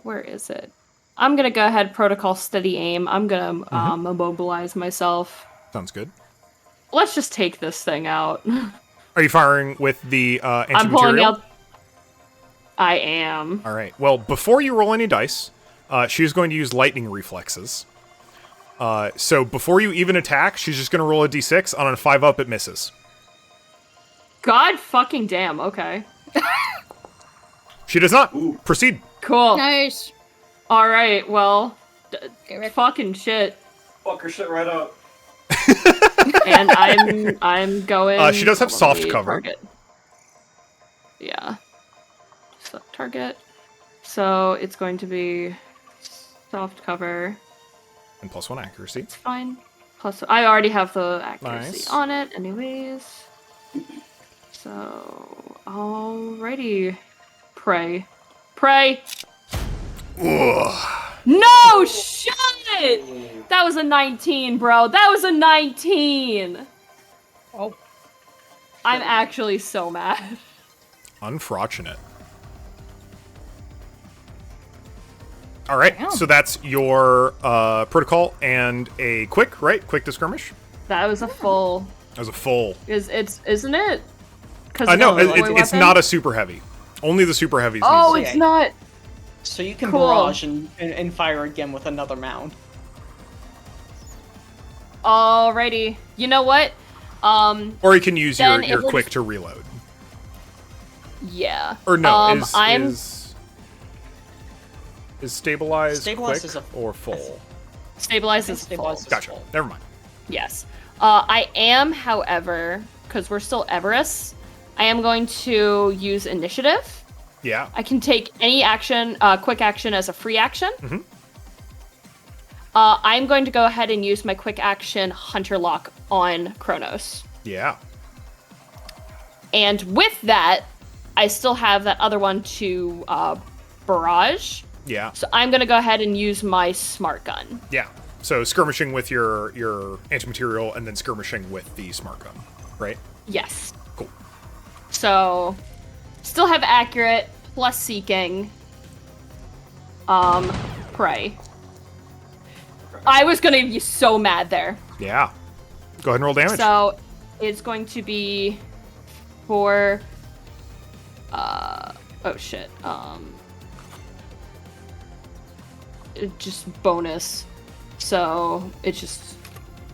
Sorry, I had to like add in the the damage on top of it. What is that symbol? It's just because there's no like other damage. It just says +3. Gotcha. Yeah, took 6 damage. That's a lot. It should be 7. Oh, is it armor? Yes, has armor. Okay, cool. So just that damage, Nice. and that should be my entire turn. I have protocoled. All right. Can't movement. I've used Well, and I have used my action. I think it's. Let's let Kronos go again. No, we need to do this in reasonable orders. Athena's going. She's going to. Let's see.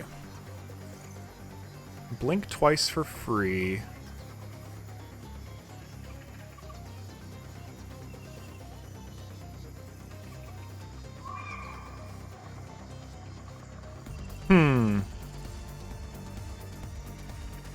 She's low on HP. She needs to get back to base soon, so she needs to play pretty safe, all things considered.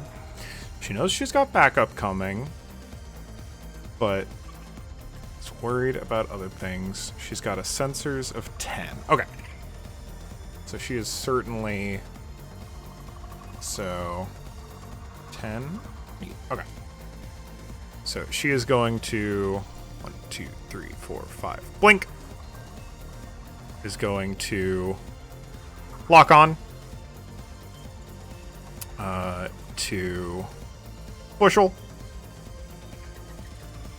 is going to then use where it at though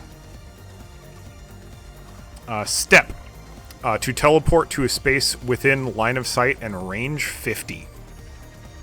Oh wow. So she is going to blink again to get around here so she can see the back and just blink all the way back here.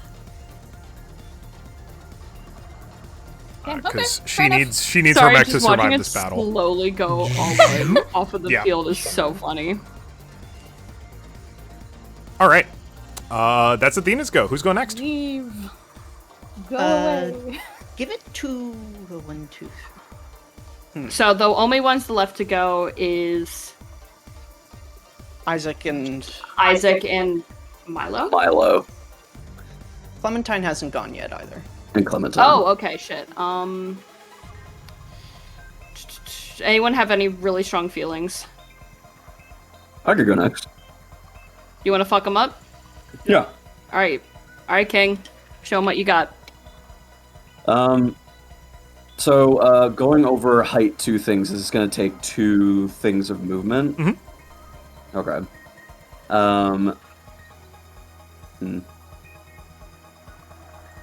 In that case, Unless you're boosting. I Because you unless can I'm fly when you're boosting. can. So if this is a question. It's been a hot minute. Mhm. We can't, if we overcharge, I can't boost twice. Or You is that can as negated long as when the I- boost is the overcharge. As long as the boost is... Whenever you overcharge, that action can be redundant with one of your other actions. So if I move, use one of my quick actions to boost, and then another, and then I overheat, I can then again boost twice. Yeah. Okay. You could also use your free quick action from initiative if you wanted to do that instead of boosting. That's once a scene. Free actions can also be redundant. Then I think I'm going... Instead of... I'm just out of range, I can't hit this one. But I can, with almost all of my movement... With my rapid little funny guy, make it just next to Aegis. Ooh. It's pretty hot. So I think I'm going to do that. The initial, I tell Fenrir, get ready to sick him, and pop my rapid jump jets, and use almost all of my movement. In fact, I'll use all of my movement to land right here. Where, Isaac, you go over here. So you see him just leap through the air, just straight lunge. Land just in front of Aegis, and I have one more free Boost, not free boost, and you action. got one more action. Yeah, one more quick. I have one more. I could skirmish, I could grapple, I can't do this. What can I skirmish him with? Just a segment knife. I hit a button that I shouldn't have. One sec. Oops. Just gonna. Uh-oh. I'm unable to use my mounted weapons. I hit a bad...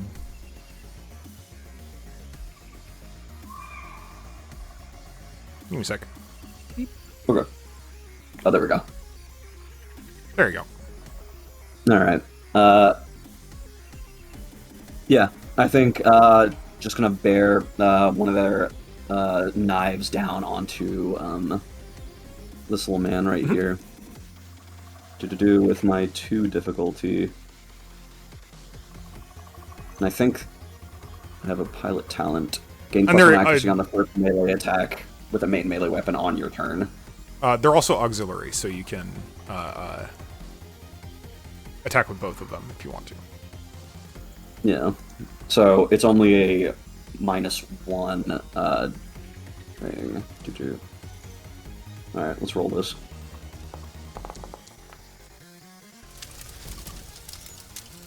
Did that take out the thing? Man, if I get out of the way, we might be able to just fucking run it. I think it was supposed to roll with difficulty, no? The -1? For why? Because of its shielding thing now. It gets -2. So that's only if it originates outside of it. Oh, okay. And it's not. Yeah, you're in the bubble. You can. Yeah, you're in the bubble. You do take. You are going to take 2 heat.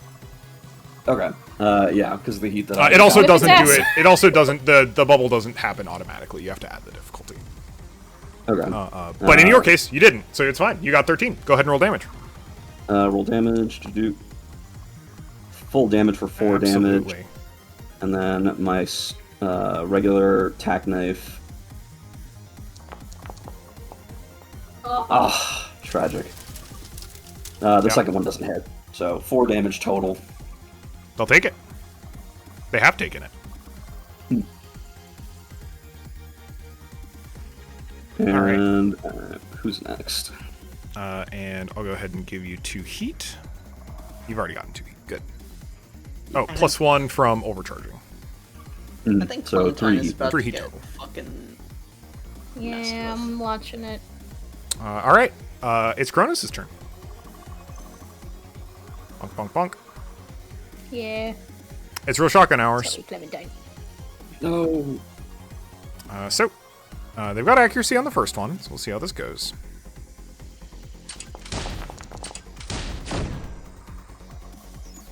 Oh, that shouldn't have rolled against Coyote. That's fine. All right, so hit on Bread Boy. Why do I do still have Coyote. I'll stop targeting Coyote. Yes, please. I would appreciate that. So, does 6 damage to Bread Boy. And then they get the fire again, and they will. Because they, but they do not have accuracy this time. In fact, have -3 difficulty. Stop rolling against Coyote. I literally just Mid-range. deselected it as a target. That's what I'm saying. Anyway, As a still hits again. Still hits Bread Boy. Bonk. Ooh. Have to roll structure. All right. Oh no. Oh no. Glancing blow. Your Glancing blow. emergency systems kick in and stabilize your mech, but it's impaired until the end of your next turn. Check what impaired does. My 1 difficulty on all attacks, saves, and skill checks. Yeah. Also, unfortunately for you, Kronos has fancier shotguns, so they're going to break armor. So you're going to be shredded for the rest of the scene. Which means you will not be able to take advantage of armor, I believe. I didn't have it in the first place. All But right. shredded is very bad. Yeah. All right. That's Kronos' second turn, I believe. Yes. All right. Is anyone Just who Who's wants left? to go? I'll give it to Milo, or yeah, Milo. I would appreciate a lock on or some attacks headed in this direction after. Let's see what we've got going on here for me.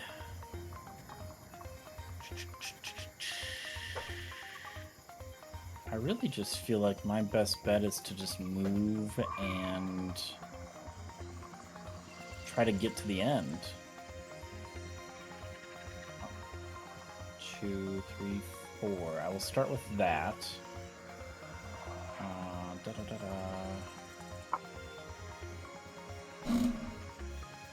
So I go into this thing, I take heat. If I attack, I gain more heat.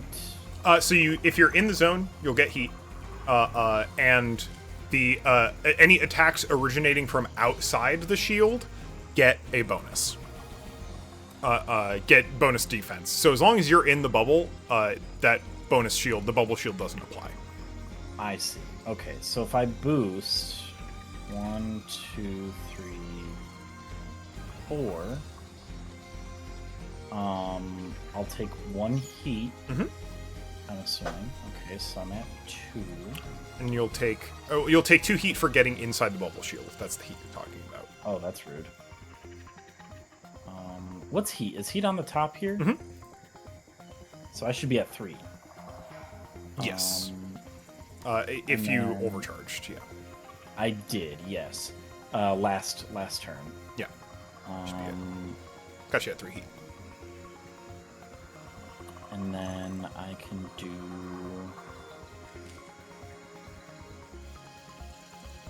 Where does it say that a weapon is my shotgun a quick action? So yes, skirmish allows you to attack with a mount. Barrage allows you to attack with 2 mounts. So skirmish is a quick action, and you can fire your shotgun with skirmish for sure. And barrage is a full action. Yeah. The only weapons that Understood. require a full action to shoot are super heavy.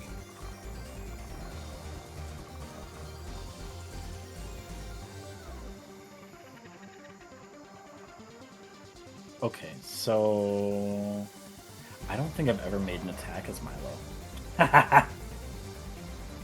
But I have a shotgun, and I think I'm going to use it. So I roll what? A D20. Oh wait, did I did boost. So but I can overcharge. But overcharging is going to be more heat. It's going to be D3 heat if you overcharge. D3 heat. I can take up to 8, so I would be okay. So can I overcharge to lock on? Yeah. Okay. Oh, that's going to be 3 more heat. Roll to All right. 6.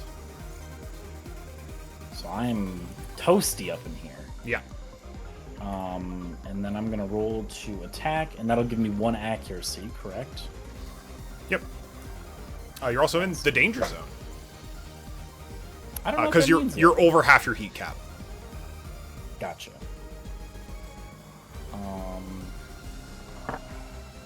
So that's a 12 plus 1, 13. 13.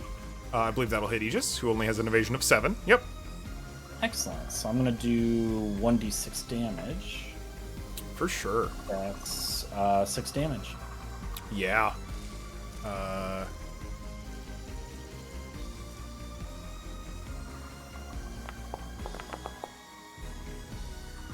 System trauma again. Woof. That's all her weapons too. So you come around, you swing around, you see Aegis start to like focus a little laser pinpoint on your location, and you just blast it off with the shotgun.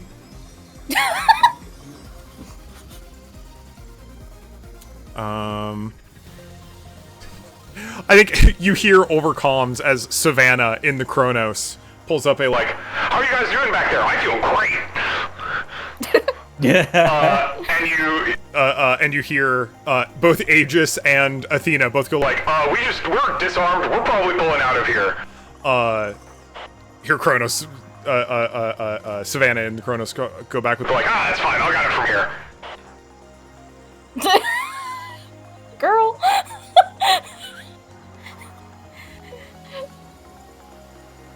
All right, that's your turn, right? No fucking brain. A single brain between all of them. Yeah, I don't think I can do anything.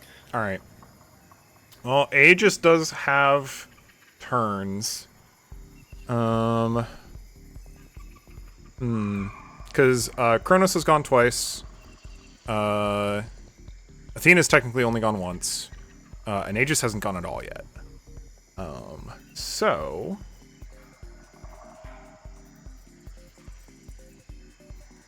Are NPCs allowed to disengage? Yes. So, Aegis is going to use their full action to disengage. They're going to move without triggering reactions. They're going to go 1, 2, 3. Going to go 1, 2, 3. And they're going to overcharge boost to go 1, 2, 3 Scary. in exchange for another heat. And is this heat shield thing still here? No, so it goes away as soon as she starts Oh, thank moving because God. she had to be immobilized in order to have it up. All right, that's all y'all's actions, right? I think so at this point. We're back at the top of... Yep. Clem hasn't gone, I don't think. Clem hasn't gone, no. Clem is not. Oh, Clem is not Clem. Oh, yeah, Clem, go for it. Yeah. Oops. Well, then it's Clem. Full action disengage. Cool. Gonna move. Height ones can't be vaulted over, can they? Or does it count as a climb? It would count as a movement to climb over it. So like this would take 2 movement Correct. essentially. Yep, and to climb Okay, down. so just all right. So just 1, 2, 3, 4. Mhm. Going to use that free action that Clementine that the Everest provides Mhm. to put an explosive mine right right next to him. Excellent. Sorry, I need to I got it. deploy that. Thank you. Bonk. Just right there. Then overcharge and go 2, 3, 4. All right.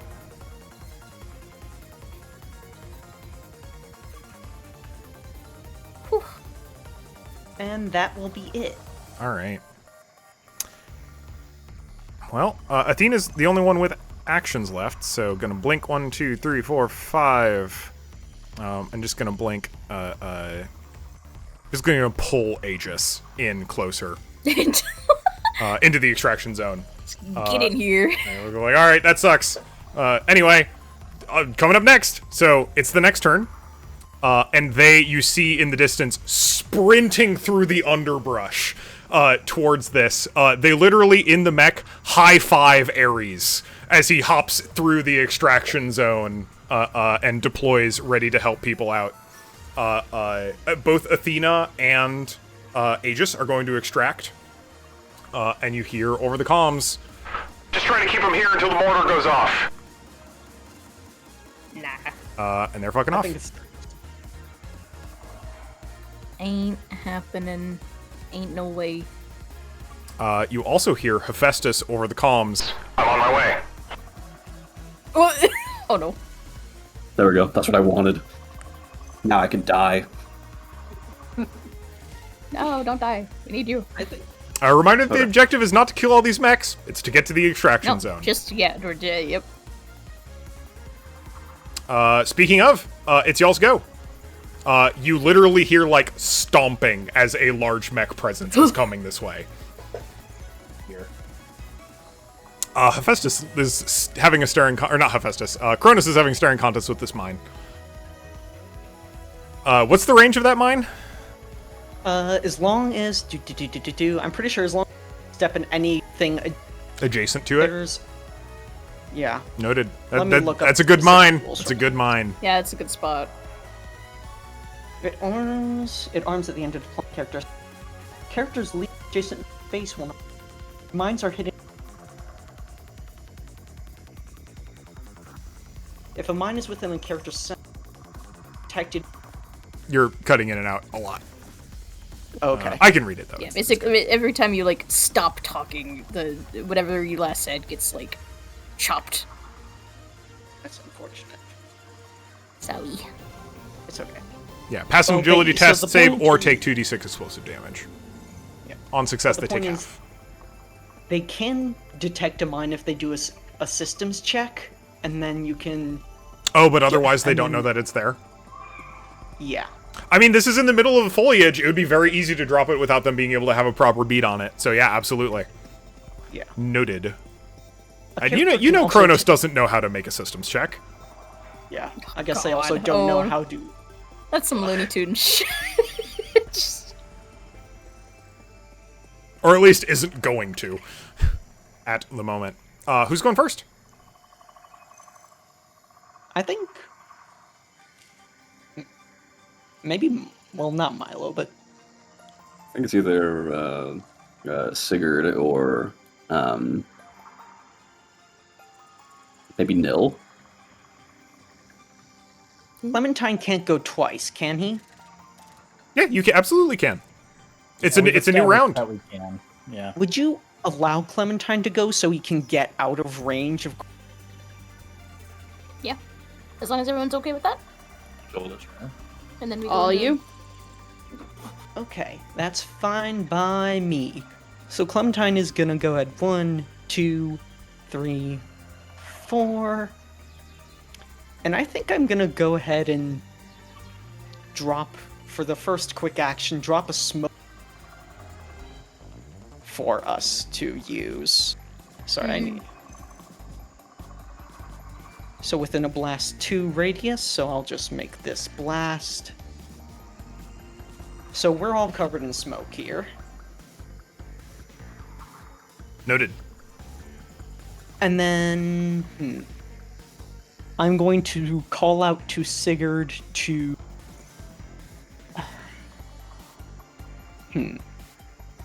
So here's I'd like everyone to get everyone's opinion. Okay. Clementine should Clementine make use of Clementine has 4 of each of these grenades. Should he make another mine right or should he just save the usage for a fight and then attack later? And I think then we can save those, honestly, but that's just me. Yeah, I I think we save can it make just it. because this is going to be a huge area for us when we come to defending, Okay. because they're likely going to come through here. Because the biggest thing right now is the only one left over on this side is me, and I can just fly over the wall. I feel like we're So, almost like, I'm there. We're gonna almost ditch to Kronos in a extract, so- bit. I'm just gonna still shoot them just to see if I can do any structure damage. Okay. That's fine. But otherwise, I'm just gonna start flying so we can just hit to extraction. Because I want to try and get there before Hephaestus really gets here. Okay. That thing Crazy scares me. lightning outside. In that case, Clementine might as well just do. Oh, just out of sensor range, I think. Yeah, just out of sensor range. And you think Clementine? Yeah, this line of sight is blocked by this height wall, correct? No, it would just give them soft cover. Okay. If it was In that height case- 2, it would be. I think Clementine is actually just going to scan them then. Give Yeah, a for quick sure. check for a scan on them. You get the readout. It's spooky. 3 hull, 2 agility, -2 systems, -1 engineering, 12 HP, 6 heat cap, speed of 5, evasion of 8, 6 E defense, sensors 5, save of 10. They get 2 activations, they have -2 take attack. They have a chain axe that does 7 damage, and on crit shreds targets. They have the harpoon cannon, which if it hits someone of equal to or lesser size, pulls that target to them, and if it's greater size, pulls them to the target. They have an ability called Avalanche Charge, which lets them move and attack in a single quick action with recharge. After the first time they take damage, not as a reaction, just every round, they must immediately attack a random adjacent character, hostile or allied, with the chain axe.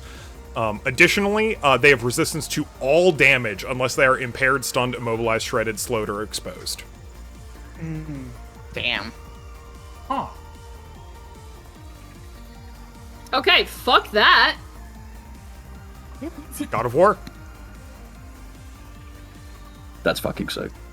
So, how much HP did you say they had? If you said it. 12. 12. Yep. Okay. That's And kind of a and lot resistance there. unless they're debuffed.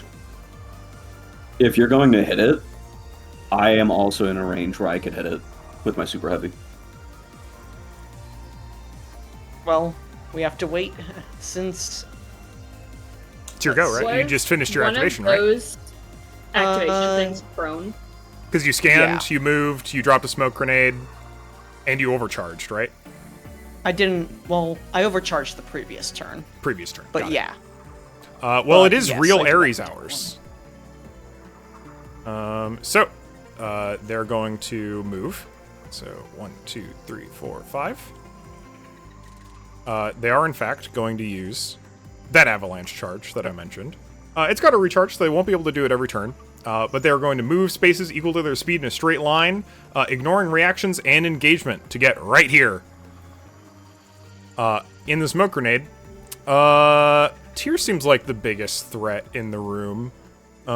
So you just hear over the charge, among the amount of screaming happening through the radio, just Titan House! no, you don't get to move. Unfortunately for you. Titan House. Whose house? Titan House. And they are going to. I think they're attacking Tyr. Don't do that. It's real chain axe hours. Bonk. Ah, shit.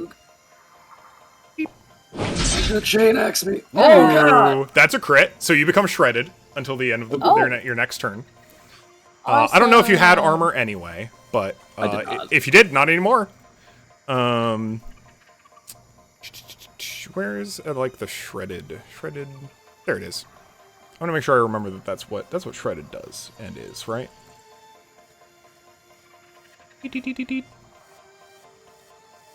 Does it have additional effects? No longer benefit from armor or resistance.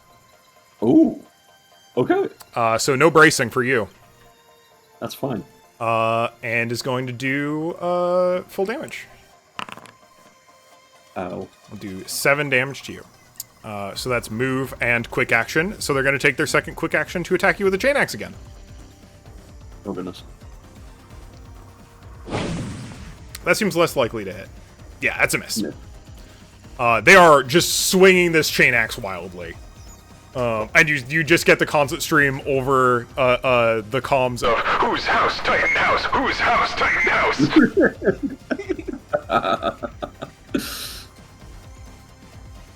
All right. who's going next? I think it's either Nil or Isaac here. Get this fucker off me. Is that an order? It's up to Clem. What do you want to do? Oh, right. I think it would Isaac seems like the best idea, but also I want to think of... Let's give a quick situation report. We need to get to here pretty much like... 3 He's turns. impeding 3 of us, basically. So we need to take care of him. And he gets to go again later this turn.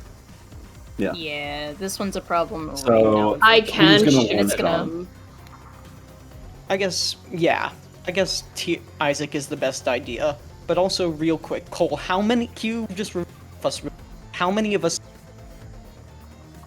What's up? Sorry? You. How many of us? Yes. How many of us need to extract? All of you. All of you. Okay. Alright. All of us. This guy needs to go then. And in order to succeed at the scenario, so here's the thing: we're running through organic consequences for the scenario. In order to, like, by the definition, quote unquote, win the scenario, you'd all need to extract. What's actually going to happen is if any of you are still in this zone when the mortar arrives, bad things are going to happen to your mech. Okay, that's fine. Like, very bad thing. Like, you might not have a So, mech yeah. anymore. Alright, so here's my thought. Ares is going to try to just keep us here until the happens. This is true. So what I think we should do is do our best to disengage from Ares and just get to the extraction zone right now. And that means I think whoever goes next needs to try and move what? them to try Grapple and grapple Ares them. and Move just them take them with us. either take them with us or move them out of the way of everyone else, and then when the time comes, disengage and run. Grappling also prevents reactions, which might be clutch to avoid Ares' bonus attacks. That's not a bad idea. Can Tyr just like grab I- Ares and then just like fucking football carry? You do know that they have another ally coming in too from the extraction zone. Yeah. My Tempest Charge Blade has a knockback of 2, so I could move him this, like in this direction. Could we potentially just run after he's moved? I think it's he's going to go again is the thing. Yeah, you're right. That All would right, so that I'm- would They could- disengage they you could though. disable Like them. it's got knockback big. You could absolutely knock them away to prevent you from needing to do the action economy to disengage. The only issue in that is they could easily re-engage both Clem and Milo. All I right, think yeah, it's yeah. better. I think it's better if by just an idea, you take them, pull them away from Milo and Clem, and make it a one-on-one so that the two of us can still and try to get into a better position. If we Again, can at least if I pull him away and it's actually a one-on-one, then like if I don't kill him now, he's gonna kill me next turn. If he lands like a single hit. True. if I can get to the zone, I could still fight from the zone, but that's dependent on a lot. Well, of you'll take factors. structure damage. You won't die. Oh yeah. You won't explode. Either way, I think we're gonna. All right. Well, the idea's on the table. I'll let you do whatever you think it is best to do. By the way, I'm giving it to you. Oh, okay. I do like the grapple idea. It is more fun than just slapping him with a bunch of damage. You know what? Yeah. I'm gonna. You also know that he attacks back when you damage him, and grappling is not damage. Yeah, exactly. So I think as the giant chain axe kind of like bears down onto the perfect gift, arms grab down into the shoulders of this beast, and I'm going to try and grapple him. Yeah. Get held, idiot. Objective immobilize. Give me those rolls. Okay. I completely forget how to. Is it just like a melee ranged like attack thing? Is that what I do, or I forget how to actually grapple? Grapple. Both figures are Melee engaged. attack to move a character when you move. Make a melee attack against an adjacent character. So you just make a melee attack. Okay. So, cool. Caroline, do we all get a leadership die or something, or is that something you just get? Give it a sec. I have to choose to give it to you. You don't all start with one. I have to use a reaction to give it to you. But the thing is, I only refresh all of them every full repair. Okay, so that's I only have 5. So now I currently have 3 left. I kind of want to save them. okay. That makes sense. All right. That's fine. Does partisan help with this? In the first gain +1 accuracy on the first melee attack you main with a main melee weapon, so it doesn't work. All right, so it's just flat. What about? Oh, that's a hit. It's a hit. Yeah. Oh my God, Ares has bad evasion because it's not trying to defend. Yeah, you just get a hold of this mech. All right, I didn't expect this to work. Okay. Pull him out of the way. Pull him out. I am going to just pull him. I could just pull him to my full 5 feet, assumedly. Yeah. Yeah, they move with you. All the way over here. Mm-hmm. One more, in fact. You come here. Yeah. And I assume I can't boost or anything off that, so I can like pull him into the extraction zone. I mean, so you've only done one quick action so far, and boost is a quick Yeah, action. You've grappling's got the only a movement. quick action. Okay, yeah. I'm going to use my second quick action to boost into the extraction zone. Yeah. Preferably in a spot where Nil would be able to fire on him afterward. Yeah. Like right here. Sure. Would that be a spot? Oop. Oh god. He's taking me places. Bonk. Bonk. Yeah.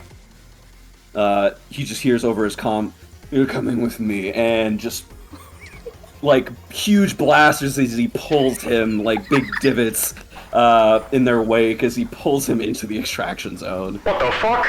Wrestling's pussy shit. Fight me. Oh my god. And yeah, that's my turn. That's all I Yeah. can do. I will give it to Nil, but I assume he's gonna hit me really hard first. Oh shit, y'all are like, hold on, I just realized. I might not be able to unless I... Well, I can give up my cover, I think, at this point. Although I Yeah. think one of them has to go first. That's true. Yeah. Yeah. They got opportunities. I think Ares is certain. We're gonna alternate. Kronos. We're gonna see if you refresh your ability. Shit. Nope. I almost Not this forgot time. about you little shit. All right. 1, 2, 3. All right. Let's make an agility check. Bonk. Success. Still takes half. Yep. Half of 2d6. I'll So they run through 9. and That's it still just fucking 5. Yeah, it just goes off. explodes right behind my them. bad. My bad. Takes 5. 1, 2, 3, 4, 5, 6. Worm time. Oh, Worm time! Worm time.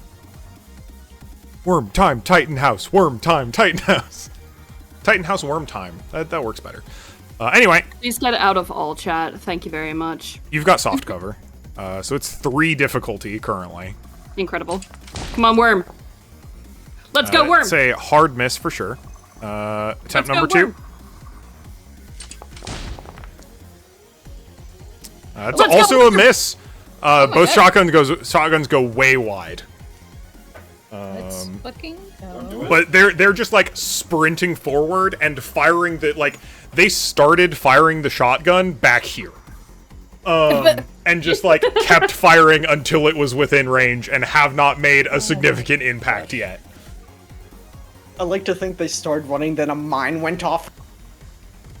Just blew them over to the side. Yeah, amazing. Yeah. All right, who's going next? Tyr, you get to decide. I will give it to. Last range.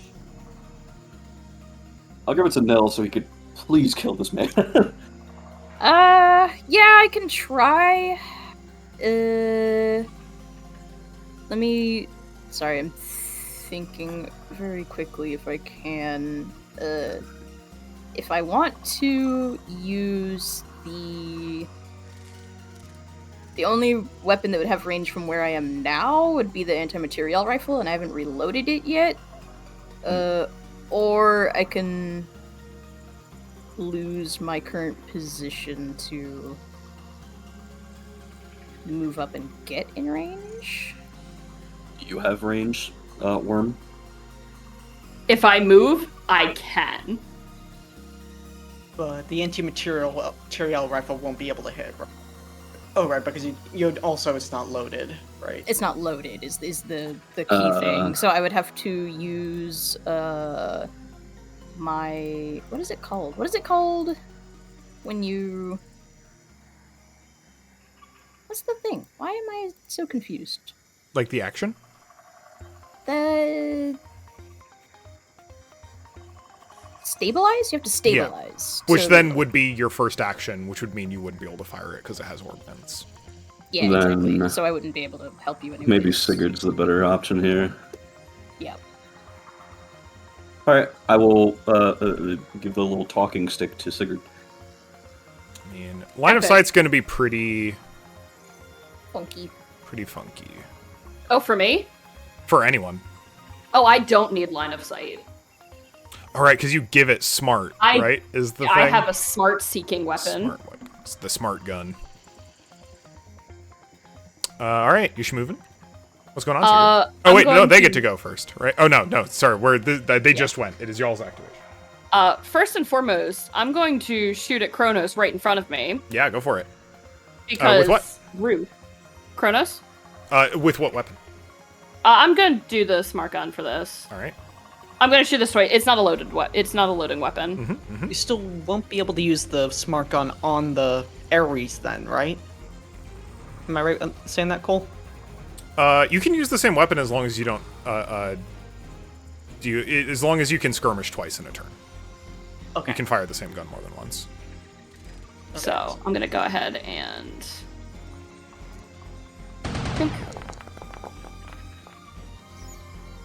Ooh, that is a hit. And that is going to be. Give me just 1 second.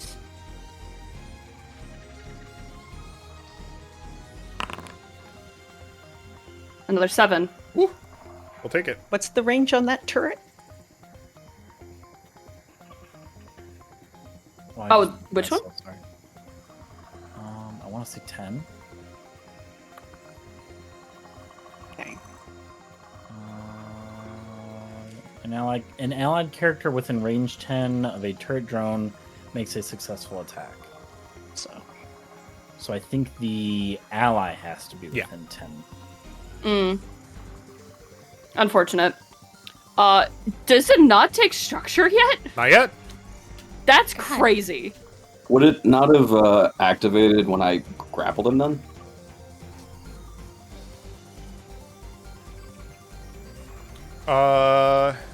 That is technically a successful hit, but missed the reaction window at this point, unfortunately, I think. Oh, yeah. All that's right. fine. I'm gonna go ahead and move now. 1, 2, 3, All right. They 4. are absolutely going to overwatch you. Okay, that's fine. We'll see how successfully they do. Because you'll still have soft cover, so they're at -3 difficulty. That'll hit. A hit. Ugh. All right, and then they'll fire I'm again. chilling. Ooh. All What right. the fuck? Hit both times. Oh. Bonk. I'm gonna have to. If I hold on. If I brace, do I still take the? I'm gonna have to brace to Brace. not take structure. Okay. Fuck. So that'll downgrade from 6 to 3, so you'll go to 2 HP. Yeah, like that's the only way I don't take structure here. Mm-hmm. Yeah. Got you back up to 2 HP. Yeah. Action economy. Fuck. And it hit At you the twice in cost of- return, so you're gonna get shredded, unfortunately. But you'll get shredded after you brace. So you do still get to Yeah. brace the first time. Am I still allowed to take my full action though? Absolutely. So okay, now I'm gonna fly, up. So is it 1, 2, 3, 4? Yep. Okay. 1, 2, 3, 4. So that is going to be 1 heat to me. Bink. Or wait, no, 2 heat because I'm flying. And I am going to overcharge so I can move a little further too because now they scare me. So 1, 2, 3, 4. They are spooky. So it's just an extra heat, not the D3. This is the first time you've overcharged? Yes. And then, yeah, just the 1 heat. All right, so I'm at 3 heat total right now. It's very reasonable. And that one is going to have a hard time chasing you all the way up that hill. Yeah. But that is my turn. Yeah. Well, it's their go. We're alternating, so it's real Ares time. Well, they are currently grappled. So they can't get out of here. They can only become ungrappled if the attacker chooses to end the grapple as a free action, or the defender breaks free as a quick action contested hold check. Frankly, I think at this point in time, Ares is fully uninterested in breaking this grapple, and is just gonna wail. Oh shit. It's been really all. Let's see how they do. Owie, that action economy was rough. That's okay. Why don't Ooh. be attacking more people? Holy. So Oh. it misses tier relevantly. Why would you want to hit me? So hard whiff on the chain This axe. is crazy. Thank God. Oh, I get to see if the avalanche charge recharges. It does not.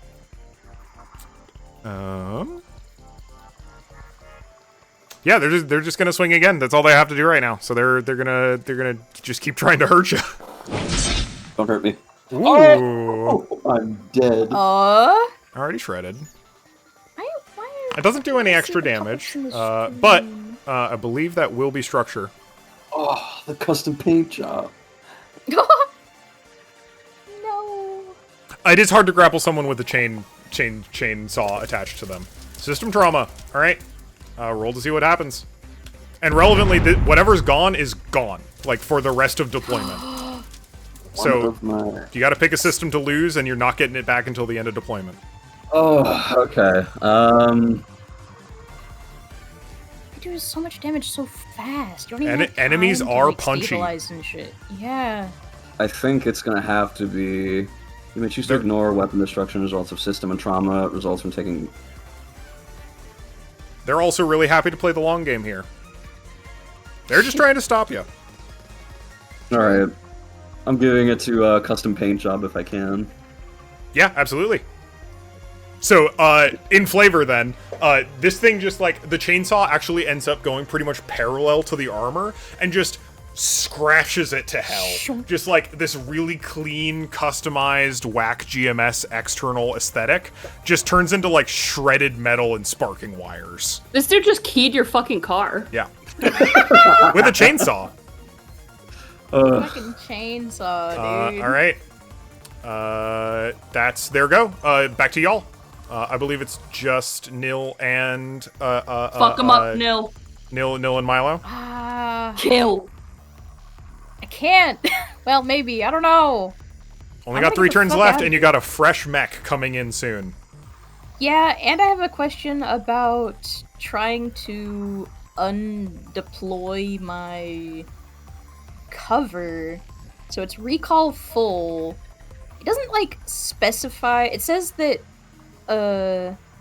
sections of cover can be picked up again as a full action. Do I need to be near to do that recall? Yeah. Like, am I physically If they're deployed within fucking... yeah, if they're deployed within that range, you'd have to pick it up within that range. Doesn't really... Here, let me look at it. Does it, like, specify... Free space is adjacent to you, so if I deploy it that way, then it also needs to be picked up that way. Yep. And I don't want to lose this for the whole... Because I think if I just leave it, then it just gets left, and I don't get it anymore. So I have to spend a full action to Sure pick do. up my shit. Whack. The long-term consequences of actions. Yeah. Where'd my little marker go? Okay. So that was a full action. And then I can do a boost as my... Sure can. You also still have movement. Because of... Movement is Oh, free. and I still have movement. Yeah. Okay. So... 1, 2, 3, 4. You know, we'll go down here. 5. Yeah. But I can't attack or anything. You could overcharge to skirmish. I could take... Yeah, maybe we do. Just to... Relevantly, if it deals damage, it will attack. If you deal damage to the Ares, it will attack tier again. Oh, shit. I think you use it to get the hell out of Dodge, if you're gonna use it at all. Unless you can one-shot him. No, I don't think I can at this point. Sounds like I think it's unfortunately real book it our hours. timer's too low for me to make big moves because it takes time for me to set up. Isaac can just book it next turn. I think it's Yeah, time for Isaac's us to already think about in the go-go zone. Okay, then 1, 2, 3, 4, 5, and then... Oh, but I can't... Okay, I think that's all I can do then, at that point. Getting there is my last, like... That's all I got. Yep. And that means it's just Kronos' second activation. We're gonna see if they recharge. They do not. So mobility limited. 1, 2, 3. 2, 3. 2, 3. Nope, not that far. Here we go.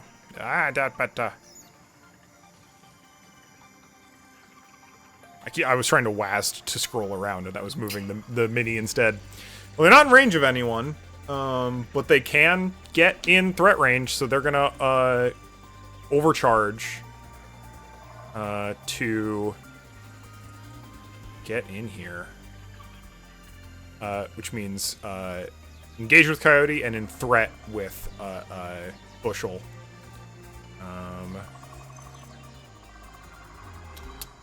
I might ask to go first next time so I can try shooting them to see if I can get structure on them. To maybe get that shotgun.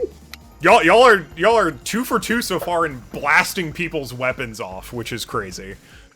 Because I do have decent damage and I do have decent accuracy. Remember they... Yeah. Nil, we love you. You're doing amazing. Kronos is melee. I'm trying. No, I think Cronus is just gonna give Coyote to both barrels. We'll see how it goes. Bill That's- shows up to fuck up exactly one character, then can't do anything else ever. They're at -3 again. That's a hard miss. Miss. Okay, good. Keep it that way. Whoop. Oh no. Fucking hell. No crit. Not- it's I'm in big trouble. Oh man. So that's 6 damage, which I believe will be structure. Yep, it sure is. All right. Oh, I have to roll. Yep. This is gonna be a rough 3 days. System trauma. So I Goddamn. have to choose one of my things. So you got to roll, and it'll either be weapons or a system. Oh, do I roll over here again? I can Yep. roll over here. I rolled a 2. Roll the 2. See where that is. Structure. Show me structure damage. Structure table. System trauma. 2 is a weapon of your choice. A mount is destroyed. I'll get rid of my segment knife. Sure. Mount relevantly, so it'll be both the auxiliary launcher and the knife. Oh, if I you choose see, that I mount. see. Ooh.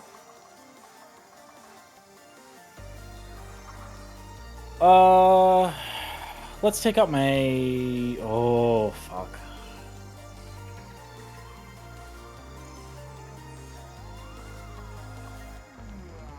Let's take out my heavy mount. All right. Sounds good. Heavy mount destroyed. And that's the end of their activations. Do y'all have anyone who needs to... You still need to go, right, Milo? I still need to go, yeah. Yeah. So what you can do if you want is disengage and then move, and then overcharge to take a quick action, but also you are in the danger zone. I appreciate that, but I think Milo is so mad right now from just the past, 2 days. And he just lost his weapon. I'm really annoyed by that. I'm exceptionally annoyed by that. That red glow is canonical from the rage. I'm gonna shoot him with a shotgun. Hell yeah. Make it happen. Can I lock on and then do that so I can get an accuracy? Absolutely, you can. Okay. Oh my god. Well, that's 8. 8. Plus a d6. No, that's Oh, 8 total. Evasion 9, unfortunately, so that will not hit. Did So you add that's the plus- 2 quick actions. Did you add the +1 from your grit? Do you add that every time? Yes. Oh shit. No, then I didn't do that. So it's a 9. It would be a 9 exactly. And a 9 hits Yeah. exactly. Holy shit. Roll that damage. Come on, big 6. The clutches call. For real. So that does just a flat d6, so that's another 6 damage. Shit. Nice. Take structure damage. Hell yeah. Good. Glancing Fuck blow. But it is Aw. impaired. Impaired until the end of the next turn. So impaired receives +1 difficulty on all accuracy. And relevantly, you note this as a mech aficionado too. This is the lead mech. It has 3 structure rather than 2 than the other ones. Oh. Because Can I Savannah's a veteran. Can I still move or no? Yeah, you Yeah. can. But it will still incur reactions. It Even does though have it's impaired though. impaired? Oh, right. So- Impaired prevents reactions, right? That's the Oh, bit. perfect. Well, no, impaired just makes it receives +1 difficulty on all attacks, saves, and skill checks. So Oh, she'll wait. have -4 to hit you, -4 Okay. accuracy. Okay, and then one last thing. She needs to take another 3 damage because of my turret. Oh yeah, sure does. Does so. All right, so I am going to move. Cool. One. She two- will overwatch you. That's fine. Oh wait, no, she already used her reaction. She already used her Overwatch on me. You're right. But she does have 2 actions. She get 2 reactions. Does that count? Because she gets 2 turns. Actions, reactions.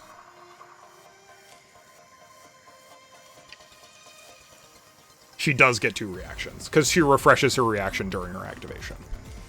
Well, So, c'est la vie. She's impaired. The shotgun attacks are gonna be bad. And where are you ending up? Back there. So not. What size are the turrets?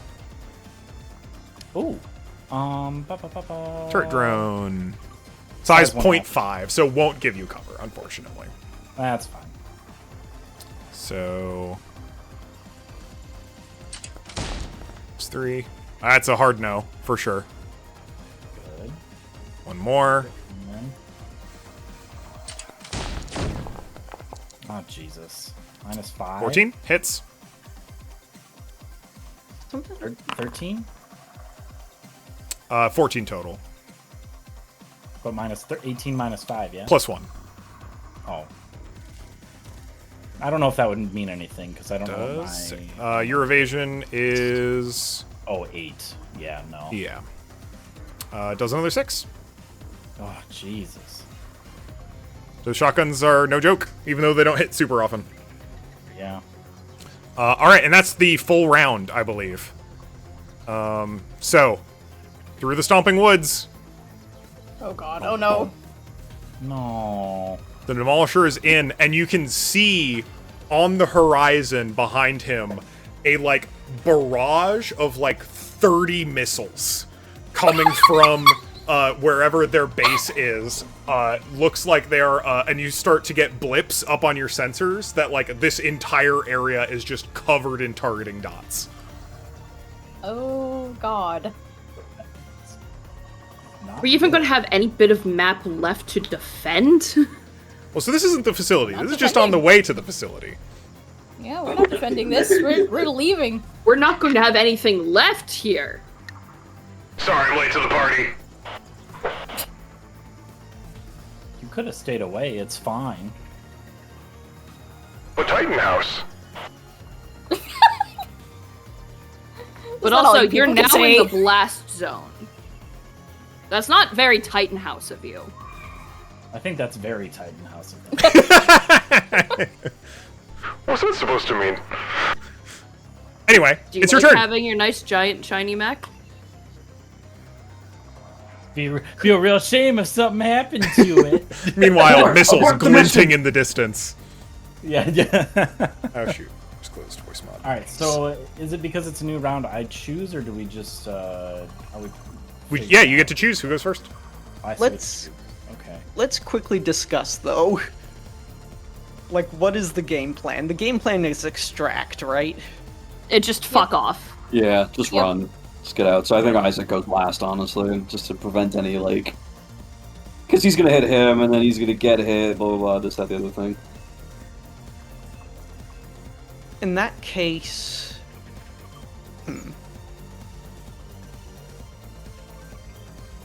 1, 2, 3, 4. I'm trying to think of what what would be best here. Because Cronus is gonna get to fuck us up again.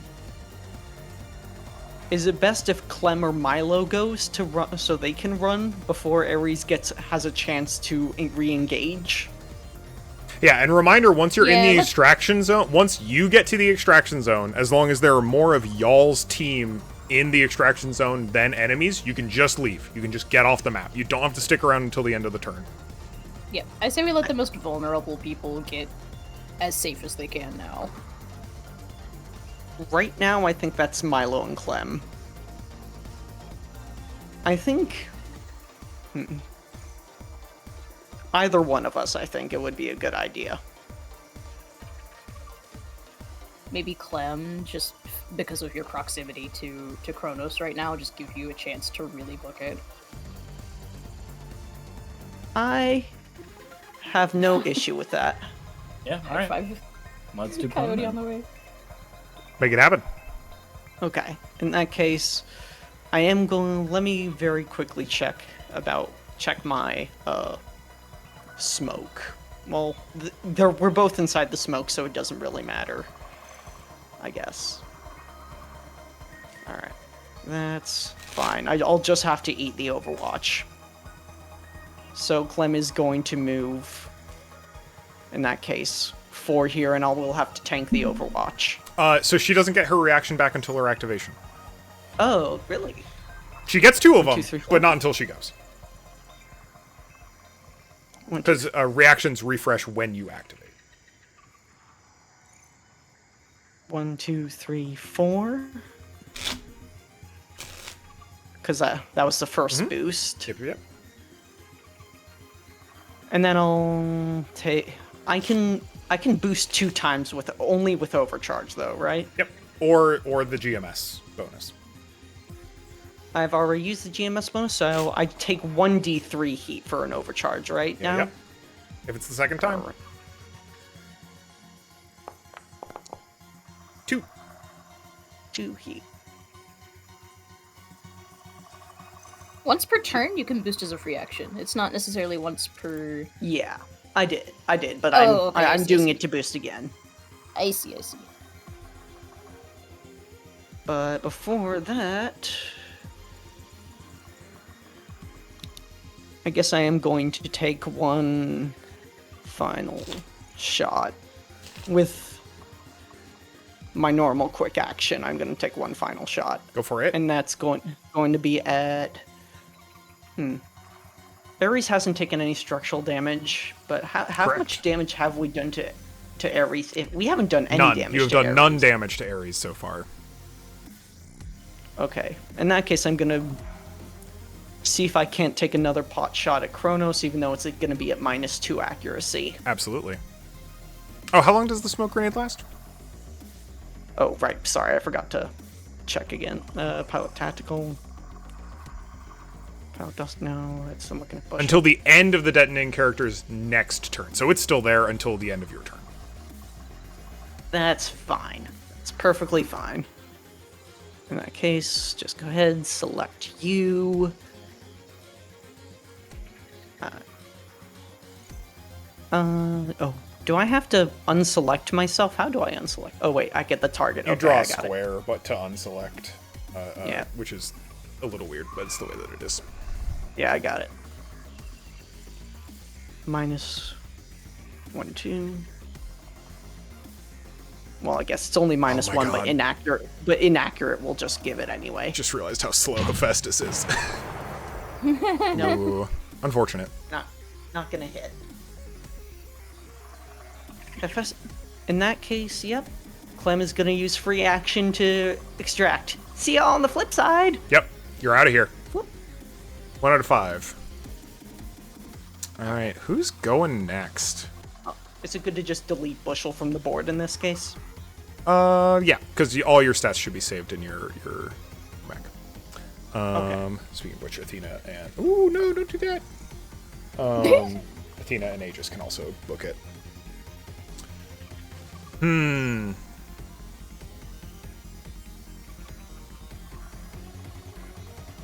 I think Hephaestus is gonna go.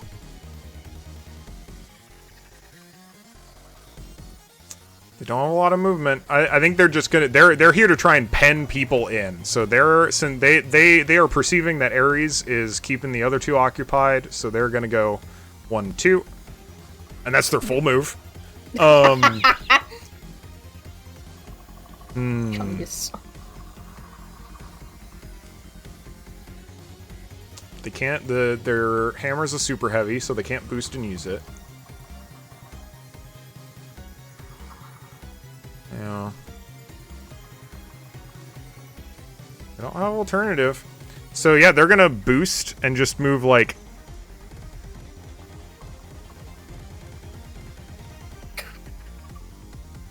They're gonna move here.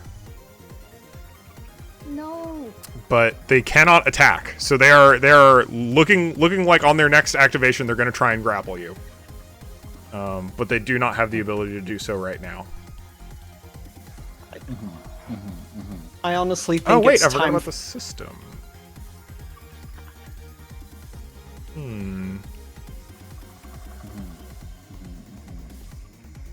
Well, it was really nice playing with all of you. Did you disengage? Go, leave. I gotta wait until Cole says it's. So, they're going to use a tech attack on you. Sap. They choose a character next to them. They must succeed in an engineering save or be stunned until the end of their next turn. What the fuck? That's on 5 up. You got a decent engineering. So, and I don't think you've used that spare accuracy yet. You might want to.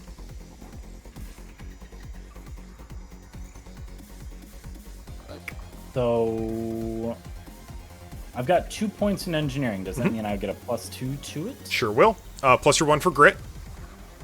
+1 for grit. Okay, so +3 total. Yep.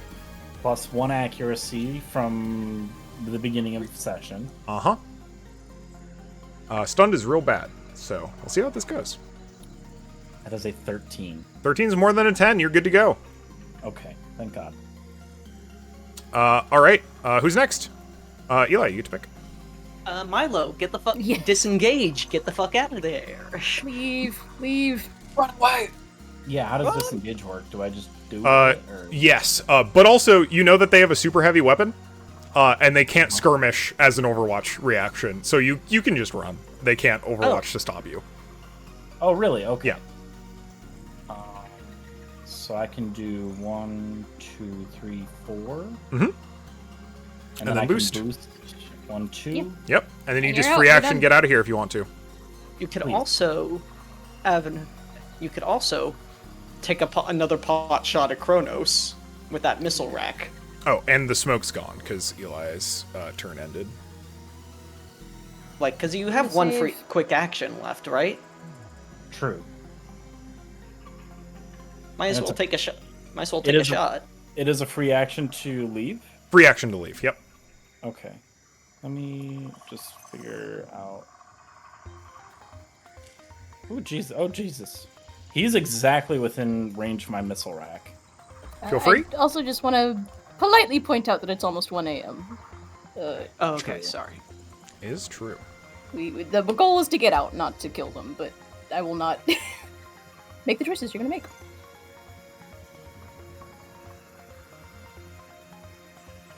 Yeah, I do. I do. I wasn't going to, but because I didn't think I could. But if I can, I would like to. Go for it. So And for evasion that is 9. That's a flat 16. 16 hits. Show me some damage. D3 plus 1 is going to be 3. 3 takes it. -1 armor, so we take 2. All right. Are you free actioning Yes, to please, leave? get me out. All right, get out of here. Bonk. All right. Yeah, I think that's Ares. They appreciate this struggle. But they would really prefer to not be here. So they're going to make a quick action contested hull check to see if they can get out of here. So I'm going to ask you to make a hull check also. Can I target you and make a hull check? Where is it? Is it effects? No, pilot. Effect stats.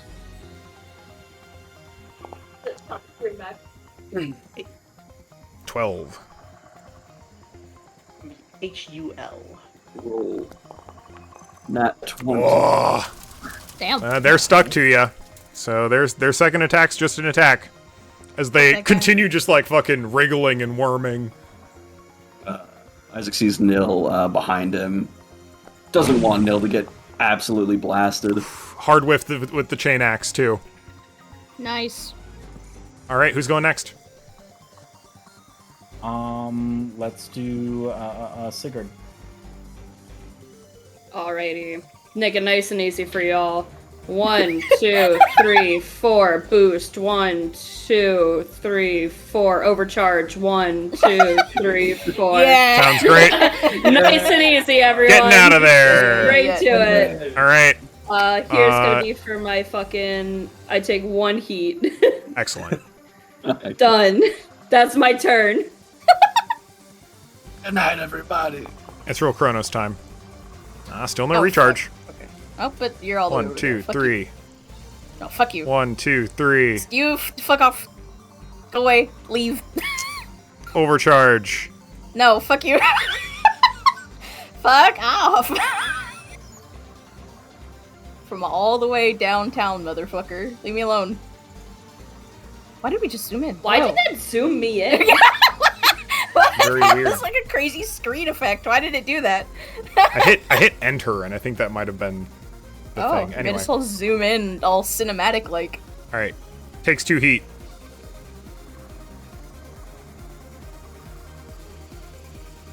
Oh my gosh. Take a long walk off a short bridge. Go away. Also, I kind of forgot +3 more damage for my turret. Oh, short. Please, just like collapse right there. Takes 2 of that. Shotguns. No. No. No, really good sleep. God No. damn it. It's been nice. No. You haven't taken any damage yet, right? No, and I don't want to. Oh, we see if have that a long changes. fucking thing ahead of us, and everyone took so much. It was so bad. All right. So it hits with the first Ow. one. Honk. Okay. Honk. Ah! And then Ah! Ah! second shot.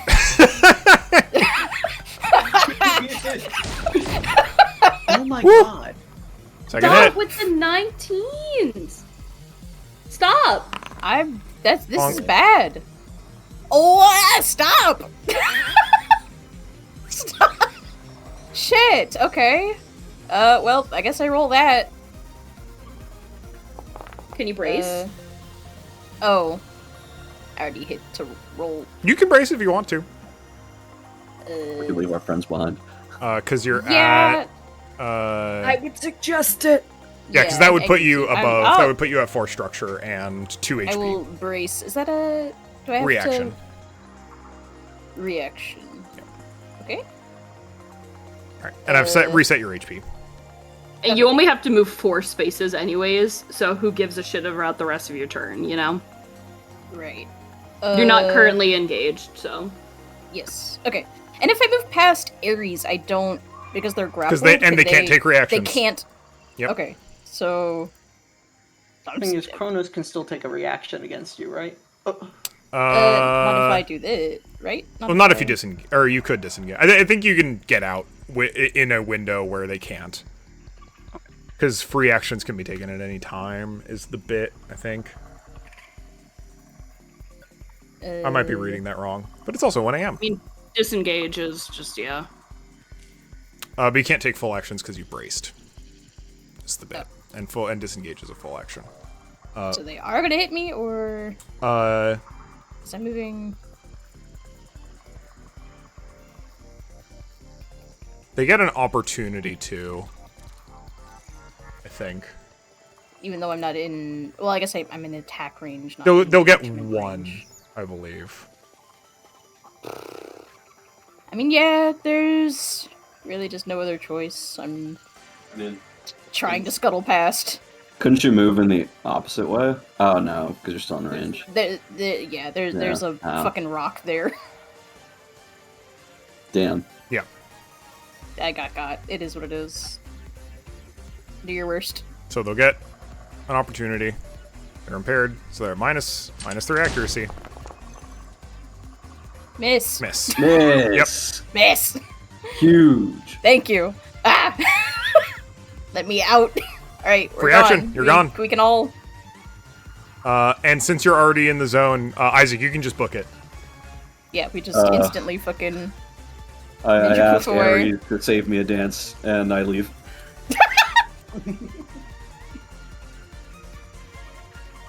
Whoa. Amazing.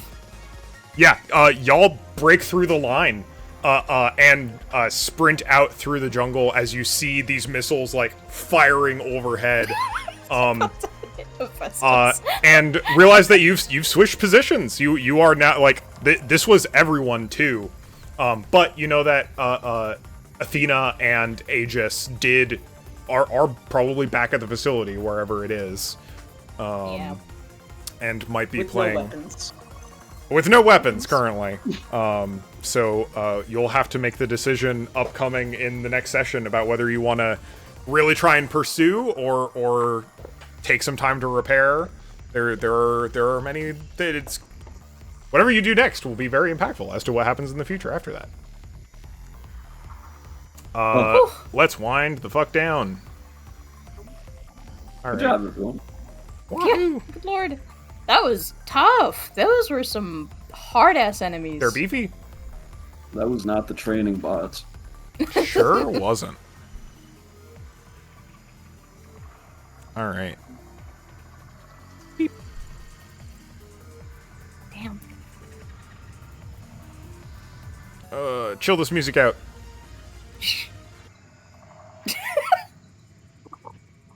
Yes. All right. Jungle noises.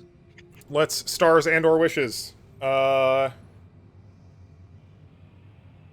just gonna. Caroline, I don't think you've started yet. Question mark. I don't know if I have. Sick. Stars. and wishes. I'm always just happy to be here, guys. It's a lot of fun. I have a lot of fun with this campaign. I really like everyone's characters. I really like the setting. It's fun. I like that we're playing a group of characters that all kind of hate each other, but like each other. It's very different than other campaigns that we've done. We've had some, like, spicy characters, but we haven't had characters like this yet, and I think that's very fun, that we can do this, and we're all still just super fine. Other stars. Titan House, love them. I honestly, I adore them. They're great. I want to get to know them. I want to be their friends. Just sweet little moments from it's Clementine, I adore you. I am your #1 fan. I am your #1 fucking fan. They're doing their damnedest to keep everyone together, and I love that. As silly as it is, I really liked the very tiny interaction of Milo and Sigurd earlier, just about dating sims. Very good, Yeah. very strong. Isaac didn't kill anyone this session. Good job. Proud of you, buddy. Doing my best. Star, this combat was very fun because it's just one of those things. It's like, oh yeah, they're elite, by the way, so they just get 2 turns, and I think we all just kind of went, excuse me, huh? So that was terrifying. Very fun though, but also, Jesus fuck some of those abilities. That shotgun is going to give me nightmares. That shotgun did so That much shotgun was- goddamn damage to all of us. The reason she's the leader. Good fucking god. So I know what I'm focusing on when they're attacking. And it's that. I want that shotgun gone. Wishes. I am interested to see what kind of plan we come up for the defending bit, because it really could go either way. I don't know what kind of strategy they're gonna do. It's at the very least, I feel like Athena might be a problem because she can just extract immediately, but that's also just one person. I will say, like, the next defending scenario is going to be, like, at the facility, and we'll have different Yeah. objectives. Yeah. So we'll see what it's like. I'm just interested to do a little, like, strategy meeting to see, like, okay, what the fuck are we doing? But, we will see. That's honestly, that's honestly my biggest wish. Just, I want more. Let's do it. Hell yeah. Who's next?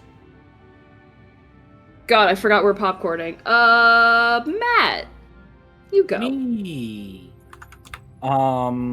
This was an incredibly fun session from pretty much start to finish.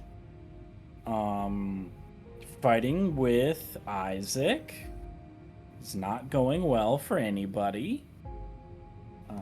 But it's fun. And this combat, oh yawn. Oh, excuse me. This combat was insane. I really didn't think it was going to be as difficult for us as it was. But here we are, like 3 or 4 of us took structure damage. So we'll see what that means for us going forward. See what I can do to fix it.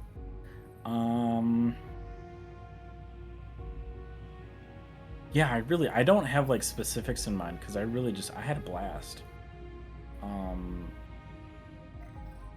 And wishes, yeah, I want to see how this all plays out for us. If we're in an okay spot, if they're doing better or worse than us, I'm just curious to know like what the result of this little mission is. And that's pretty much me. I will go to Sal. Oh. God. Echoing what everyone said, I love Titan House. I'm so excited to see the other houses, because I know they'll have just as much personality as Titan House. I'm super stoked to either see them in action or go up against them. I really just want to see all of the different houses do their thing. Also, as difficult as this combat felt, it felt like the right amount of difficult, which is a really hard balance to strike, especially for a system so new. So, stars to Cole. This is amazing. I loved it. I didn't attack anyone. That was cool. Look forward to doing that next time, maybe. Hopefully.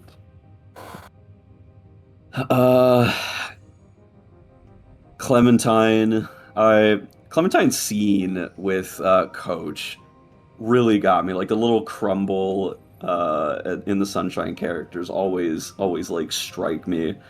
And seeing them kind of adjust themselves and just get back to it, just slap a smile on their face and just say, well, gotta do what I gotta do. I love Clementine. I didn't even think of Nil having to go through withdrawal on this trip. And I'm honestly so glad you did it. It's so just like smart. I wouldn't have thought of it. I love it. For how simple it is.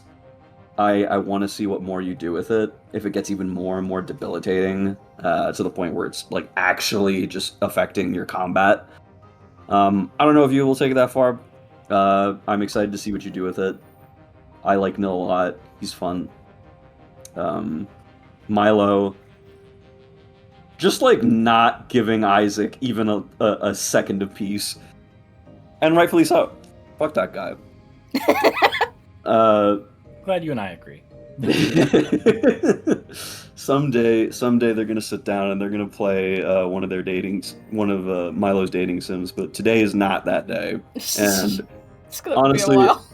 I hope all of this is a precursor to what is otherwise an extremely close, tight-knit relationship.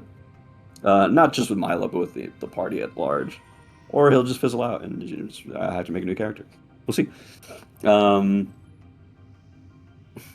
Sigurd finally kind of stepping up as what is actually the party leader. I love it. I loved seeing him kind of just be the party dad for Nil, and just laying it on like it was with Isaac. I enjoy seeing him step up. I want to see more of it. And I really enjoy that clash of like, I'm the leader, but everyone looks at me and respects me. Like that dynamic is fun. I want to play with that in the future.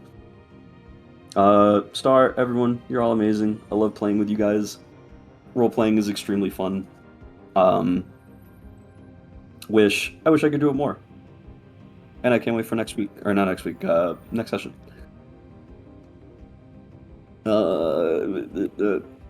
Eli, I choose you. Okay, I am here. I enjoyed this very much. It is very fun to play. It is very fun to play Clementine. Isaac is getting. I like how Isaac has gone kind of a, if I may draw a line of what their character development is like on stream right here. It's like kind of like this. It's like, okay, they're getting a little better. Okay, oh no, now they're committing violence against everybody again. Shit. So yeah, I am interested to see how that goes. Cause oh geez, Isaac has shoved and grabbed people in the past couple. That is some not okay stuff, and we're in a rough fucking situation. And I'm interested to see how, if at all, we're going to survive that. Nil continues to struggle, although I'm happy they're getting better. It's very fun. Combat again was incredibly fun this session. It was fun to try and work our way around these fucking. This posed a unique challenge. Because we probably could not win a battle of attrition there, is the thing. The more I realized as we left, the longer it took. So I'm interested to see how our next combats will go. And I am also very excited for the defense, because Clementine still has that, reserve, I forget what our reserve was, which was like guerrilla tactics that we got last time. Yeah. So I'm interested to see how we can do that, like, how I can put that reserve to use in later mech combats, or just combats in general. I'm also just looking forward to first night camping even if we decide to do that. I know there is still distance between us and the facility. I am very interested to see how we go about that. God. I still like it. I still like interacting with Milo a lot. I just like that him and Clem are buddies. I'm happy that Clem has, more than anything, just a definitive person he considers his buddy and can just have fun with, almost, in a sense. Clem is also gonna have to get into dating sims at some point. Everybody's gonna have to get into dating sims. Sigurd's coffee table. I wish to see it grow more and more. And with that, I will pass it on to Sleepy Hananana. It's Also, me. Cole. Sorry, one more thing. Cole, I love Titan House. Good. I do want to be friends with and remake the weapon of the one who lost their rifle. Yeah, they might have a chance to fix it. First star, definitely Titan House. What a bunch of fucking goofballs. It's so lovable though. Whose house? Like, how did these motherfuckers make it higher on the fucking ranking chart than we did? But I don't know. It's because they took less damage, probably, mostly. To some extent. I mean, imagine that fight if all Also 5 of them were there. Yeah. Oh my fucking god. Yeah. True. Man, stars just for everyone, and I always get excited for these, and then everyone is just energizing, and like every moment is like peppered with something interesting from everyone. Loved Clementine longingly looking at what Titan House has, and it's just like, why? Why did it have to be this way? I won't take full credit for the withdrawal thing. It was something we had kind of talked about in sessions before about being a possibility, and I decided I really did want to run with it. What I wasn't sure about was making that mechanical But I think moving forward, that could be appropriate. So that could be something we talk about for next sessions going forward, especially now that we're post like day 1 of this shit, right? Like it's just gonna get worse from here.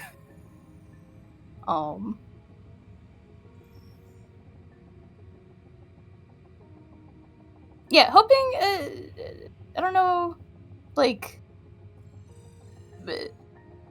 less of a wish, just something I'm trying to keep in mind is making sure that it's still fun to play around with that. Because it's like, well, playing it out realistically, yeah, they would kind of, I mean, playing a person who is trying to hide the fact that they are basically dealing with, like, the shakes, like have to hide the fact that they've been using a lot and now cannot, and now they have to deal with the after effects because they don't have Lana here to, you know, give them a magical remedy pill and a, you know, IV bag Uber to them. Like, I'm trying to make that interesting. So I hope that that's been fun to play around with, or at least, you know, conceptually interesting for people.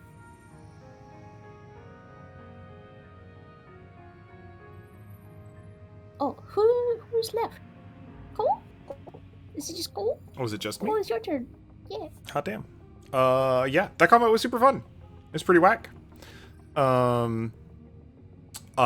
Changing the composition of the people who was already there absolutely made a huge difference to that combat. Because that combat, if the Demolisher just gets to stand in the alleyway to start with, is different. It's a big change to how that combat functions. But also there are like temporal consequences to that. I know that I said that Sigurd would be exhausted and then immediately forgot to mechanize that at all in the following combat because there was a lot of other things going on.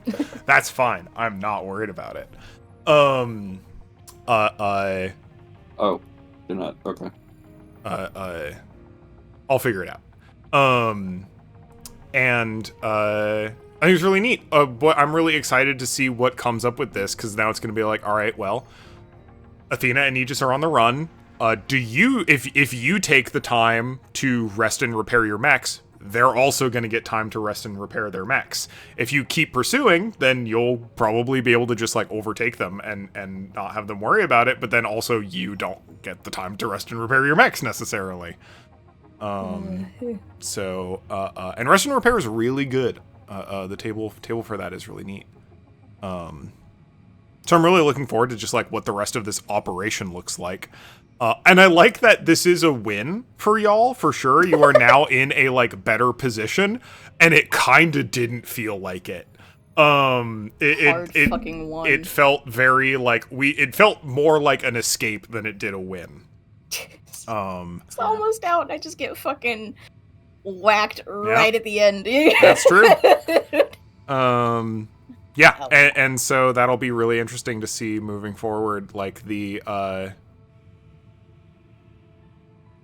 long-term consequences of this combat, and also the like making sure to keep your heads on objectives, because it's hard, and escalating resources are tough sometimes. But that was really nice. I thought it was really, really cool, really neat. That felt like a very tight combat in a way that I enjoyed. And I hope that y'all did too. I do wish we had gotten to it a little earlier, but that's mostly on me. So hoping. We also did spend plenty of time talking. But that's the good part. It's all the good part. Is the wild thing about the way we play tabletop RPGs is that there is no bad part. It's all the good part. I love y'all. I love playing games with y'all. I'm reminded every time I do anything even role-playing related that is not with y'all how much I love y'all.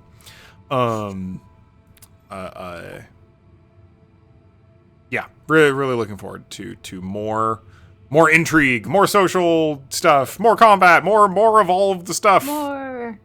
Simply more. Yeah. Other than that, I think that's it. Everyone go to bed. Except for me, Night, I get to Nicole. stay up as long as I want.